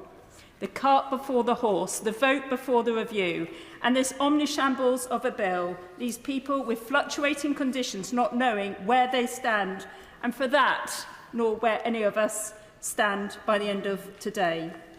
It's wrong to leave sick and disabled people with such uncertainty, and for that, my amendment will make life just that little bit more certain. But in reality, unless clauses 2 and 3 go, or this bill is withdrawn, or the UN Human Rights High Commission exposes the truth, sick and disabled people will be further stressed. And as the charities and DDPOs warned last night, there will be tragedy. And that's why I can't support the government today. So here we are again. No agency, no co-production, and no idea how this tragic tale will end. I just ask that it ends tonight on the right side of history, and through my amendment, at least for those with fluctuating conditions. Nancy Blackman. Very much, Mr. Chair. We're at a really interesting point in this. I think a year's worth of politics happened last week, and it feels like there's more to come. Mr. Chair, I'd like to do as the Chair of the Select Committee did and begin by thanking all of those, particularly disabled people's organisations, who have worked incredibly hard and who have assisted in winning some concessions. And no matter where we end up, I think they need to be incredibly proud of the amount of work that they have put into this, and also the fact that those disabled people who are already receiving PIP and universal credit have continued to fight on behalf of those future claimants for PIP and universal credit, limited capability for work, even though they had no selfish need to do so. I think that absolutely shows the strength of the community and the amount that disabled people care for each other. It is unfortunate that disabled people need to come together in that group to fight what is supposed to be a Labour government. It should not be the case that the change that was promised by the front benches is a change that firstly attacked older people by cutting the winter fuel payment, has refused to take action on child poverty, bringing forward the child poverty strategy, and now is balancing the budget by cutting money from disabled people. This is not the Labour Party that I wrote about in my history hires, and wrote about the rise of the Labour Party and what it was founded on, and the whole point about it being supporting people and the principles on the left. This is not what I imagined a Labour government would look like. I had hopes that that would actually deliver for some people. I hope that it would deliver for disabled people, for those people that the Tories have spent 14 years marginalising, and yet it is choosing to make those cuts. It is choosing to make the easy cuts to disabled people. I don't think those are the easy cuts. I don't think they are the right cuts to make, and I agree entirely with my Green colleague who suggested there are much, much better ways to balance the budget, and actually the fiscal rules are self-imposed anyway. Specifically looking at some of the issues that there are in this bill, I agree with my colleague from Brighton in relation to the Essentials Guarantee and Amendment 39. I would say that making people poorer will not magically improve their health. When it comes to the co-production, when it comes to the new clause 11 on co-production, I fully agree with that new clause and would urge the Minister to take action around co-production. For the Minister, we have in Scotland created the adult disability payment. If you look on the Social Security Scotland website, it says social security is a human right. Any of us at any time may need this support. We centred the decision-making around dignity, fairness and respect. Now, I'm not saying for a second that adult disability payment is perfect. Absolutely, there are issues with every single system, but the way that that was co-produced and the lessons that we learned from those co-productions are things that I would absolutely urge the Minister to look at when he's planning the co-production of the PIP assessments. I'm massively concerned that when we come to the TIMS review, I'm not clear of what basis the TIMS review is being done. What is the point of the review? I understand it's to review the PIP assessment process. I've got that bit, but I don't understand why. What is the government's aim with it? Is the aim to cut billions of pounds off the PIP payment bill? Is that the aim? Is the aim to make the assessment process more humane so that people with chronic conditions don't have to fill in the same form over and over again explaining what it is that they can't do? Is it to reduce the number of mandatory reconsiderations? Is it to make the system better, centering dignity and respect? Or is it to make the system, basically, what is the point of that review? Some clarity from the government on that would be incredibly helpful. I'll give way. Giving way. Obviously, I'm sure she's familiar with the terms of reference for the TIMS review, which very clearly set out the purpose is to make sure that the PIP assessment is fair, fit for the future, help support disabled people to achieve better health, higher living standards and greater independence. And I hope that she will agree with me that the Right Honourable Stephen Timms is very well placed as the Minister to lead this review in co-production with disabled people. The honourable member clarifying that. It'd be great if from the dispatch box the Minister could clarify that it's not about saving money, that there's no requirement on him or his review to save money when he goes forward with this. I mean, if the member is able to give that commitment on behalf of the Minister, then that's great. But has the Treasury asked him to give to reduce the bill? I mean, if the terms of reference absolutely say no, we do not want money to be saved, that's grand. But I could not find we do not want money to be saved in the terms of reference. I would like to hear the commitment from the Minister on whether or not he has been asked to save money when he is doing this review. I think that disabled people looking at this, who've already been terrified by the actions of this government, terrified by the Pathways to Work Green Paper, I think that we should hear that from the Minister about whether or not he's going to be trying to save money or whether he's putting dignity, fairness and respect at the heart of the decision-making process and ensuring that co-production happens with that. I've got some questions around the severe conditions criteria. I'm concerned because the bill itself is different from what the DWP have been putting out in press releases. The DWP press releases have been saying that people with fluctuating conditions will be eligible to get the severe conditions. Like, that's what it actually says in DWP press releases that have been quoted, for example, in The Guardian today in relation to it. However, what the bill says is that you have to have the condition constantly. There has to be a constant application of it. I think that the Minister really needs to give very explicit commitments from the dispatch box.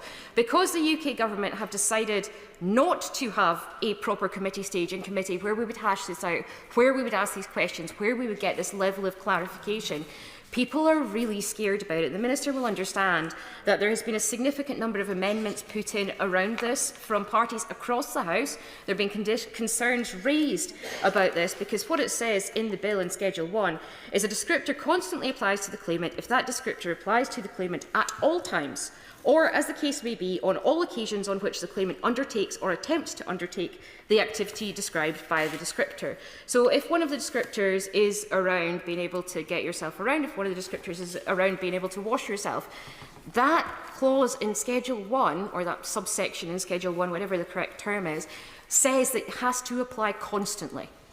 Now, if that is not the case, a clear explanation from the Minister about why that's not the case, about what that actual, because the constant thing is not in the previous version that I can find. It's not in the previous version of the legislation about it applying constantly. It seems to me that this is a new thing that has been added. Last week at the dispatch box, we heard from the Minister saying that descriptors, activities and associated points would all be subject to the TIMS review, which would be co-produced with disabled people. Yeah. Was she listening to that statement from the Minister? Does she accept that as fact given at the dispatch box? No. TIMS review is about personal independence payment. This is the descriptors in relation to the limited capability for work. They're totally different things.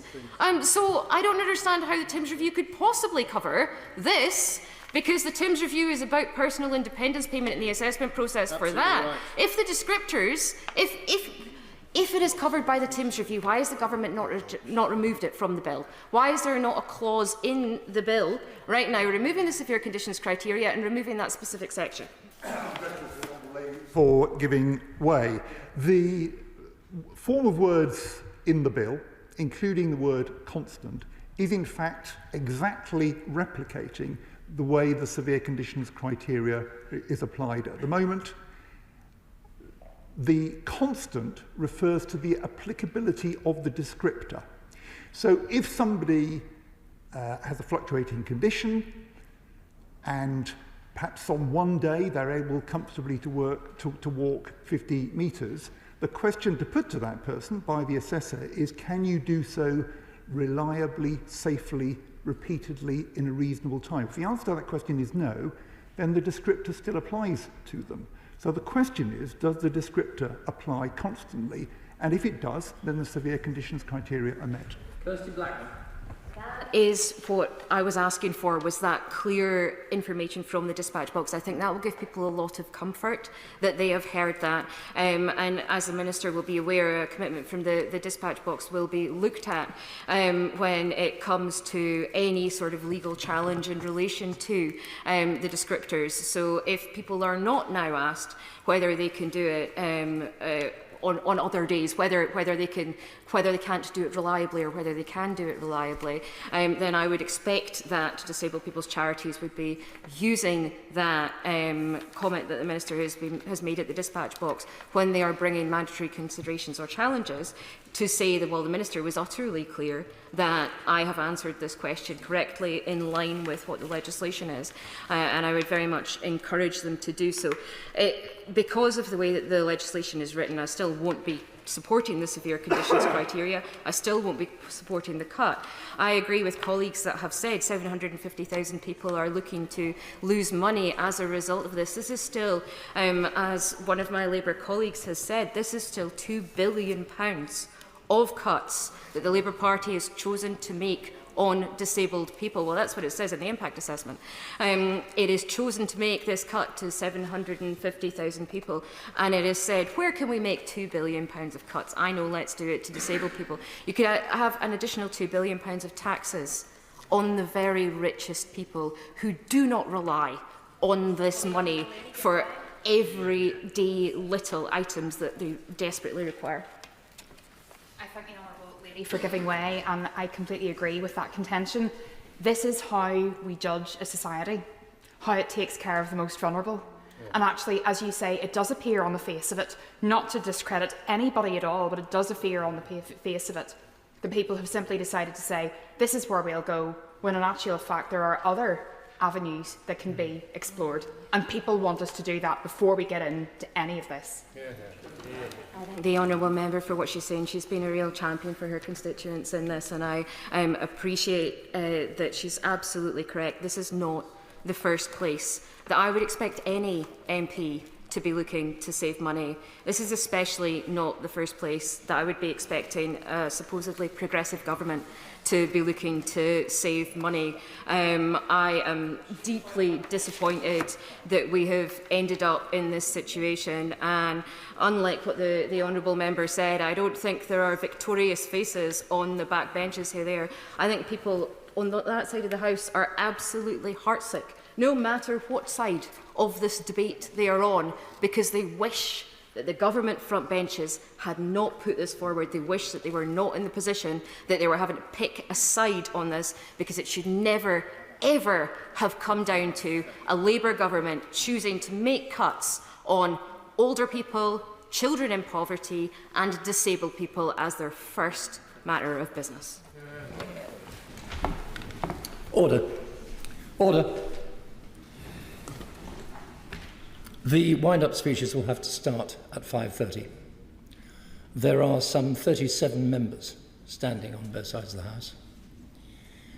I am not in a position I'm not allowed to impose a time limit.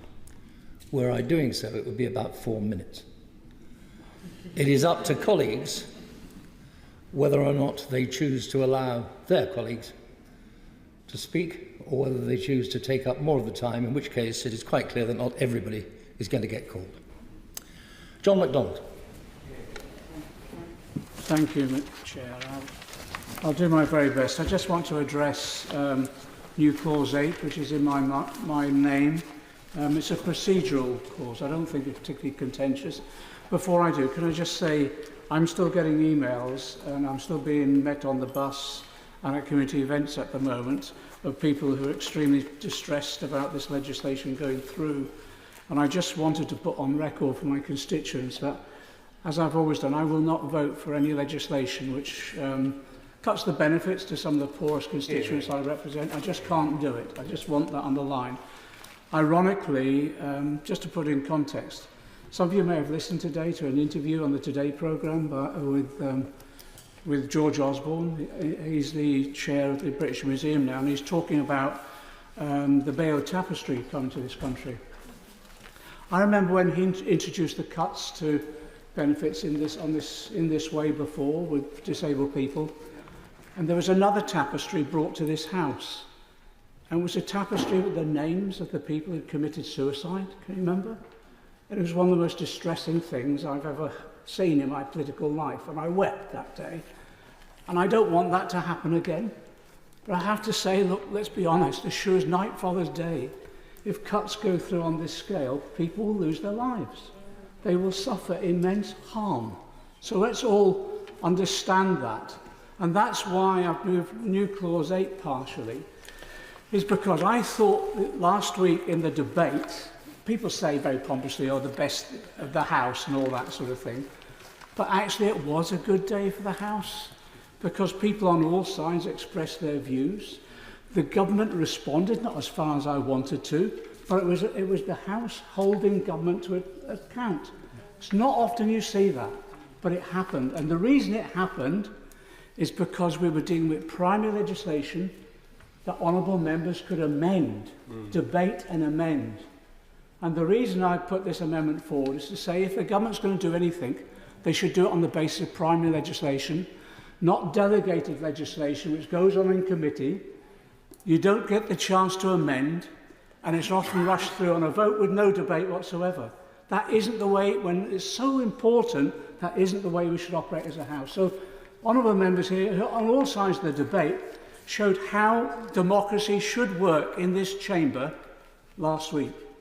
And that's why my amendment says, it says to the government, bring forward primary legislation in draft form so we can all see it. It says no bouncers anymore.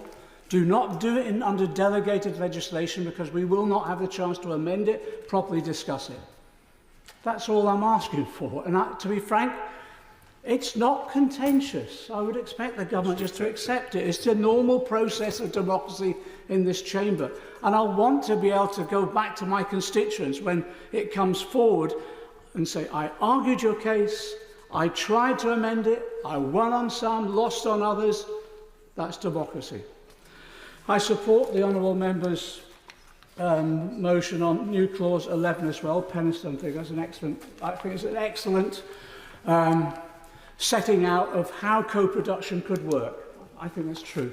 The only element I disagree with the honourable member is the issue around where it moves on and we become dependent on the government making a statement that we can reject and they can't move on and then think if we do reject it. And the problem with the statement thing is exactly the same as with delegated legislation. You can't amend a statement. You know, I've been here so long, I know what governments do. They bring forward a statement and they'll include some good stuff in that we can't vote against, but also there'll be some bad stuff that we disagree with. And if you can't amend it at that stage, it's all or nothing. And as a result of that, I think we get bad legislation as a result. But the element in new clause 11 where it sets out who should be consulted, who should be involved, who should elect the chair, I think is absolutely critical. I say this, and I don't want this to sound patronising, but the Honourable Lady's speech last week is not often brings tears to my eyes when I hear a speech in this House, but the justifiable anger that she expressed about what went on under the Tories moved me deeply, and I think it did the whole House, actually. Yeah. I don't want a member standing up in 5 years' time equally angry about what we did in this legislation. I want us to be able to hold the government to account, not in any aggressive way, but in a constructive way, where we can debate, amend, and then hopefully we might even be able to build consensus. And that's what this amendment is all about. That's all I want to say, Chair. Benford. Thank you, Mr. Chairman. I rise primarily to speak to amendments tabled by my right honourable friend, the member for Faversham and Mid-Kent. However, I would like to begin by addressing those amendments brought forward by the Secretary of State for Work and Pensions. When we were first presented with the Universal Credit and Personal Independence Payment Bill in June, then, after being held over a barrel by her backbenchers, the Secretary of State returned to the House with something quite different. Then, at the 11th hour of the second reading just last week, Amendments 4, 5 and 10 were hastily drawn up. Why? To cobble together enough support to get something that resembles welfare reform over the line. Only a Labour government could pledge to reduce the cost of something and end up doing the exact opposite. The people who will pay the price for this additional welfare spending are our constituents, who get up early, work hard and pay their dues. New Clause 12 and the associated amendments are key to fairness in the system, key to protecting the social contract that underpins our society, and most importantly, key to balancing the books to support our economy. Mr. Chairman, there is no way we can continue to have the situation where individuals receive their PIP payments after only attending a virtual session. There is no way we can continue to have a spiralling welfare bill by over-medicalisation of conditions like OCD and anxiety. And finally, Mr. Chairman, there is no way we can continue to hand out benefits willy-nilly to those who have come to the United Kingdom without any means of supporting themselves.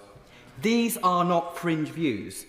These are widely supported by the public, by working men and women across the country, who do the right thing and increasingly ask, why are we footing a bill for a system we no longer believe in? The social contract is fraying, and the blame lies not with the public, but with the state, in allowing a system to drift and grow to unsustainable levels. My constituent Nick, I'll give way. I hope he doesn't mind me intervening on him, but just the point he was making about people that come to this country and take benefits. Was he aware that during the pandemic, for example, that people who had leave to remain weren't able to avail themselves of any social security support, as they don't have recourse to public funds, and they were left destitute, absolutely destitute. So to suggest that that happens, I think, I hope you will withdraw that remark, because it's just not true. I have a lot of respect for the honourable lady. I'm not going to withdraw the comment I made because there are people in that situation. The social contract is fraying, as I said. When my constituent Nick, who works hard for the money he earns, pays into the system, walks through his town centre, he asks himself, what is the point? Why am I working harder than ever when the system rewards those that often don't? These amendments matter. They are not unfair, they are principled. They ensure the welfare system remains strong for those who truly need it and fair for those who fund it. The hard-working British public expect us to act, and unfortunately, if the government does not support our amendments today, they will be letting them down. Dr. Marie Tidball. Thank you, Chair. I rise to speak to new Clause 11 and Gov Amendment 4. The face of this bill is transformed from second reading. I welcome the government's significant changes and hard work. I said that I could not support measures which had remained on the face of the bill last week that would have pushed 150,000 people into poverty. Nor could I accept proposals for a point system which, under previously proposed descriptors, would exclude eligibility for those who cannot put their underwear, prosthetic limbs or shoes on without support. Towards the end of the second reading debate, the government promised to remove Clause 5 on personal independent payments, including the eligibility criteria. I wholeheartedly support Gov 4, the amendment which achieves this today. I am pleased to hear the new impact assessment by the Department for Work and Pensions has found this bill will now lift 50,000 people out of relative poverty by 2030. This matters, both to fulfil the government's obligations under the Equality Act and our commitments to the UN Convention on the Rights of Persons with Disabilities. In 2016, when the UN produced its inquiry report on the UK's treatment of disabled people under the Conservative government, they said the government at that time must ensure that any measures of welfare reform upholds the human rights model of disability and does not disproportionately or adversely affect the rights of disabled people to live independently or access employment. Further, I thank my honourable friend for giving way, and I do welcome the amendment. But does my honourable member agree with me that co-production needs to go beyond oversight if we want to build a trust and engagement with disabled people and their organisations? And we need to commit to the principles of co-production as outlined in my speech at second reading last week. I do indeed agree, and I'll be getting to those points shortly. I thank the Honourable Lady for her intervention. Further, the UN said voices of disabled people must be at the front and centre of this work, and the UK must actively consult and engage with disabled people and their organisations, and to give due consideration to their views in any legislation which is related to these rights. Therefore, Gov 4 is a significant step forward in removing those measures which were not consulted on. It also prevents the risks I highlighted in my speech last week on previously proposed eligibility criteria, particularly on future recipients.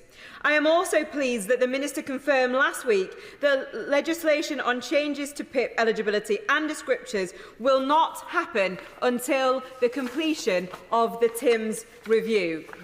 Which leads me to new Clause 11. I am grateful for this amendment being selected. It's important to have a debate on it as a probing amendment, and above all, I'll be seeking reassurances from the dispatch box, from the Minister, that the government will get the detail of co-production right. I am grateful that the measures in this amendment were co-produced and supported by Disability Rights UK and the Spinal Injuries Association, as well as through discussions with a broader group of disabled people's organisations and charities. My new clause 11 sets out key measures to deliver on our excellent manifesto commitment to champion the rights of disabled people and to the principle of working with disabled people to ensure our views and voices are at the heart of all we do. Further, the measures in NC 11 create a strong link between the Timms Review and fulfilling our Equality Act public sector equality duty, along with the UK's commitments to the UNCRPD, including principles in Article 4.3 on the need to closely consult with and actively involve disabled people. Thus, in this context, meaningful co-production with the Disability Inclusion Task Force as part of the Timms Review is essential. While the Minister... I will give way. For giving way, and I would just like to commend her for her excellent speech both today and in the second reading, and all the work I know she's done behind the scenes to get us to the place we are today. And I fully support my honourable friend's amendment NC 11, which would guarantee meaningful engagement with disabled people before any changes are made to PIP. As my honourable friend knows, PIP is also a gateway benefit to carers' allowance, and so will she agree with me that it's essential that carers, as well as disabled people, are included in the Disability Co-Production Task Force? I do agree, and while the Minister will head up this review, the voices of disabled people must be front and centre. The measures in this new clause emphasise the need for disabled people and disabled people's organisations to make up the majority of the task force and to have a significant role in the leadership of the review, and I believe carers could be part of that. Output of this review must also be meaningful and not performative. Therefore, there must be a mechanism to ensure that recommendations co-produced in the task force come back to this House for full scrutiny, debate and parliamentary approval before the legislation to implement the review's outcomes are brought forward. This will ensure democratic accountability for those outcomes, including on how changes to PIP eligibility will impact disabled people. While the new clause suggests this should be after 12 months, ahead of any proposals around PIP coming out next autumn, I am aware that the Minister is keen to ensure this co-production process is not rushed. That is a very good approach. I am grateful too that in his closing statement at second reading, the Minister acknowledged my call for a target to close the disability employment gap, and that this is the kind of approach I know the Government will develop as they bring forward their plans for employment support. The very significant changes in this bill since last week will shift the emphasis to enabling disabled people to fulfil their potential, closing the disability employment gap and anchoring labour values of fairness into this part of the legislation. Sarah Zoltana. Thank you, Mr. Chair. I rise to speak in support of... Why? Because to qualify, your condition, according to the bill on paper, must affect you constantly. Not severely, not overwhelmingly, but constantly. As Scope put it, it feels like it's been designed to cut support, not to support people. And let's not forget the requirement for an NHS diagnosis in the middle of an NHS backlog crisis. That excludes people with neurodivergent conditions and others relying on private or social care support. This is a deliberate narrowing of the safety net. The result, a two-tier system that punishes people for trying to work, for having variable symptoms, or for falling through the cracks of bureaucracy. I give way. And I thank the member for giving way, because that's severe conditions criteria, whether it needs an NHS diagnosis, actually excludes young people as well, because their diagnosis and their condition may not automatically transfer from their medical records as a child into the adult record as well, so they'd actually need an NHS diagnosis again to move from the children's DLA into PIP. Exactly. Those are part of the concerns with that aspect of requiring an NHS diagnosis. Meanwhile, what's the economic justification? Well, there isn't one. As a share of GDP, working age benefits have not risen since 2015. Other countries such as France, New Zealand and Australia invest more in their disabled citizens. And yes, we do have alternatives. A 2% tax on extreme wealth. Just 50 families in this country own more wealth than half the UK population, and 3/4 of the public, according to YouGov, support a 2% tax on those with wealth more than £10 million. Yet this government will not tax the super rich. Instead, they are choosing to take from those with arthritis, cancer and chronic pain, just can't decide how much suffering to inflict. And while they squeeze the most vulnerable, they found billions for war, billions to raise defence spending, to back endless foreign interventions, money for war but not the poor. Mr. Chair, the truth is this: Westminster is broken, but the real crisis is deeper. This is a government not out of touch, but also morally bankrupt. It works for billionaires and big business while turning its back on disabled people. It holds its summer receptions at MasterCard headquarters while disabled people are pushed to food banks. It impoverishes the sick and the elderly to satisfy spreadsheets and then dares to speak of tough choices. But the public see through this. 81% of voters believe that disabled people should receive support for basic living costs. That is not a niche opinion, that is mainstream Britain. And disabled organisations from DPAC to Disability Rights UK are united in their opposition to Clause 2, because if this cut passes, the consequences will be felt everywhere, especially in our constituency surgeries. The emails, the letters, the desperation, the suffering, all of it avoidable. Mr. Chair, I voted to protect winter fuel payments. I do it again. I voted to scrap the 2-child benefit cap. I would do it again. And I will be voting against these cuts tonight, because this isn't just about benefits, it's about the country we want to be. One that protects the vulnerable or punishes them. I know which side I stand on, and I know that I speak for millions across the country when I say we are not going to take this anymore. The two-party stitch-up is finished, there is an alternative, and we will be offering it. Thank you. Blake. So Roger, and I want to begin by saying how much I respect the sincerity of colleagues who believe this bill will help address some of the difficult challenges our country faces. I know many in this House are motivated by genuine desire to improve lives and ensure our welfare system is fair, sustainable and fit for purpose. But on this occasion, I have to say, with the deepest respect and regret, I think that we have got this wrong. Yes, the Labour government has inherited a broken system on multiple fronts, and yes, we need reform. But we must be clear, reform cannot mean pushing disabled people further into poverty. It cannot mean referring to cuts as modernisation. Poverty has a price tag, and the cost shunting that will be involved in these cuts will be plain to see in years to come and must be taken into consideration. I rise to support Amendment 37 in my honourable friend, the member for Stourbridge's name, which highlights the lack of value for money that the current contracts have when it comes to assessment. With so many reassessments and appeals that are successful, it is clear that we are not getting value for money out of these contracts, and they are an expensive and ineffective model that ministers should look at if they are looking for savings.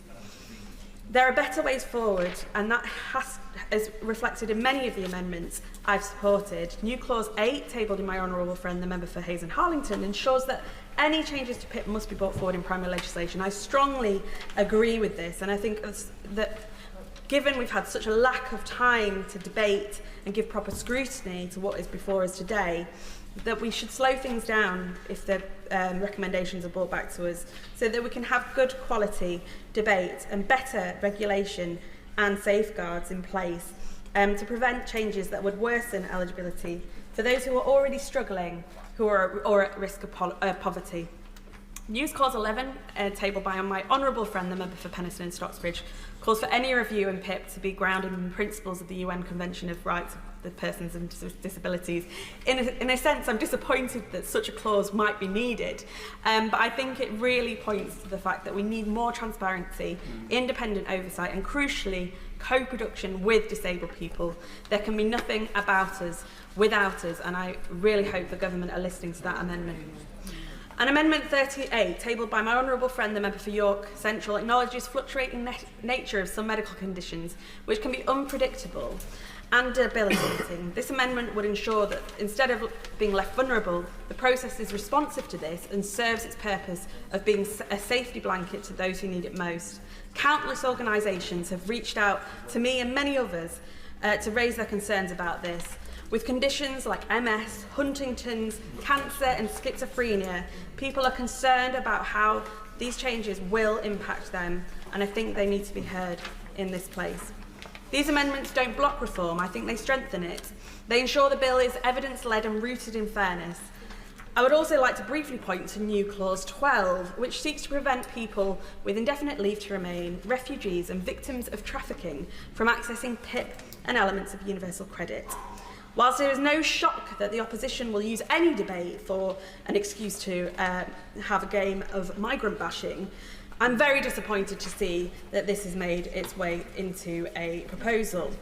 But what they won't tell you is that most migrants in the UK are already excluded from accessing PIP and universal credit due to no recourse to public funds. This restriction acts as a blanket ban on the access of the social security system for 3.6 million migrants. For those who have spent years living and working in the UK, paying taxes, astronomical visa fees, and have finally secured indefinite leave to remain, do we really think that it is acceptable to deny them access to PIP or other social security based on their nationality rather than their disability? This amendment threatens the fundamental principle of our immigration system, that those granted indefinite leave to remain should have access to many of the same rights as British citizens. There are other better choices that we can make and that we can find money that we are being told that we need to find. We could scrap the outdated marriage tax allowance that's costing us £590 million a year, a gimmick from the Cameron government. We can close unjustifiable tax loopholes like the carried interest loophole used by private equity bosses, which would raise £500 million. We can apply national insurance to investment income, raising over £10 billion. A modest 2% adjustment to the £207 billion handed out in non-structural annual tax reliefs would raise £4 billion each and every year. And let's talk about those reliefs. There are roughly 1,180 tax reliefs in the UK. 815 of them, HMRC has no idea what benefit they bring to the public. And these are about choices, and we hear all the time it's about tough choices. But why aren't we not choosing to properly examine that £200 billion of public spending while we're tightening support for disabled people who are just trying to live? We can and should reform the system. Yeah, I'm happy. I'm very grateful to the Honourable Lady, and as ever, she makes a very passionate case. Will the Honourable Lady agree with me that, in essence, the principal objection that many of us had against this bill still remains? Because it is still balancing the books on some of the most vulnerable. It will still bring poverty to our streets, and therefore the best option for the government is, and would you join me in my plea, that this bill must be withdrawn. Hear, hear. I do agree, and that is my plea to the front bench. There is still time to withdraw this bill and come back with something better. These issues should be tackled head on. It is unjust that because we have built a society that we have, it costs on average £1,000 extra a month to each and every disabled person on average. And none of this is optional spending. It's the unavoidable price of navigating that society that was not designed with disabled people in mind.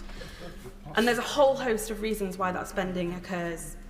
And these are not negotiable. These are non-negotiable realities of having a disability. Disabled people know better than anyone the barriers that keep us from work and what would help. So listen to us. Yes, I'm happy to.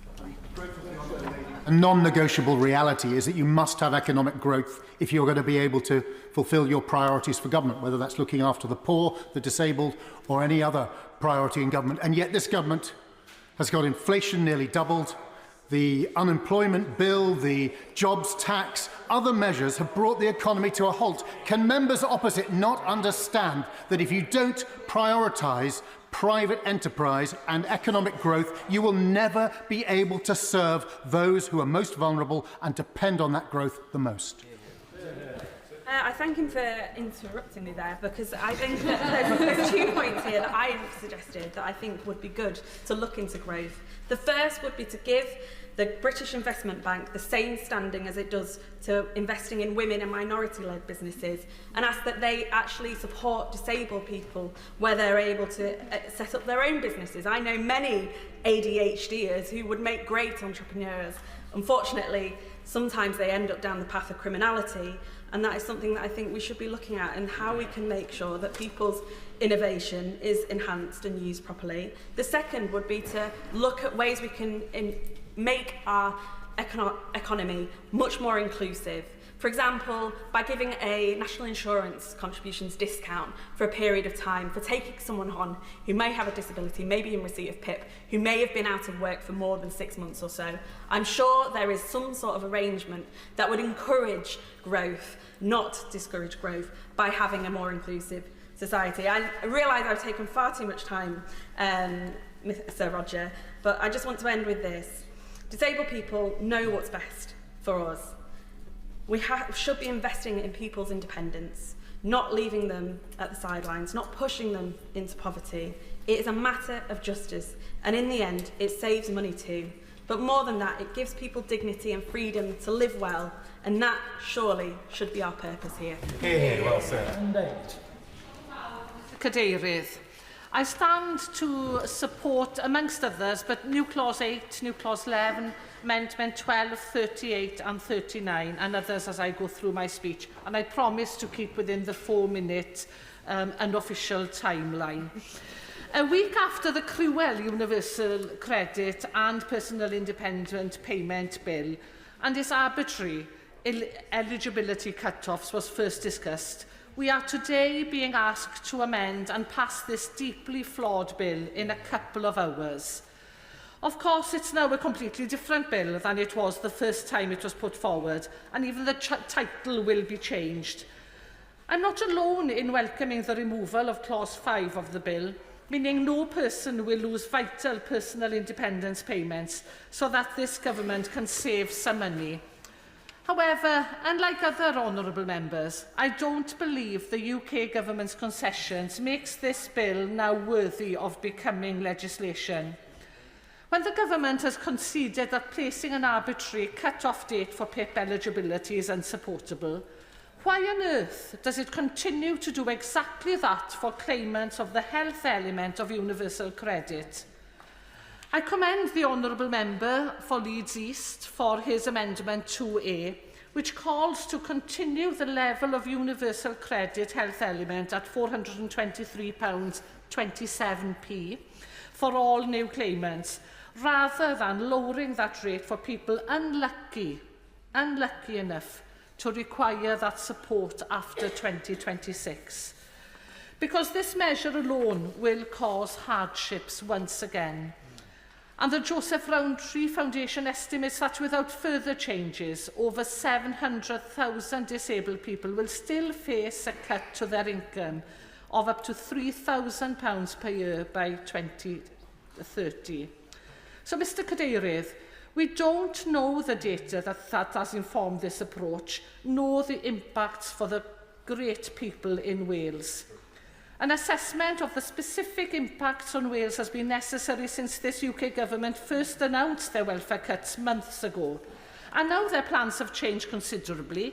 That impact assessment is all the more crucial. People in Wales need transparency and certainty about how these changes will affect their lives. And Mr Cadeirydd, in which functioning democracy does a government bill get fundamentally altered in the middle of the first debate on that very bill, and elected representatives only given a few hours to scrutinise it before it's passed? We need time to fully scrutinise and effectively scrutinise this bill fully. We need time to co-produce it with the constituents whose lives this affects. This is chaotic and shameful state of affairs, especially considering the substantial impact this bill will have on thousands of disabled people on the lowest incomes. This bill, just coming to the end, if you don't mind, I'm keeping to my 4-minute timeline, if you don't mind. this bill should be scrapped. It's not fair, nor is it compassionate welfare reform. It's not fit for our constituents. Graham Downey. Thank you very much, Mr Chair, and I will speak this afternoon to Amendment 17 in my name and supported by 62 members from across the House, which would ensure that whether a person has a fluctuating condition such as Parkinson's or MS would be considered as a factor in receiving the severe claimant criteria. Mr Chair, I've been working with Parkinson's UK, and as the new chair of the APPG on Parkinson's, I have heard concerns from those living with the condition and their carers and family about the problems they already face accessing support through the welfare system because of some fundamental misunderstandings of the fluctuating nature of the condition. Mr Chair, these concerns have been exacerbated by this bill, and in particular Clause 6 of Schedule 1, which says that in order to meet the severe conditions claimant criteria, at least one of the descriptors constantly applies. Someone with Parkinson's or MS, ME or other conditions may be able to carry out one of the descriptors, such as walking for 50 metres or pressing a button in the morning, but may not be able to do so by the afternoon. By my initial reading of the legislation, that meant someone with Parkinson's could never be a severe conditions criteria claimant because they might not be able to meet the descriptor constantly.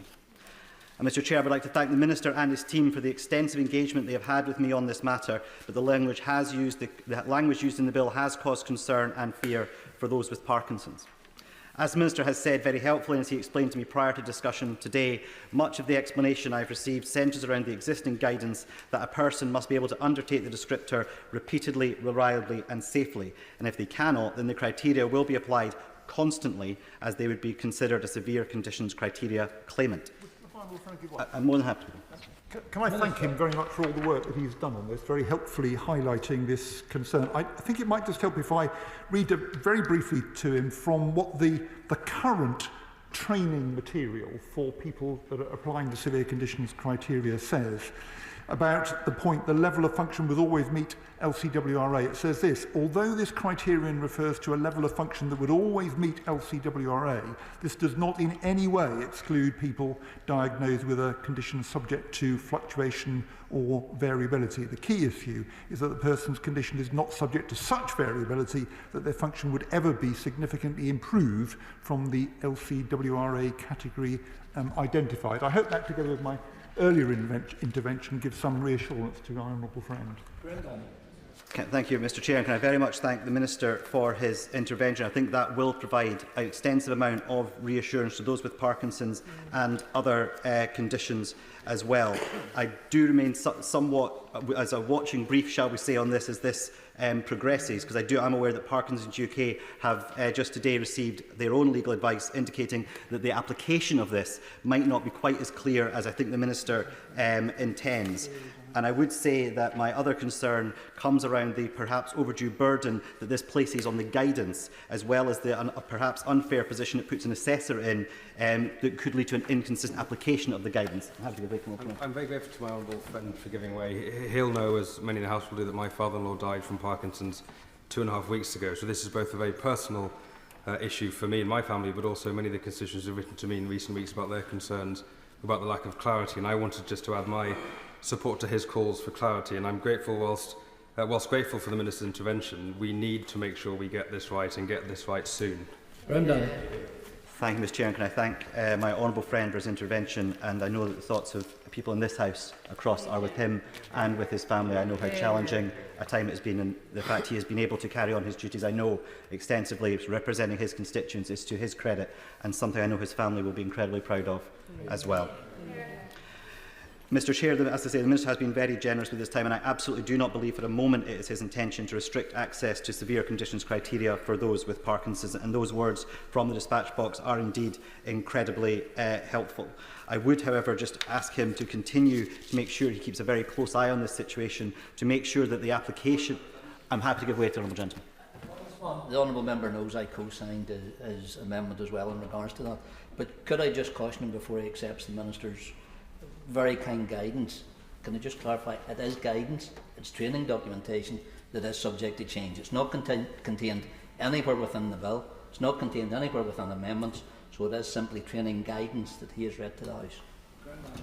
Mr. Chair, can I thank the member for his intervention. Again, through my very helpful conversations with the Minister, my understanding is this is taking existence guidance and applying it to law. However, I do understand his concern, and actually my final point before I close my remarks is to ask the Minister to keep this under active review, and if there is any new evidence that does come to light that shows that the primary legislation is acting as a barrier to ensuring that the government's actual position is being reflected in reality, that he will consider opportunities to make sure that is corrected in due course. We all would really hope to see that the government's clear intention is that people with Parkinson's and other conditions are in no way.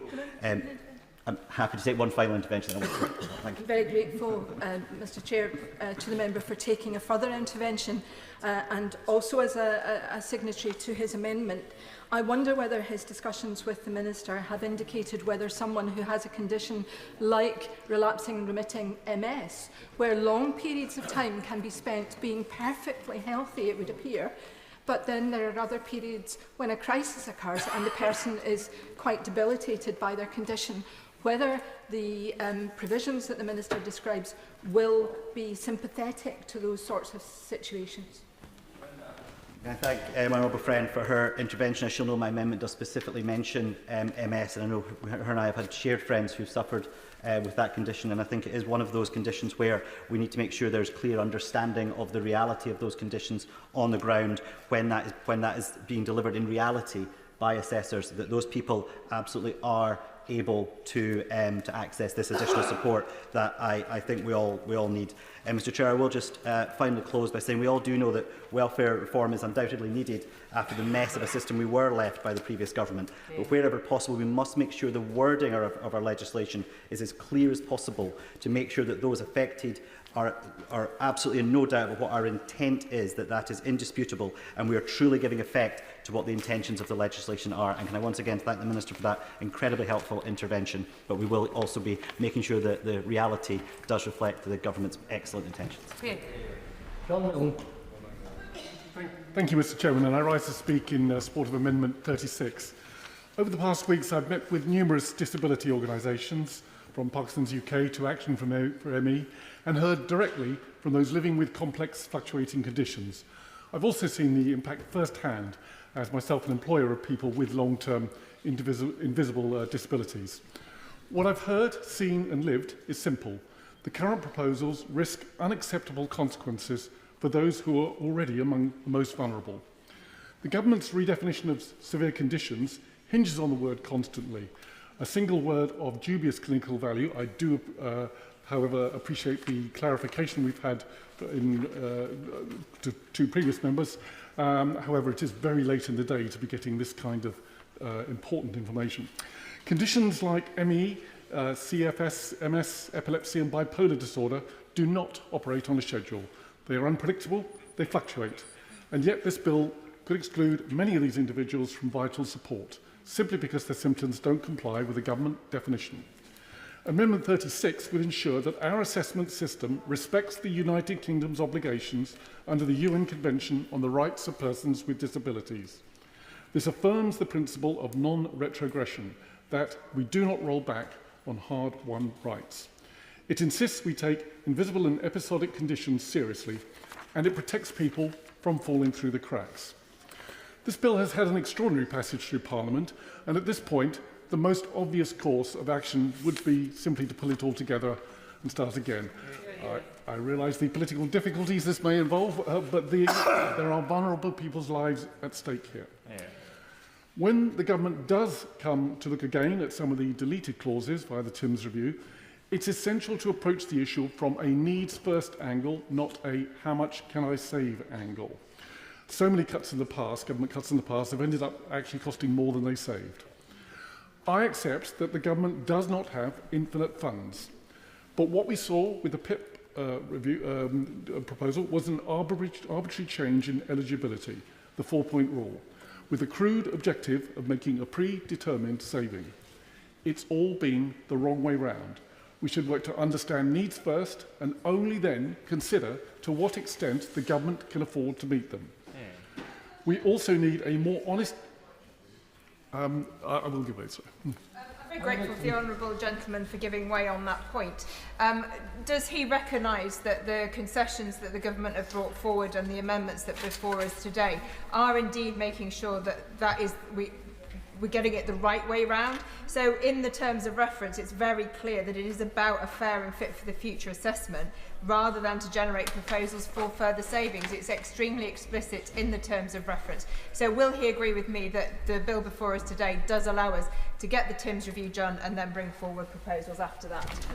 I thank the honourable member for her intervention. I'm afraid I cannot agree, and I will partly explain why in a moment.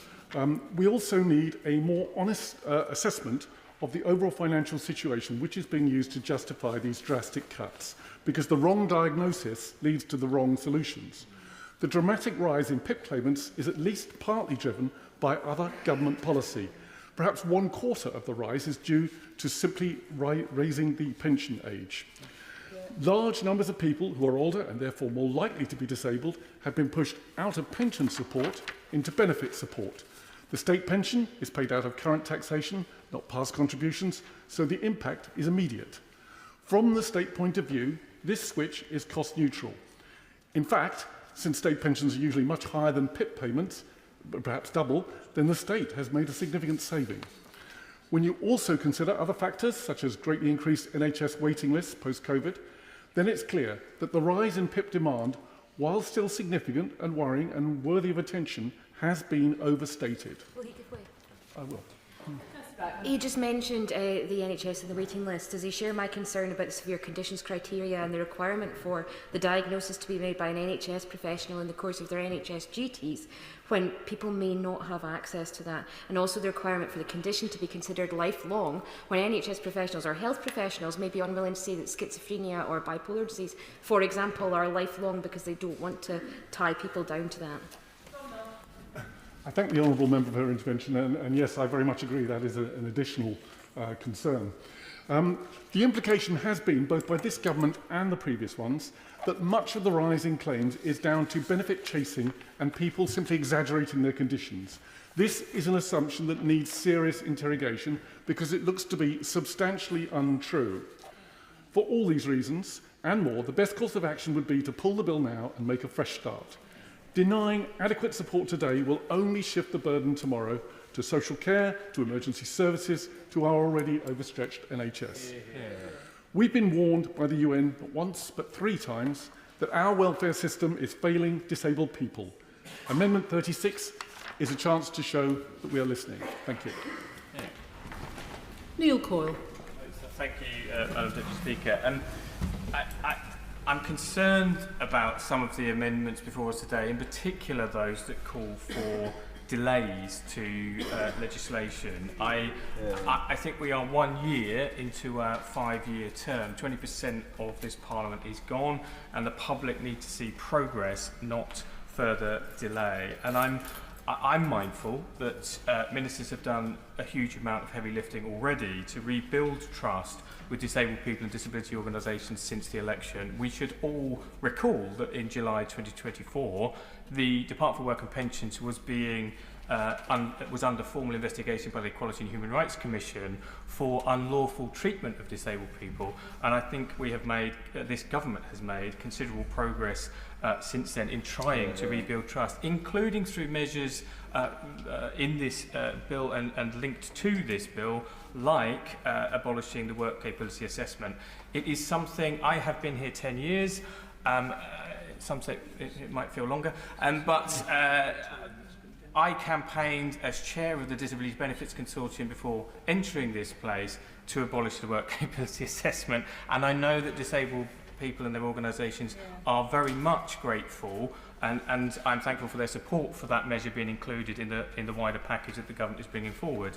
I'm also mindful, and it seems to have been lost in some of the debates we've had on this, that in my own constituency, claimants of personal independence payment will rise in this Parliament, and the spending on their support will continue to rise in this Parliament.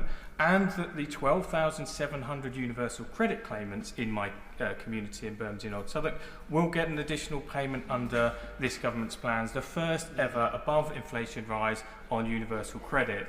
There is much to gain and much that is supported by disabled people and organisations in the package that the government has brought forward. And I particularly welcome the government's commitment to support more disabled people into work. And I think we need to challenge ourselves a little more in this place about some of the language of vulnerability. Vulnerability and being automatically vulnerable because of having a health condition or impairment is not in line with the social model of disability. It's something that many disabled people find patronising and offensive, and we need to update our system, just as we updated our system thanks to previous Labour governments, where we had the first ever blind Secretary of State in David Blunkett, now Lord Blunkett, at the time when the benefit system said blind people were not required to participate in work-related activity. The benefit system is not a static beast.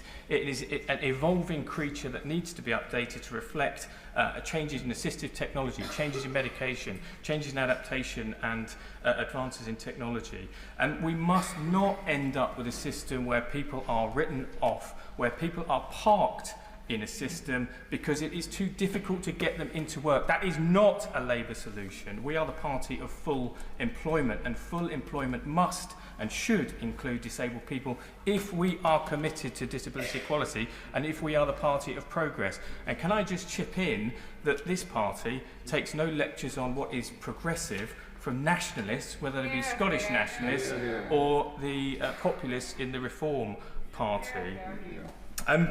Because we see the cost to disabled people of parking in under form of benefit system and legacy benefits. The longer you're out of work, the more ill health you experience, including mental health and depression, the more costs you incur for the NHS. There are state benefits, but there are individual benefits for getting the right support. And I speak from rather too much personal family experience. Mum's schizophrenia, dad having a stroke in his 40s and being told by Job Centre, this is what you'll get, now basically sod off. We do not want to see you, we do not expect to provide you anything. He found his own way back into work through going to university as a mature student, well not that mature, to Newcastle University and then graduating in the same year as me. The wider picture of full employment is something we should look at, and I particularly welcome the government's broader aim of reducing the disability employment gap.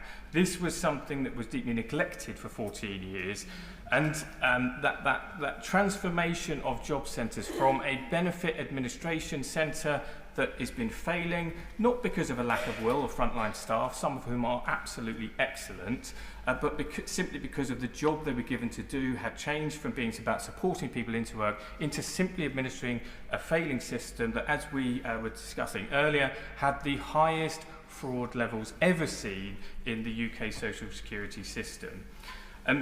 Most of us, I don't think, do believe that disability equality is measured in the amount of benefits individuals received, but in the shared opportunities and access to life chances that are open to all in our country.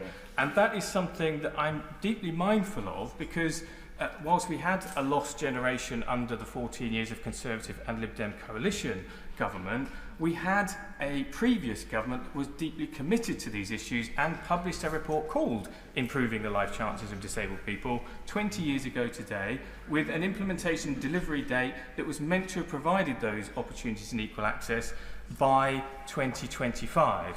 And it is those, sadly, the coalition and Conservative years that have set back the clock.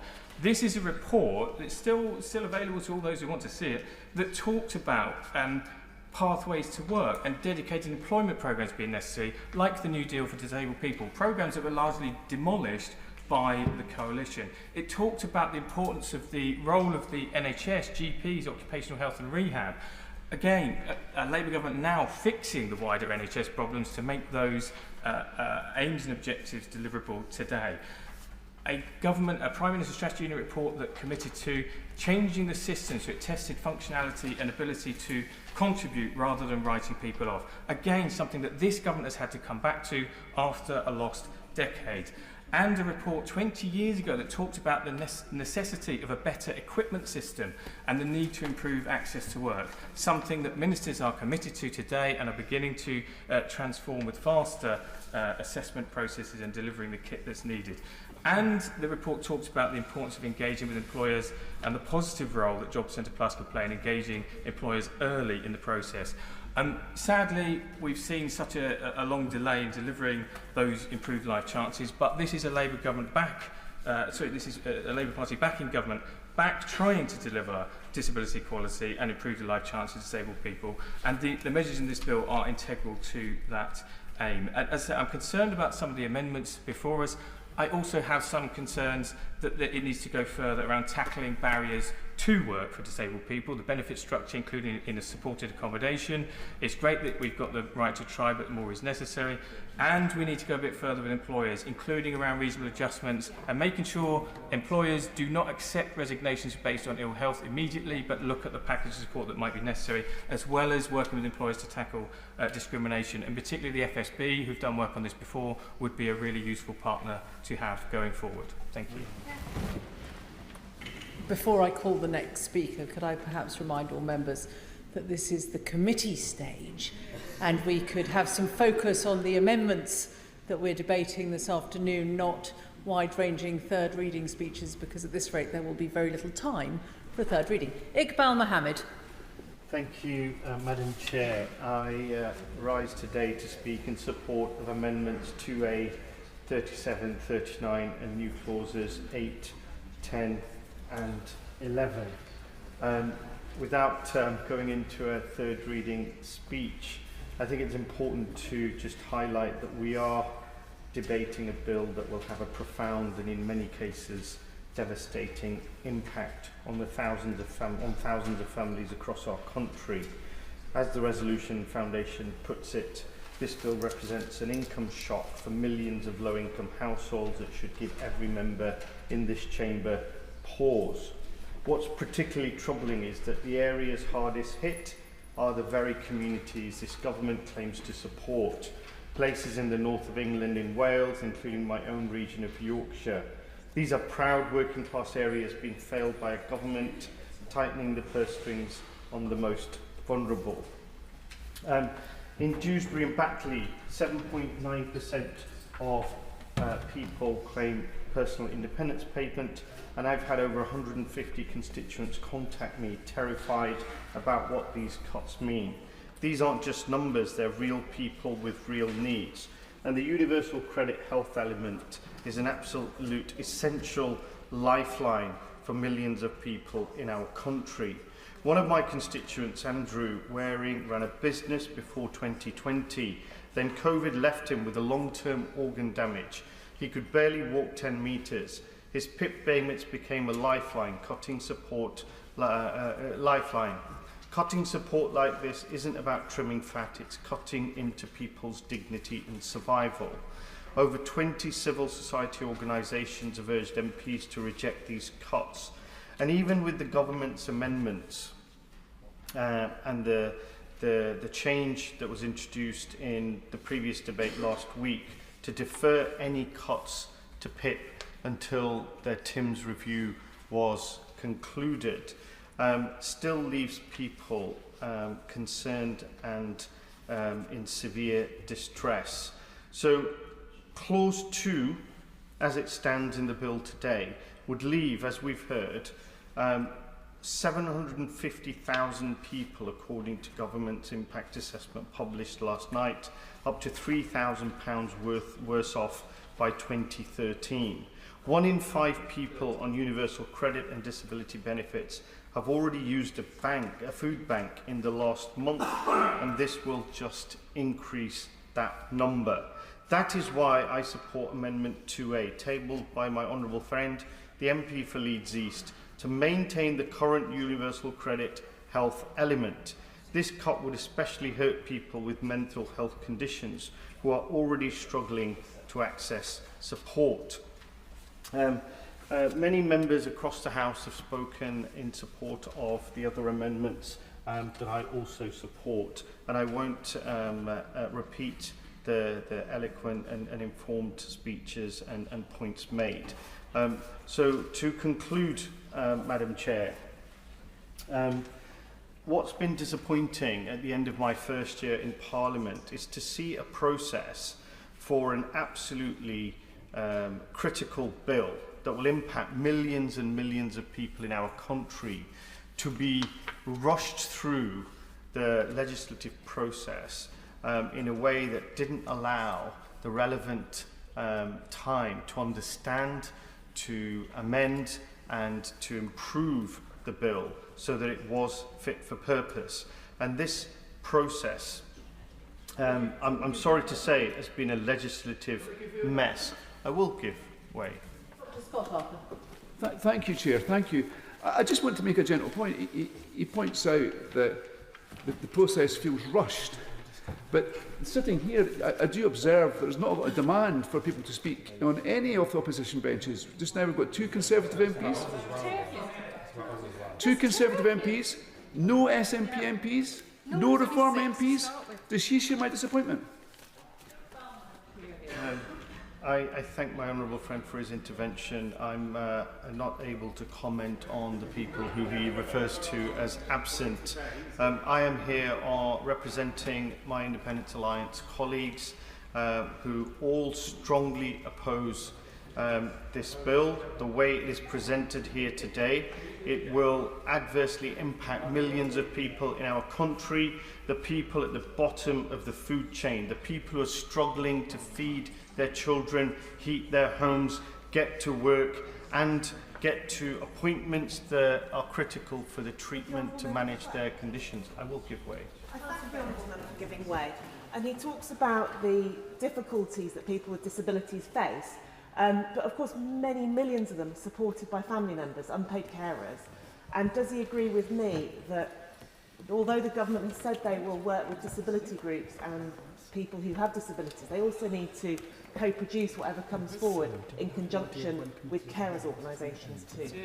I thank my honourable friend for intervention, and I do agree, and I reiterate the point that was made earlier by one of my colleagues, that the Timms review must include not just disabled people, but disabled people of all ages and also carers. I said in my speech last week that this change could potentially cut £500 million from carers allowance to people who are caring for disabled relatives. And that's the largest cut to carers allowance since carers allowance was introduced in 1967. So we do urge the government to maintain that holistic view of the changes and the impact that it will have. So to conclude, Madam Chair, the process of this bill, despite the objections from members opposite, has been a legislative mess. Last week, and then the amendments today that basically got the bill and then focused the changes on UC, the last-minute changes, the rush timelines, and a lack of proper scrutiny. Disability is not a choice. Needing help is not a failure. This bill is not just bad policy, it's a betrayal. And I urge every member of this House to reject it. Thank you. Terry Jeremy. Thank you very much, Madam Chair. And I was keen to speak in this debate and share with honourable members my own lived experiences of our current welfare system and explain why I am supporting a number of the amendments. My dad worked hard from the day he left school at 15 right the way through to age 55. He was an engineer. He paid his taxes. He contributed to society. He never sought help from anyone throughout his life, and he was proud of the work ethic that he stood for. But on the 13th of August 2013, out of nowhere, he had a life-altering stroke. Overnight, he lost the complete use of his left leg and his left arm. His hand was almost always in a tight fist, and speech and memory became difficult. Despite having worked for the same engineering company for more than 20 years, his employment contract offered little financial support. Within just a few weeks, he was struggling to make ends meet on statutory sick pay. And as a family, we had never heard of personal independence payments. We had never heard of universal credit. My dad did not want to apply. but financial realities meant we had no choice. We found a welfare system that was difficult to access, it was confusing, it was slow, incredibly slow, and at all times we found it frustrating and frankly dehumanising. We spent months and months going through the PIP application process, all whilst no financial support was forthcoming, and things were tough, very tough. My parents were supported by the local food bank. They borrowed money, they got into debt. Having lived a difficult 10 years following his stroke, fighting against a system that he had paid into for so long, my dad died. In January 2023, he struggled to get a GP appointment, he developed pneumonia and he was placed in a medically induced coma. Each time he had a further stroke, which he never recovered from. My dad, like so many others, was let down by the welfare systems supposed to care for him and let down by the NHS at the end of his life. Given my background, you can perhaps understand why I have found confronting some of the initial proposals in this bill so difficult. I have seen firsthand how debates here and rhetoric from honourable members impacts on my own family, as well as impacting on our constituents, particularly with regard to their mental health. And it is important that we recognise that so often disabled people feel like they are a burden. They feel that others think their disability has been somehow manufactured, that they are benefit cheats. Disabled people are not a burden. It is our privilege to support them. And it has been said of late that the Labour Party is the party of work. Indeed it is. But through that work, through that labour, we have a responsibility, a duty to help others. Yes. And it is important that these values are reflected in any proposals. That is why I have supported the amendments tabled by honourable friends, the member for Penistone and Stocksbridge, the member for Walthamstow and the member for Nottingham East, seeking to ensure that those values are enshrined. Because I agree that we absolutely should be doing more to support disabled people into work. There are obvious barriers that exist, particularly in more rural areas like mine, where transport options are limited and suitable work opportunities more difficult to find. Of course, we should be doing that, but not at the expense of changing the rules and making eligibility more difficult. Our public services are broken. Many honourable friends articulate well how bad things are. 14 years of Conservative failure. It should be no surprise that welfare claims are rising. It is the statistical inevitability of the state of our country.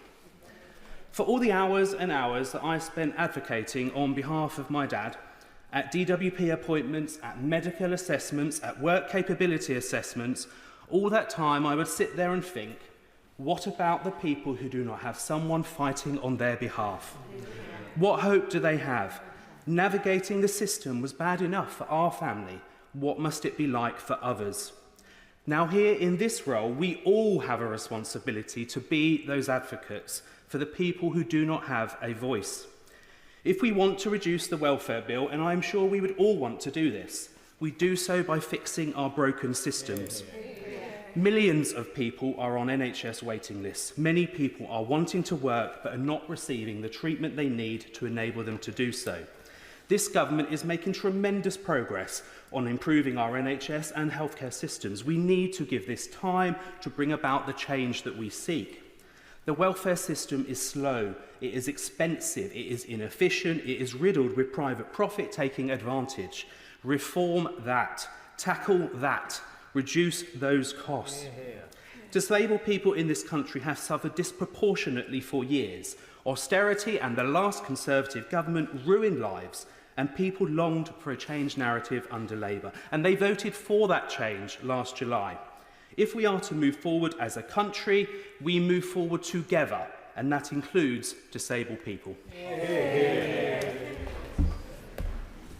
Now, I understand that Sir Roger may have already made this point. There are about 23 colleagues still waiting to speak and roughly 88 minutes left.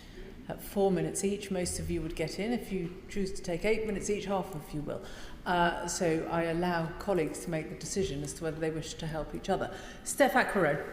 Thank you, Madam Chair. And it's an honour to follow the member for South West Norfolk, my neighbour, and I welcome and value his testimony, his authenticity of purpose and what he's said. I wish to speak today in favour of my new Clause 5, which I'm pleased has been supported by many of my colleagues from both inland and coastal communities. My new clause would require the government to publish within 6 months of this bill passing an assessment of how its provisions impact on coastal communities like mine in North Norfolk. This is a really important amendment because this bill could have a huge and detrimental impact on these communities, and I'm deeply concerned the government has once again failed to consider coastal communities in their policy. I've heard from hundreds of worried constituents, and I'm sure the same is true of my coastal colleagues from across the House. We all know that our areas are too often overlooked, not valued enough by governments. My amendment today would make sure that the government has to take real accountability for how our areas will be particularly harmed by such badly thought out changes. But what is on the face of the bill as it stands, and even under the proposed amendments by the government, would be really damaging to our coastal regions. Some of the highest rates of PIP claimancy are in coastal communities. Some of the highest rates of unemployment are also in coastal communities, considerably above average rates of sickness, poor health and lower quality of life are found in coastal communities. If the government presses ahead with such blunt changes without supporting more people into work first, then this could be catastrophic for communities all around our coastline. Because for those communities who are eager to get into work, they're faced with a litany of barriers that the government isn't doing enough to solve. We have real issues with public transport access. So for many who are trying to access inland employment, it's either too far or too hard to get to many jobs, or they see their pay packets eaten into disproportionately by bus or train fares. Almost 1 in 5 unemployed people have either not applied for jobs or turned down offers due to problems with transport. This is even more acute amongst young people, both employed and not. They're nearly 3 times more likely than their older working age peers to turn down a job because they simply can't get to it. These struggles also extend to those accessing vocational training, which can be a new route into new trades and qualifications that's simply not accessible for many due to the distances required or the lack of workforce to provide the training. We have many talented people who may currently be in receipt of PIP or UC and would be eager to train for an industry which they feel could allow them to work, but in communities like mine, the opportunities are just too lacking. We know the welfare system isn't working, that's clear. However, the government has got to stop looking at this issue as mere numbers on a balance sheet, because when they do that, when they just look at ways to get to a magic number demanded by the Treasury, they just ignore the people behind the numbers. There is an urgent need to tackle underemployment, in particular the rise in young people with mental ill health being sentenced to a lifetime of worklessness. But ripping out the safety net will do nothing to help young people in coastal communities like mine, who are 3 times as likely to suffer from undiagnosed mental distress than their inland equivalent colleagues in underprivileged areas.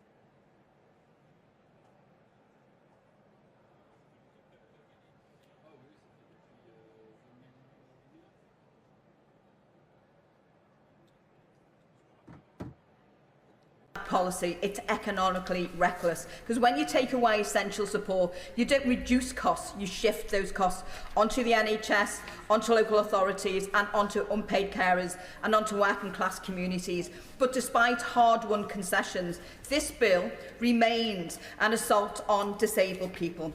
It's a strategy for inclusion or support. It's calculated effort to slash funding and vital support from those of our constituents who need it the most. And according to the government's own impact assessment, it will mean £2 billion worth of cuts set to impact around 700,000 future universal credit health recipients by an average of 3,000 each year by 2030. This bill will push 50,000 people into poverty and will be disastrous for people already living in poverty. And I wasn't elected as a Labour MP to take money out of the pockets of the poorest and most vulnerable. And I'm proud to support Amendment 2A that would stop this cut, NC4 and Amendment 36 that would uphold rights under the UN Convention on the Rights of Disabled Persons, NC8 that would mandate the implementation of the TIMS review, and NC10 that will mandate a human rights analysis.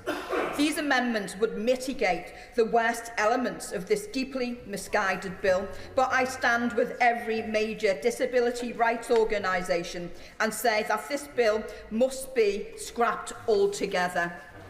This bill will devastate communities like mine and Liverpool Riverside, one of the most affected constituencies in the country, where already over 13,200 people, that's nearly 14% of our working age population, rely on sickness and disability benefits to live on with dignity.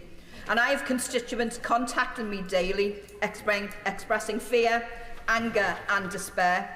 I hear from carers facing destitution, disabled people terrified about losing their last shred of financial independence. These are people making impossible choices between heating and eating, between rent and medication. Disabled people feel vilified, dismissed and forgotten. Their voices have been ignored at every stage of this process. There has been no proper consultation, no co-production, no scrutiny, no compassion and no respect. And if ministers truly wanted to fund a better social security system, they could introduce a fair wealth tax, clamp down on tax avoidance, levy banks and gaming, or invest in inclusive employment support. This is not reform, it's a sadistically cruel cost-cutting exercise, a betrayal of everything we as Labour politicians claim to stand for. And I, for one, will not stand by while this government strips away dignity, security and hope from the people I represent. It's not only me, it's other MPs that believe this. The UN is also calling for the UK to pull this bill because, and I quote, it will deepen regression in disabled people's human rights. I will vote against the bill today because my Liverpool Riverside constituents deserve better. Disabled people across the country deserve better, and the government needs to do better for disabled people. Thank you. Adam Dance. Thank you, Madam Chair. I wish to speak in favour of Amendment 12, 13 and 17, as well as Liberal Democrat new clauses 2, 3, 6 and 7. This bill has been an absolute shambles from the start, with no consultation with disabled people and last-minute chopping and changing. While the TIMS review and removal of PIP element of the bill are welcome, the process to get there has left disabled people in Yeovil fearful and left with little confidence in this government. For example, my constituent Noel unfortunately has been unable to work due to a digestive condition. He receives universal credit and has been left deeply distressed by the process changes. Visited my office almost daily for support. He's not alone. So many people in Yeovil have made it clear that these proposals are just unfair. The whole point of this bill, as far as I can tell, was to get people back into meaningful work and lower the welfare bill, which is something I think we all want to see. But at no stage has this bill actually tackled the real issue that will help get people back into meaningful work, addressing the crisis in our NHS and our social care system, and growing clinical health issues. Under the original profile, I had constituents who would have ended up homeless. Now, without a full impact assessment, we do not really know what effects the bill's change will have on our constituents. I'm really concerned that the criteria for the higher rate health element of universal credit will effectively include people with Parkinson's and conditions like MS. So at the very last, I urge colleagues to support Amendment 17 to address this. The original bill was also supposed to save around 5.5 billion, but the Institute for Fiscal Studies predicts that the amendment version of the bill would deliver basically no savings over 4 years. Because over the period, the forecast savings for reducing the universal credit health element for new claimants will be offset or excluded by the cost of increasing the UC a standard allowance. So what is the actual point of this bill? It was not produced with... Yes, I give way. I thank my neighbour for giving way. He'll know, given his constituency is extremely rural like mine, that the cost of delivering services in rural areas are significantly higher, 4 to 5 times higher than in urban areas. And actually a lot of what PIP does is allow people to live independently. When both he and I are looking at ICBs under extreme financial pressure, we're going to end up paying for this one way or another. We might as well give people the independence to live freely while we do it. I completely agree with my colleague and my neighbour. We are going to see a huge impact with ICBs having to make a 50% cut. We're already seeing that impact coming in the Oval constituency with the maternity unit, as you've heard me say, having its funding cut and being shut for a 6-month period. It was not produced with disabled people. Lots of its content is being removed. There's no impact assessment, and it's not likely to make any real savings. What this tells me is that the government has to go back to the drawing board. It has to withdraw this bill now, or if it won't, the government should adopt the Lib Dem amendments and new clauses. That would require proper consultation and impact assessments before the bill could come into force. Either way, the government must stop making decisions about disabled people without them. I'd also actually like to thank some of the government and Labour backbenchers for actually having the backbone and voting against your government for supporting disabled people, and I hope you do that again today. Thank you. Liam Conlon. Thank you, Madam Deputy Speaker. I stand to disagree with the opposition amendment, New Clause 12.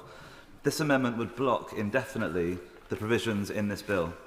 And I want to talk today not only as the MP for Beckenham and Penge, but as from personal experience, as one of the few MPs in this House who has been a recipient of the higher rates of disability living allowance and motability allowance, and as someone who relied on a motability car throughout my teenage years, as to why the provisions in this bill are so welcome and the damage this amendment, this Conservative amendment, would do to it. The first thing I want to say today is that this legislation and the wider debate we are having does not exist in a vacuum. It cannot be separated from the impact of over a decade of savage cuts to our NHS and community care services. Those cuts have led to what one NHS manager describes as medieval levels of untreated illness. In poorer parts of the country in particular, community care has been decimated and A&E attendances have almost doubled since 2010. We are now a country with the lowest life expectancy in Western Europe, one of the highest rates of preventable deaths among rich countries, one of the lowest levels of neighbourhood nurses and GPs per head than in other wealthy nations. The dismantling of preventative care has not only brought our NHS to the brink, but it has done more than anything else to drive the increase in the numbers of people on health-related benefits and the numbers who are disabled that we are discussing today. And that's something I can speak to from personal experience. When I was 13, I had an accident in which I shattered my right hip. It left me unable to walk for 4 years, and I needed nearly 10 major operations on the NHS at the Royal London Hospital and the National Orthopaedic Hospital.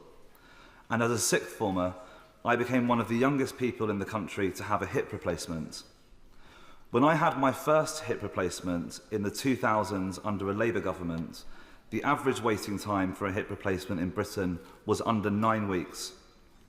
With thanks to the staff at the National Orthopaedic Hospital, I was seen even quicker. I then received excellent rehabilitation care with hydrotherapy every other day. But after 14 years of Conservative government, the waiting list for a hip replacement had trebled from 9 weeks to 27 weeks. So from 2 months to over 6 months. And it is not uncommon in Britain today to wait up to 2 years for a hip replacement, and rehabilitation services are non-existent. And this is replicated with other treatments.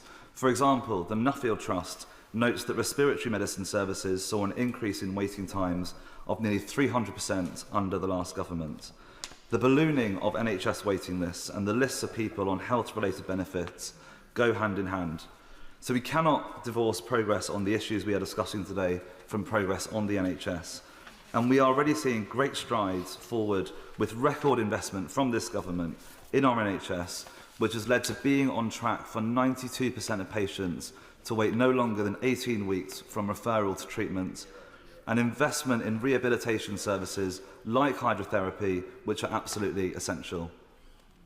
And we must also understand this debate in the context of cuts to other community and preventative services, including programmes like Sure Start. I was very proud to have had the opportunity to work for Tessa Jowl, the woman who created Sure Start under the last Labour government.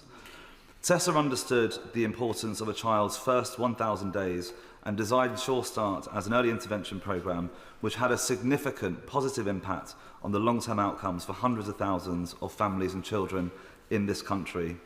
It was savagely cut by the last government in one of the most short-sighted and cruel things it did over 14 years. It has led to increased hospital admissions, and young people, evidence shows that young people who had access to Sure Start were more likely to be in very good or excellent health. And alongside all of this investment and the great progress this government is making on health, we also need to reform of the DWP and the systems around health-related benefits in this country, and that's why opposing New Clause 12 is so important today. So I want to touch on what happens when you've had medical treatment and are looking to get back into the world of work, and the principle of the right to try contained within this bill. This is the part of the bill which essentially says that trying work will not trigger a PIP award review or work capability assessment. The importance of this is borne out in research from the Joseph Rowntree Foundation, published in November last year, which said that almost 3/4 of work-related disability benefit claimants they surveyed cited that fear of losing benefits would be a significant or very significant barrier to work. Madam Deputy Speaker, the right to try matters because people with a disability or a significant health condition often will not know what they are capable of doing until they have tried to do it. This can include not knowing what adjustments they may need to support getting back to work. And 8 years ago this year, I had the news that I would need a series of operations on my ankle and knee, followed by a second hip replacement, a revision to the replacement I'd had a decade before. After this, I optimistically thought that I would be able to return to work 5 days a week in the office as soon as I could walk unaided. I wasn't, and it would take several months to be able to do this again. I was fortunate that I'd been with my employer for several years and had 6 months unpaid leave, which allowed me to try and initially fail to get back to work. But for anyone relying on support from DWP today, the reality is too often very different. That's because we have a perverse and inflexible system in this country which has been designed to penalise and issue sanctions rather than incentivise and provide support. A broken welfare system designed by the previous government that is failing people. It traps people by telling them the only way to get help is to declare they'll never work again and creates a climate of fear that if they try, then they will lose that support. This government is absolutely right to challenge and reform that system, and I'm fully behind them in doing so. Because I know that if implemented well, the right to try will make a really positive difference to getting people back to work and going some way to dismantling the fear that surrounds the DWP for disabled people. It is a positive measure which will empower disabled people rather than patronise or infantilise them. It has been campaigned on for decades. It is long overdue. I am pleased to see it in this bill. And finally, I want to come to the principle of co-production, which I am pleased to see in this bill as well, and which New Clause 12 would block. Co-production brings people together. It leads to policy that is more person-centred and effective, and outcomes that are more equitable and sustainable. It is not only essential in all conversations about disability policy, but I feel is particularly important when legislation passes through a democratic chamber like this one, which so starkly underrepresents the voices and lived experiences of disabled people. Whilst disabled people make up 20% of the population, they are represented in this chamber by around 2% of MPs. I think everyone in this chamber received an A1 printout from, I think it was election maps after the election. I have it in my office. And in the top right-hand corner of that poster, it lists the diversity of this parliament. And it's never lost on me that it has a breakdown of women, ethnic minorities, LGBT MPs, and nowhere on there are disabled MPs included. Disabled people are a marginalised minority so often overlooked in every corner of public life. And as we look to reform our welfare system, and as we look to reform the institutions across our society more broadly, I hope we will stick true to this principle, so services and policies are designed and implemented in a way that empowers and meets the real needs of disabled people. Thank you. Stella Creasy. Thank you, Madam Deputy Speaker. At committee stage, we often table amendments to try and understand the nature of legislation. In this concertinaed process, therefore, there are many questions that are being put forward. The first is whether we should make policy by phone-in rather than actually on evidence basis. That's the only reason I can see the justification for new clause 12 that's come forward from the opposition, who appear not to understand that no recourse to public funds guides the lives of many migrants in our community, but also that fundamentally un-British perspective that somebody might have come here, worked for many years in our National Health Service, and then had a stroke or might develop MS. Under their proposals, we would deny that person support into which they've paid for taxpayers. It is a dog whistle so loud, I fear that the dogs in Battersea right now are having a terrible time.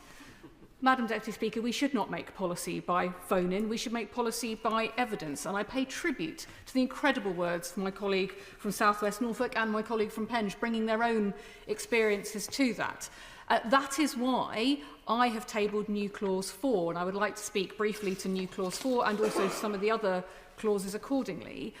They come from my experience of what makes good policy making in this place, but also that concern that actually we need to protect our constituents from the vagaries of public policy. I think particularly of my constituent who is 62, she's physically disabled with a mobility condition called ankylosing spondylitis, and I will tell Hansard how to spell that. She works full-time but lives alone in a rented flat that's been adapted for her, removing, messing around, playing with her benefits, as it would do for millions of people around this country, will not save us money. It will simply cost more as she struggles to be able to get to work using the welfare support that she gets under the current system to be able to look after herself and get to work, and meaning that we will face a higher cost in the long run. And I wish members in this House will learn the evidence of the bedroom tax, because the bedroom tax was brought under the same metric that the member from Holderness is so longer here for, that somehow people who were supported by our welfare system were probably making it up. The bedroom tax, this is not a moral argument, did not save the money it was meant to save, because it just pushed costs into other parts of the public sector. That is why, for me, new clause 4 and this principle about the UN Convention on the Rights of Disabled People is so important to write into and weave into how we approach this legislation, because it should be guided by principle, not prejudice. And in particular, that principle about how we respect our fellow human beings and our constituents who have a disability. New clause 4 covers both this question of co-production. I'm sorry the member for Penistone is not here. I want to come back to that because I think there is a very important principle about co-production that we haven't bottomed out, and I want to hear from the Minister about. But it's also about a very simple premise that when we signed up to this UN Convention, I would have hoped people across the House would support, which is about an adequate standard of living, identified in Article 28 of it, and crucially an independent living process for our disabled constituents, set out in Article 19. That is why in 2017, 2024 and indeed in 2025, when the UN has criticised the previous government, we rightly held them to account to it. Because what, if not, an independent, equal standard of living do we wish for our disabled constituents? What, if not, a basic human right to be treated equally, to recognise that the world that we live in does not work for them, and to account for that through our welfare system so that they can live freely and, yes,